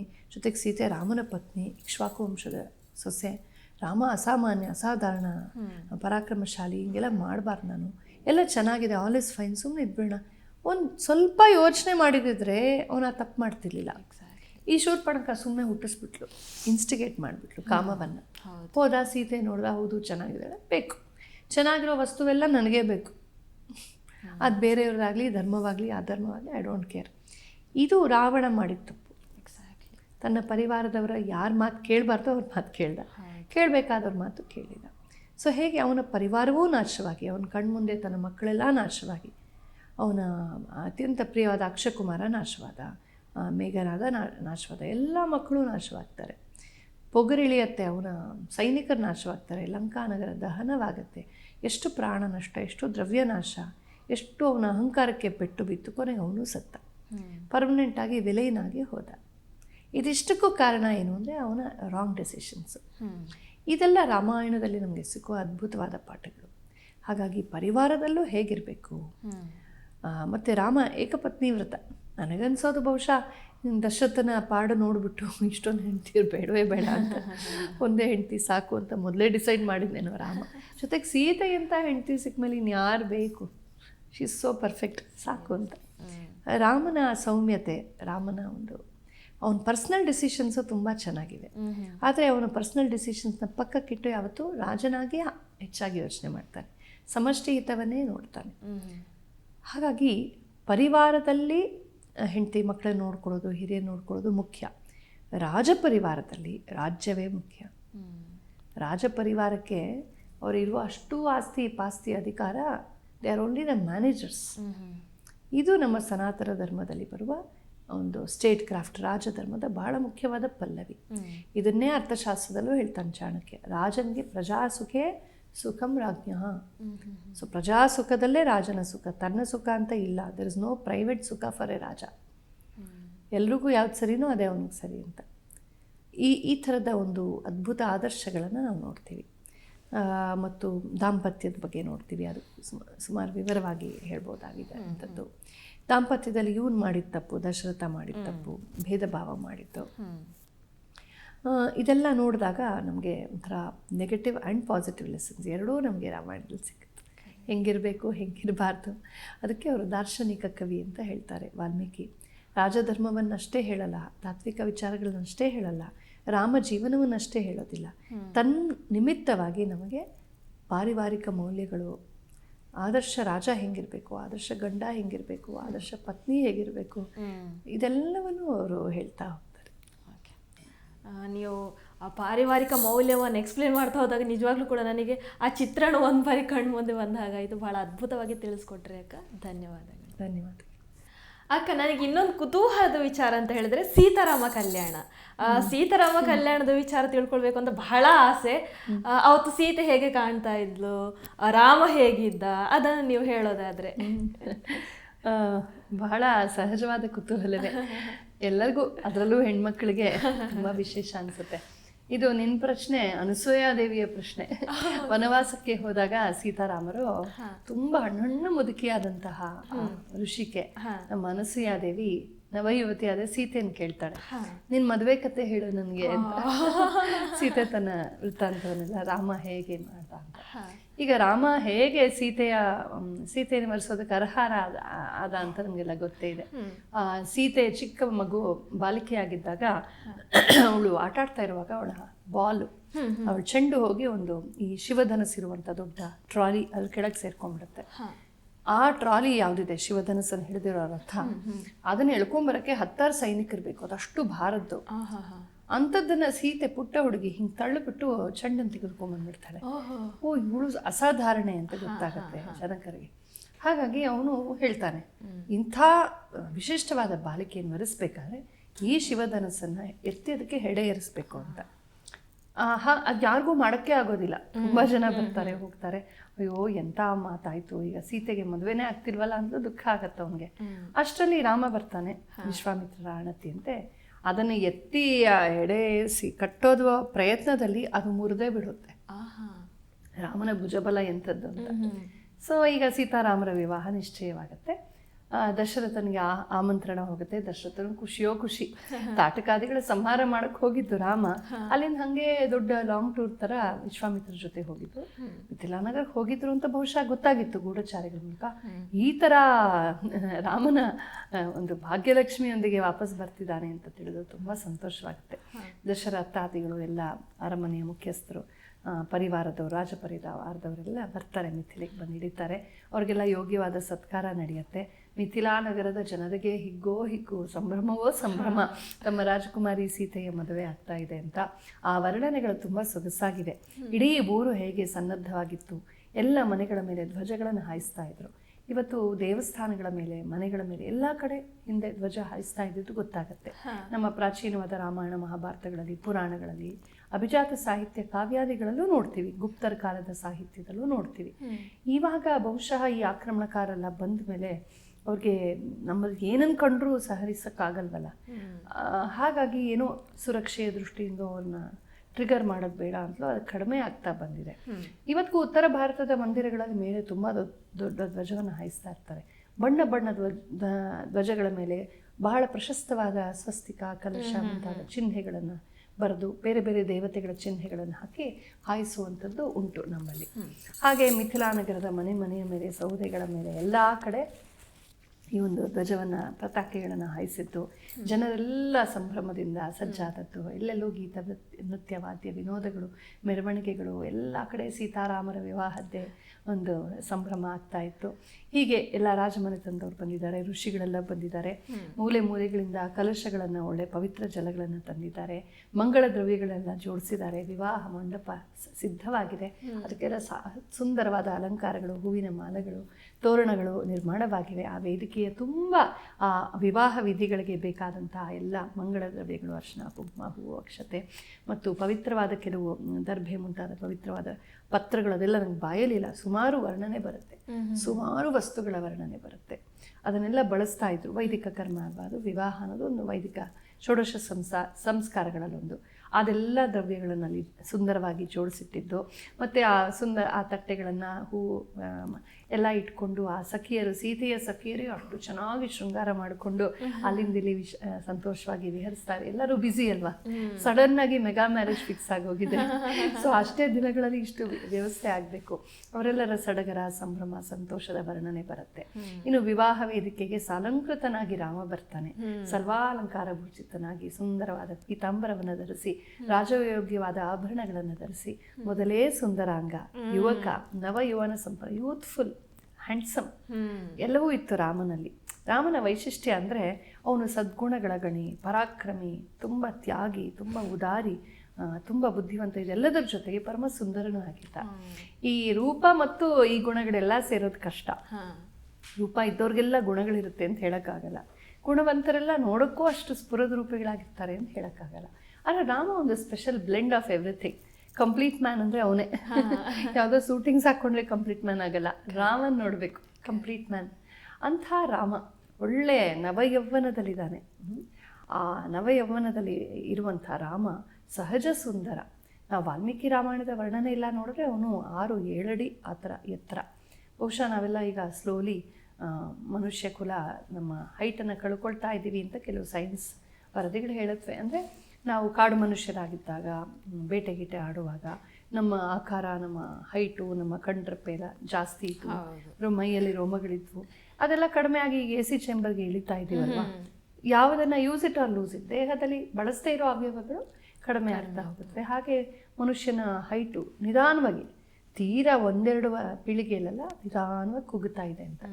ಆ ಲೆಕ್ಕದಲ್ಲಿ ನೋಡಿದ್ರೆ ರಾಮನ ಇಡೀ ದೇಹದ ಪ್ರತಿಯೊಂದು ಅಂಗಾಂಗಗಳ ವರ್ಣನೆ, ಅದರ ಎಷ್ಟು ಅಂಗುಲ ಇತ್ತು ಅನ್ನೋದನ್ನ ನಮ್ಮ ಆಂಜನೇಯ ಸೀತೆಗೆ ಹೇಳ್ತಾನೆ ಅಶೋಕವನದಲ್ಲಿ, ಪುರಾವೆ ಹೇಳಕ್, ಪ್ರಮಾಣ ಹೇಳಕ್.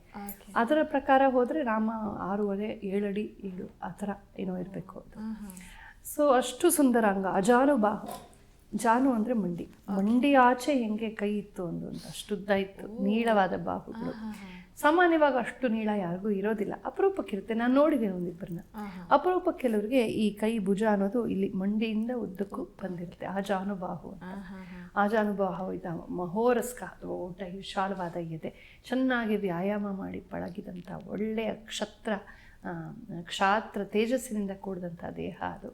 ಒಳ್ಳೆ ಇನ್ನು ಯವ್ವನ ಬೇರೆ, ತುಂಬಿದ ಮೈಕಟ್ಟು, ಮುದ್ದಾದ ಮುಖ, ಗುಂಡಾದ ಮುಖ, ಕಮಲದಲಾಯತಾಕ್ಷ, ಒಳ್ಳೆ ಕಮಲದ ದಳದಂತೆ ವಿಶಾಲವಾದ ನೇತ್ರ, ಕಪ್ಪು ಮೈ ಬಣ್ಣ. ನೋಡಿ, ಕಪ್ಪು ಇಸ್ ಬ್ಯೂಟಿಫುಲ್. ನಮಗೆ ಫೇರ್ ಆ್ಯಂಡ್ ಲವ್ಲಿ ಸಿಂಡ್ರೋಮ್ ಬಂದ್ಬಿಟ್ಟಿದೆ. ಈ ಆಚೆಯಿಂದ ತಲೆ ಮೇಲೆ ಹಾಕಿದ್ದು ಬೆಳ್ಳಗಿರಕ್ಕೆ ಏನು ಮಾಡಲಿ, ಸ್ಟುಪಿಡಿಟಿ ಅದು. ನಮ್ಮಲ್ಲಿ ದ್ರೌಪದಿ ಆಗಲಿ, ಕೃಷ್ಣ ಆಗಲಿ, ರಾಮ ಆಗಲಿ, ವೇದವ್ಯಾಸ, ಇದರೆಲ್ಲ ಕಪ್ಪೆ. ಆ ಕಪ್ಪೆ ಸುಂದರ. ನಮ್ಮಲ್ಲಿ ಎಲ್ಲ ಮೈಬಣ್ಣವೂ ಸುಂದರ, ಒಂದೊಂದಕ್ಕೂ ಒಂದೊಂದು ವೈಶಿಷ್ಟ್ಯ ಇದೆ. ಶ್ರೀರಾಮ ನವದೂರ್ವಾದಲ ಶ್ಯಾಮಲ ಅಂತ. ಅಂದರೆ ಆಗ ತಾನೇ ಈ ದೂರ್ವ ಇರುತ್ತಲ್ಲ, ಗರಿಕೆ ಹುಲ್ಲಿರುತ್ತಲ್ಲ, ಅದಿನ್ನು ಎಳಸಾಗಿರುವಾಗ ಅದು ಪೂರ್ಣ ಹಸಿರಾಗಿರಲ್ಲ, ಸ್ವಲ್ಪ ಕಪ್ಪು ಕೆಂಪು ಮಿಶ್ರಿತವಾದ ಒಂದು ನಸು ಗೆಂಪು ಅದರ ಮೇಲೆ ಇರುತ್ತೆ. ಆ ಥರದ ಮೈಬಣ್ಣ ಇತ್ತು ರಾಮನಿಗೆ ಅಂತ. ಸೊ ನವದುರ್ವಾದಲ ಶ್ಯಾಮಲನಾಗಿದ್ದ ಅಂತ. ಅಂಥ ರಾಮ ಆಭರಣಗಳನ್ನು ಹಾಕ್ಕೊಂಡು ಅಷ್ಟು ಸೊಗಸಾಗಿ ಅಲಂಕಾರ ಮಾಡಿಕೊಂಡು, ಮೊದಲೇ ರಾಜಕುಮಾರ, ಯಾವಾಗಲೂ ವೆಲ್ ಡ್ರೆಸ್ಡು. ರಾಮನಲ್ಲಿ ನಂಗೆ ತುಂಬ ಇಷ್ಟ ಆಗೋದೇನು ಅಂದರೆ, ಅವನು ರಾಜ್ಯದೊಳಗಿರುವಾಗ ಚೆನ್ನಾಗಿ ಅಲಂಕಾರ ಮಾಡ್ಕೊಂಡು ಓಡಾಡ್ತಾನೆ. ಕಾಡಿಗೆ ಹೋದಾಗ ಎಲ್ಲ ಬಿಟ್ಟು ಆರಾಮವಾಗಿ ಋಷಿ ಅಂತ ಇರ್ತಾನೆ. ವಾಪಸ್ ಬಂದಾಗ ಮತ್ತೆ ಎಲ್ಲ ಧರಿಸ್ತಾನೆ. ಏನು ನಾಟಕ ಮಾಡಲ್ಲ. ನಂಗೆ ಅದೆಲ್ಲ ಬೇಡಪ್ಪ, ನಾನು ಸಿಂಪಲ್ ಆಗಿರೋಕ್ಕೆ ಇಷ್ಟಪಡ್ತೀನಿ. ಸಿಂಪ್ಲಿಸಿಟಿ ಇರೋದು ಬರೀ ಆಚೆ ಅಲ್ಲ, ಶೋ ಆಫ್ ಅಲ್ಲ, ಎಲ್ಲಿ ಹೇಗಿರಬೇಕೋ ಹಾಗಿರಬೇಕು. ಪ್ರೋಟೋಕಾಲ್ ಅದು. ರಾಜಕುಮಾರ, ಮಧುಮಗ, ಮಧುಮಗರ ಅದೆಲ್ಲ ಬೇಡಪ್ಪ. ಯಾಕೆ ಬೇಡ ಅನ್ಬೇಕು? ಮದುವೆನೇ ಮಾಡ್ಕೊಂಡ್ಮೇಲೆ ಆ ಮದುವೆಯ ಫಾರ್ಮ್ಯಾಲಿಟೀಸ್ ಫಾಲೋ ಮಾಡ್ಬೇಕು ತಾನೆ. ರಾಮ ಏನು ಬೇಡ ಅನ್ನಲ್ಲ, ಚೆನ್ನಾಗಿ ಅಲಂಕಾರ ಮಾಡಿಕೊಂಡು ಬರ್ತಾನೆ ವೇದಿಕೆಗೆ. ಈಗ ಜನಕ ತನ್ನ ಮಗಳು ಸೀತೆಯನ್ನು ಕರ್ಕೊಂಡ್ಬರ್ತಾನೆ. ಆ ಸೀತೆ ಹೇಗಿದ್ಲು? ಸರ್ವಾಲಂಕಾರ ಭೂಷಿತೆಯಾಗಿದ್ಲು. ಮೊದಲೇ ಅವಳು ಹಿಮಾಲಯನ್ ಬ್ಯೂಟಿ. ಅವಳು ತುಂಬಾ ಸುಂದರಿ, ಪರಮ ಸುಂದರಿ, ಸಕಲಾವಯವಗಳಲ್ಲೂ ಸೌಂದರ್ಯವನ್ನು ಸೂಸುವಂತಹ ಒಂದು ಸುಂದರ ಚೆಲುವಿನ ಬೊಂಬೆ ಅವಳು. ಅಂತಹ ಸೀತೆ ಸುಕೋಮಲೆ, ಸುಗುಣೆ, ಚತುರೆ, ರಾಜಧರ್ಮವನ್ನು ಅರಿತಂಥವಳು. ಜನಕ ರಾಜರ್ಷಿ, ಅವನೂ ಬೆಳೆಸಿದಂಥ ಮಗಳು ಅವಳು. ಸ್ವಭಾವತಃ ಪರಮಸಾಧ್ವಿಯವಳು.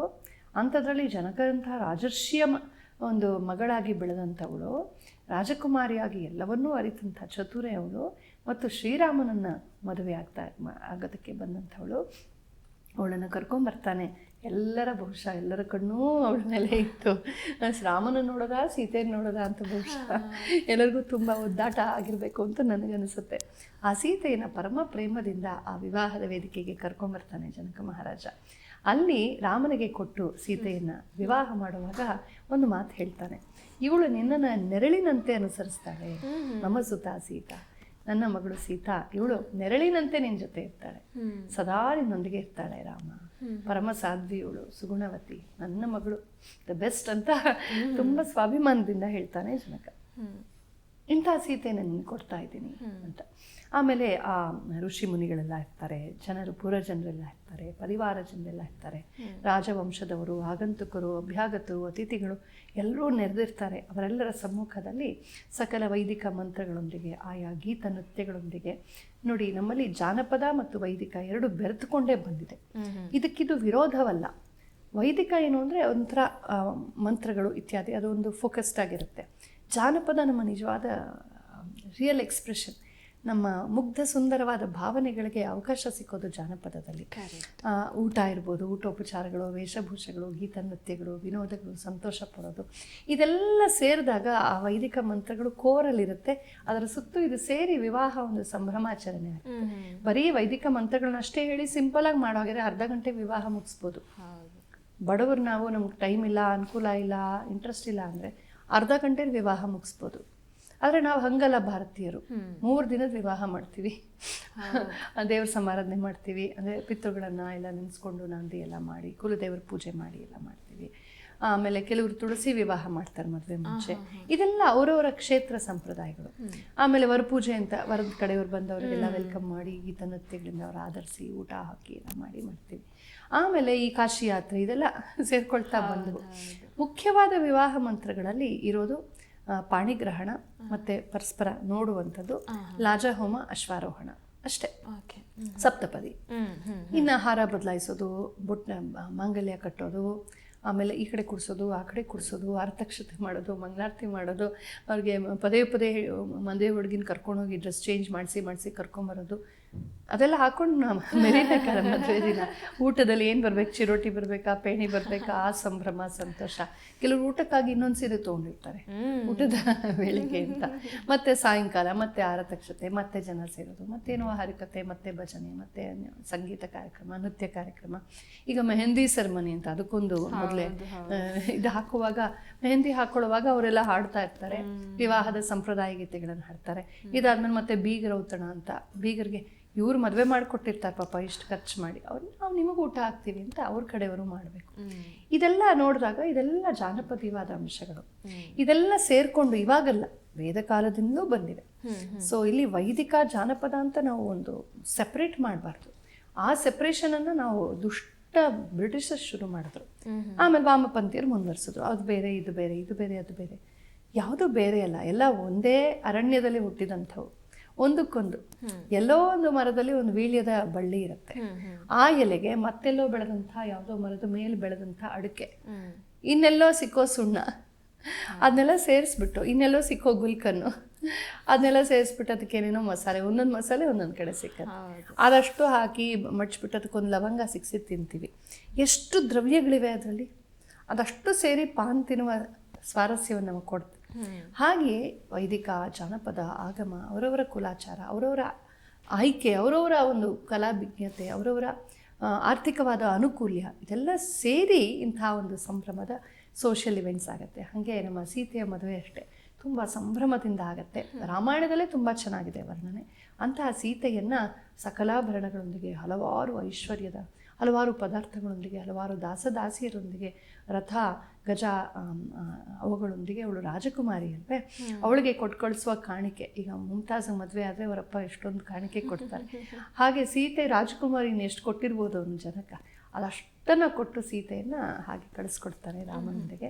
ಸೀತಾರಾಮರ ಮದುವೆ ಆಗತ್ತೆ. ಆ ವಿವಾಹಕ್ಕೆ ಸಾಕ್ಷಿಯಾಗಿ ದೇವ ಯಕ್ಷಗಂಧರ್ವ ಕಿನ್ನರ ಕಿಂಪುರುಷರು, ಸಿದ್ಧ ವಿದ್ಯಾಧರರು, ಅಪ್ಸರೆಯರು, ಮಾನವರು ಎಲ್ಲರೂ ಇದ್ದರು. ಎಲ್ಲರೂ ಸಂತೋಷ ಪಡ್ತಾರೆ. ಪರಮ ಮಂಗಳಕರವಾದದ್ದು ಆ ಸೀತಾರಾಮರ ವಿವಾಹವನ್ನು ಇವತ್ತು ನಾವು ಸೀತಾ ಕಲ್ಯಾಣೋತ್ಸವ ಅಂತ ಮಾಡ್ತೀವಿ. ರಾಧಾ ಕಲ್ಯಾಣ, ಸೀತಾ ಕಲ್ಯಾಣ, ಗಿರಿಜಾ ಕಲ್ಯಾಣ, ಆಮೇಲೆ ಶ್ರೀನಿವಾಸ ಕಲ್ಯಾಣ. ಯಾಕೆ ಮತ್ತೆ ಮದುವೆ ಮಾಡ್ತೀವಿ ಅಂದರೆ ಅಂಥ ಆದರ್ಶ ದಾಂಪತ್ಯವನ್ನು ನಮಗೆ ನಾವು ನೆನಪಿಸ್ಕೊಳ್ತೀವಿ. ಅವರ ಮದುವೆ ಅನ್ನೋದು ಲೋಕ ಕಲ್ಯಾಣಕಾರಕವಾದದ್ದು, ಬರೀ ಅವರಿಬ್ಬರ ದಾಂಪತ್ಯ ಅಲ್ಲ. ಸೊ ವಿ ಸೆಲೆಬ್ರೇಟ್ ದಟ್ ಇವತ್ತಿಗೂ ಕೂಡ. ಹಾಗಾಗಿ ಸೀತಾ ಕಲ್ಯಾಣದ ಹಾಡುಗಳು ತುಂಬ ಚೆನ್ನಾಗಿವೆ, ಕನ್ನಡದಲ್ಲೂ ತುಂಬ ಇವೆ. ಆದರೆ ಇಡೀ ದಕ್ಷಿಣ ಭಾರತದಲ್ಲಿ ಭಾಳ ಪ್ರಸಿದ್ಧವಾದದ್ದು ನಮ್ಮ ತ್ಯಾಗರಾಜ ಸ್ವಾಮಿಗಳ ಒಂದು ಹಾಡು. ಅವ್ರು ಹಾಡ್ತಾರೆ, ಪವನಜ ಸ್ತುತಿ ಪಾತ್ರ ಪಾವನ ಚರಿತ್ರ ರವಿ ಸೋಮವರ ನೇತ್ರ ರಮಣೀಯ ಗಾತ್ರ ಸೀತಾ ಕಲ್ಯಾಣ ವೈಭೋಗಮೇ ರಾಮ ಕಲ್ಯಾಣ ವೈಭೋಗಮೇ ಅಂತ ಸೀತಾರಾಮರನ್ನ ಉಯ್ಯಾಲೆಯಲ್ಲಿ ಕೂಡಿಸ್ಬಿಟ್ಟು ತೂಗ್ತಾ ಇದ್ದೀನಿ ಅಂದ್ಕೊಂಡು ವಧೂವರರನ್ನು ಸೀತಾ ಕಲ್ಯಾಣ ವೈಭೋಗಮೇ ಅಂತ. ಆಮೇಲೆ ಸೀತೆ ರಾಮನಿಗೆ ವೀಳ್ಯ ತಿನ್ನಿಸೋದು, ರಾಮ ಸೀತೆಗೆ ವೀಳ್ಯ ತಿನ್ನಿಸೋದು, ಪರಸ್ಪರರ ಸರಸ, ಸ್ನೇಹ, ಸಂತೋಷ, ಅವುಗಳ ಬಗ್ಗೆ ಹಾಡುಗಳು, ಜಾನಪದ ಗೀತೆಗಳು, ಬೇರೆ ಬೇರೆ ಗೀತೆಗಳು, ಕವಿಗಳ ಗೀತೆಗಳು ಎಷ್ಟೋ ಬಂದಿವೆ ಸೀತಾರಾಮರ ಸರಸವನ್ನು ಹೇಳುವಂಥದ್ದು. ಒಬ್ಬ ಕವಿ ಹೇಳ್ತಾನೆ, ಸೀತಾರಾಮರು ಒಬ್ಬ ಯುವ ಕವಿ ಒಂದು ಕವಿತೆ ಬರೆದಿರ್ತಾನಂತೆ. ಕವಿತೆ ಬರೆದ್ಬಿಟ್ಟು ಅದನ್ನು ಆ ಕಾಲದಲ್ಲಿ ಕಾಳಿದಾಸನಿಗೆ ತೋರ್ಸಕ್ಕೆ ಹೋಗ್ತಾನೆ. ಕಾಳಿದಾಸ ಮಾನ್ಯತೆ ಕೊಟ್ಬಿಟ್ರೆ ಗ್ರೇಟ್ ಅಲ್ವಾ. ಸೊ ಕಾಳಿದಾಸನ ಹತ್ರ ಹೋಗ್ಬಿಟ್ಟು ಹೇಳ್ತಾನೆ, ಇದನ್ನು ಸ್ವಲ್ಪ ಓದಿ ಹೇಳು. ಅದನ್ನಷ್ಟು ಓದ್ಬಿಟ್ಟು ಹೇಳ್ತಾನೆ, ಕಾಳಿದಾಸ ಎಲ್ಲ ಚೆನ್ನಾಗಿದೆ, ಒಂದು ಶೂನ್ಯ ಭಾರವಾಗಿದೆ. ಏನು ಅಂದರೆ ಅಲ್ಲಿ ವಿವರಿಸಿರ್ತಾನೆ ಸೀತಾರಾಮರ ಸರಸತೆ. ಅವರಿಬ್ಬರು ಗಂಡ ಹೆಂಡತಿ ಕೂತ್ಕೊಂಡು ಮಾತಾಡ್ತಾ ರಾತ್ರಿಯೆಲ್ಲ ಹೀಗೆ ಕಳೀತು ಅಂತ. ಏವಂ ರಾತ್ರಿ ಗತ ಅಂತ, ರಾತ್ರಿ ಹೀಗೆ ಕಳೀತು. ಮಾತಾಡೋದ್ರಲ್ಲೇ ಅವರು ಬೆಳಗಾಗಿದ್ದೇ ಗೊತ್ತಾಗಲಿಲ್ಲ ಅಂತ. ಅದಕ್ಕೆ ಕಾಳಿದಾಸ ಹೇಳ್ತಾನೆ, ಏವಂ ರಾತ್ರಿ ಹೀಗತ್ತ. ಏವಂ ಇದೆಯಲ್ಲ ಆ ಸೊನ್ನೆ ತೆಗ್ಬಿಡೋದು ಭಾರ ಇದೆ.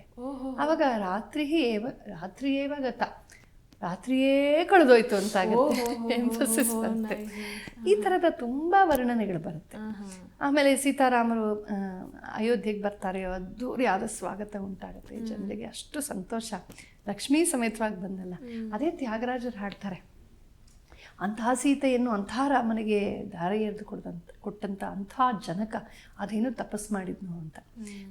ತನಯನು ಸಗಿ ಕನುಲಾರಗನ ಜನ ಕುಂಡು ತಪಮೇಮಿ ಚೇಸೆನು ತಿಳಿಯ ಅಂತ. ಅಂಥ ಮಗಳನ್ನು ರಾಮನಿಗೆ ಎರೆದು ಕೊಟ್ಟಂಥ ಅವನು ಎಷ್ಟು ಪುಣ್ಯ ಮಾಡಿದ್ದಾನೆ. ಆಮೇಲೆ ದಹರಂಬು ಕರುಗ ಕರಮುನು ಬಟು ಜಾನಕಿ ತಪಮೇಮಿ ಚೇಸೆನು ಅಂತ. ಸೀತೆ ರಾಮನ ಕೈ ಹಿಡಿದು ಅವನ ಪತ್ನಿ ಆದ್ಲಲ್ಲ, ಅಂಥ ಸೀತೆ ಅಂಥ ರಾಮನ ಹಿಡಿದ್ಲಲ್ಲ, ತಪಮೇಮಿ ಚೇಸೆನು. ಇನ್ನು ನಮ್ಮ ದಶರಥ ಕೌಸಲ್ಯರು ಅಂಥ ಸೀತೆಯನ್ನು ಮನೆಗೆ ಬರ್ಮಾಡ್ಕೊಳ್ತಾರೆ, ಮನೆ ತುಂಬಿಸ್ಕೊಳ್ತಾರೆ.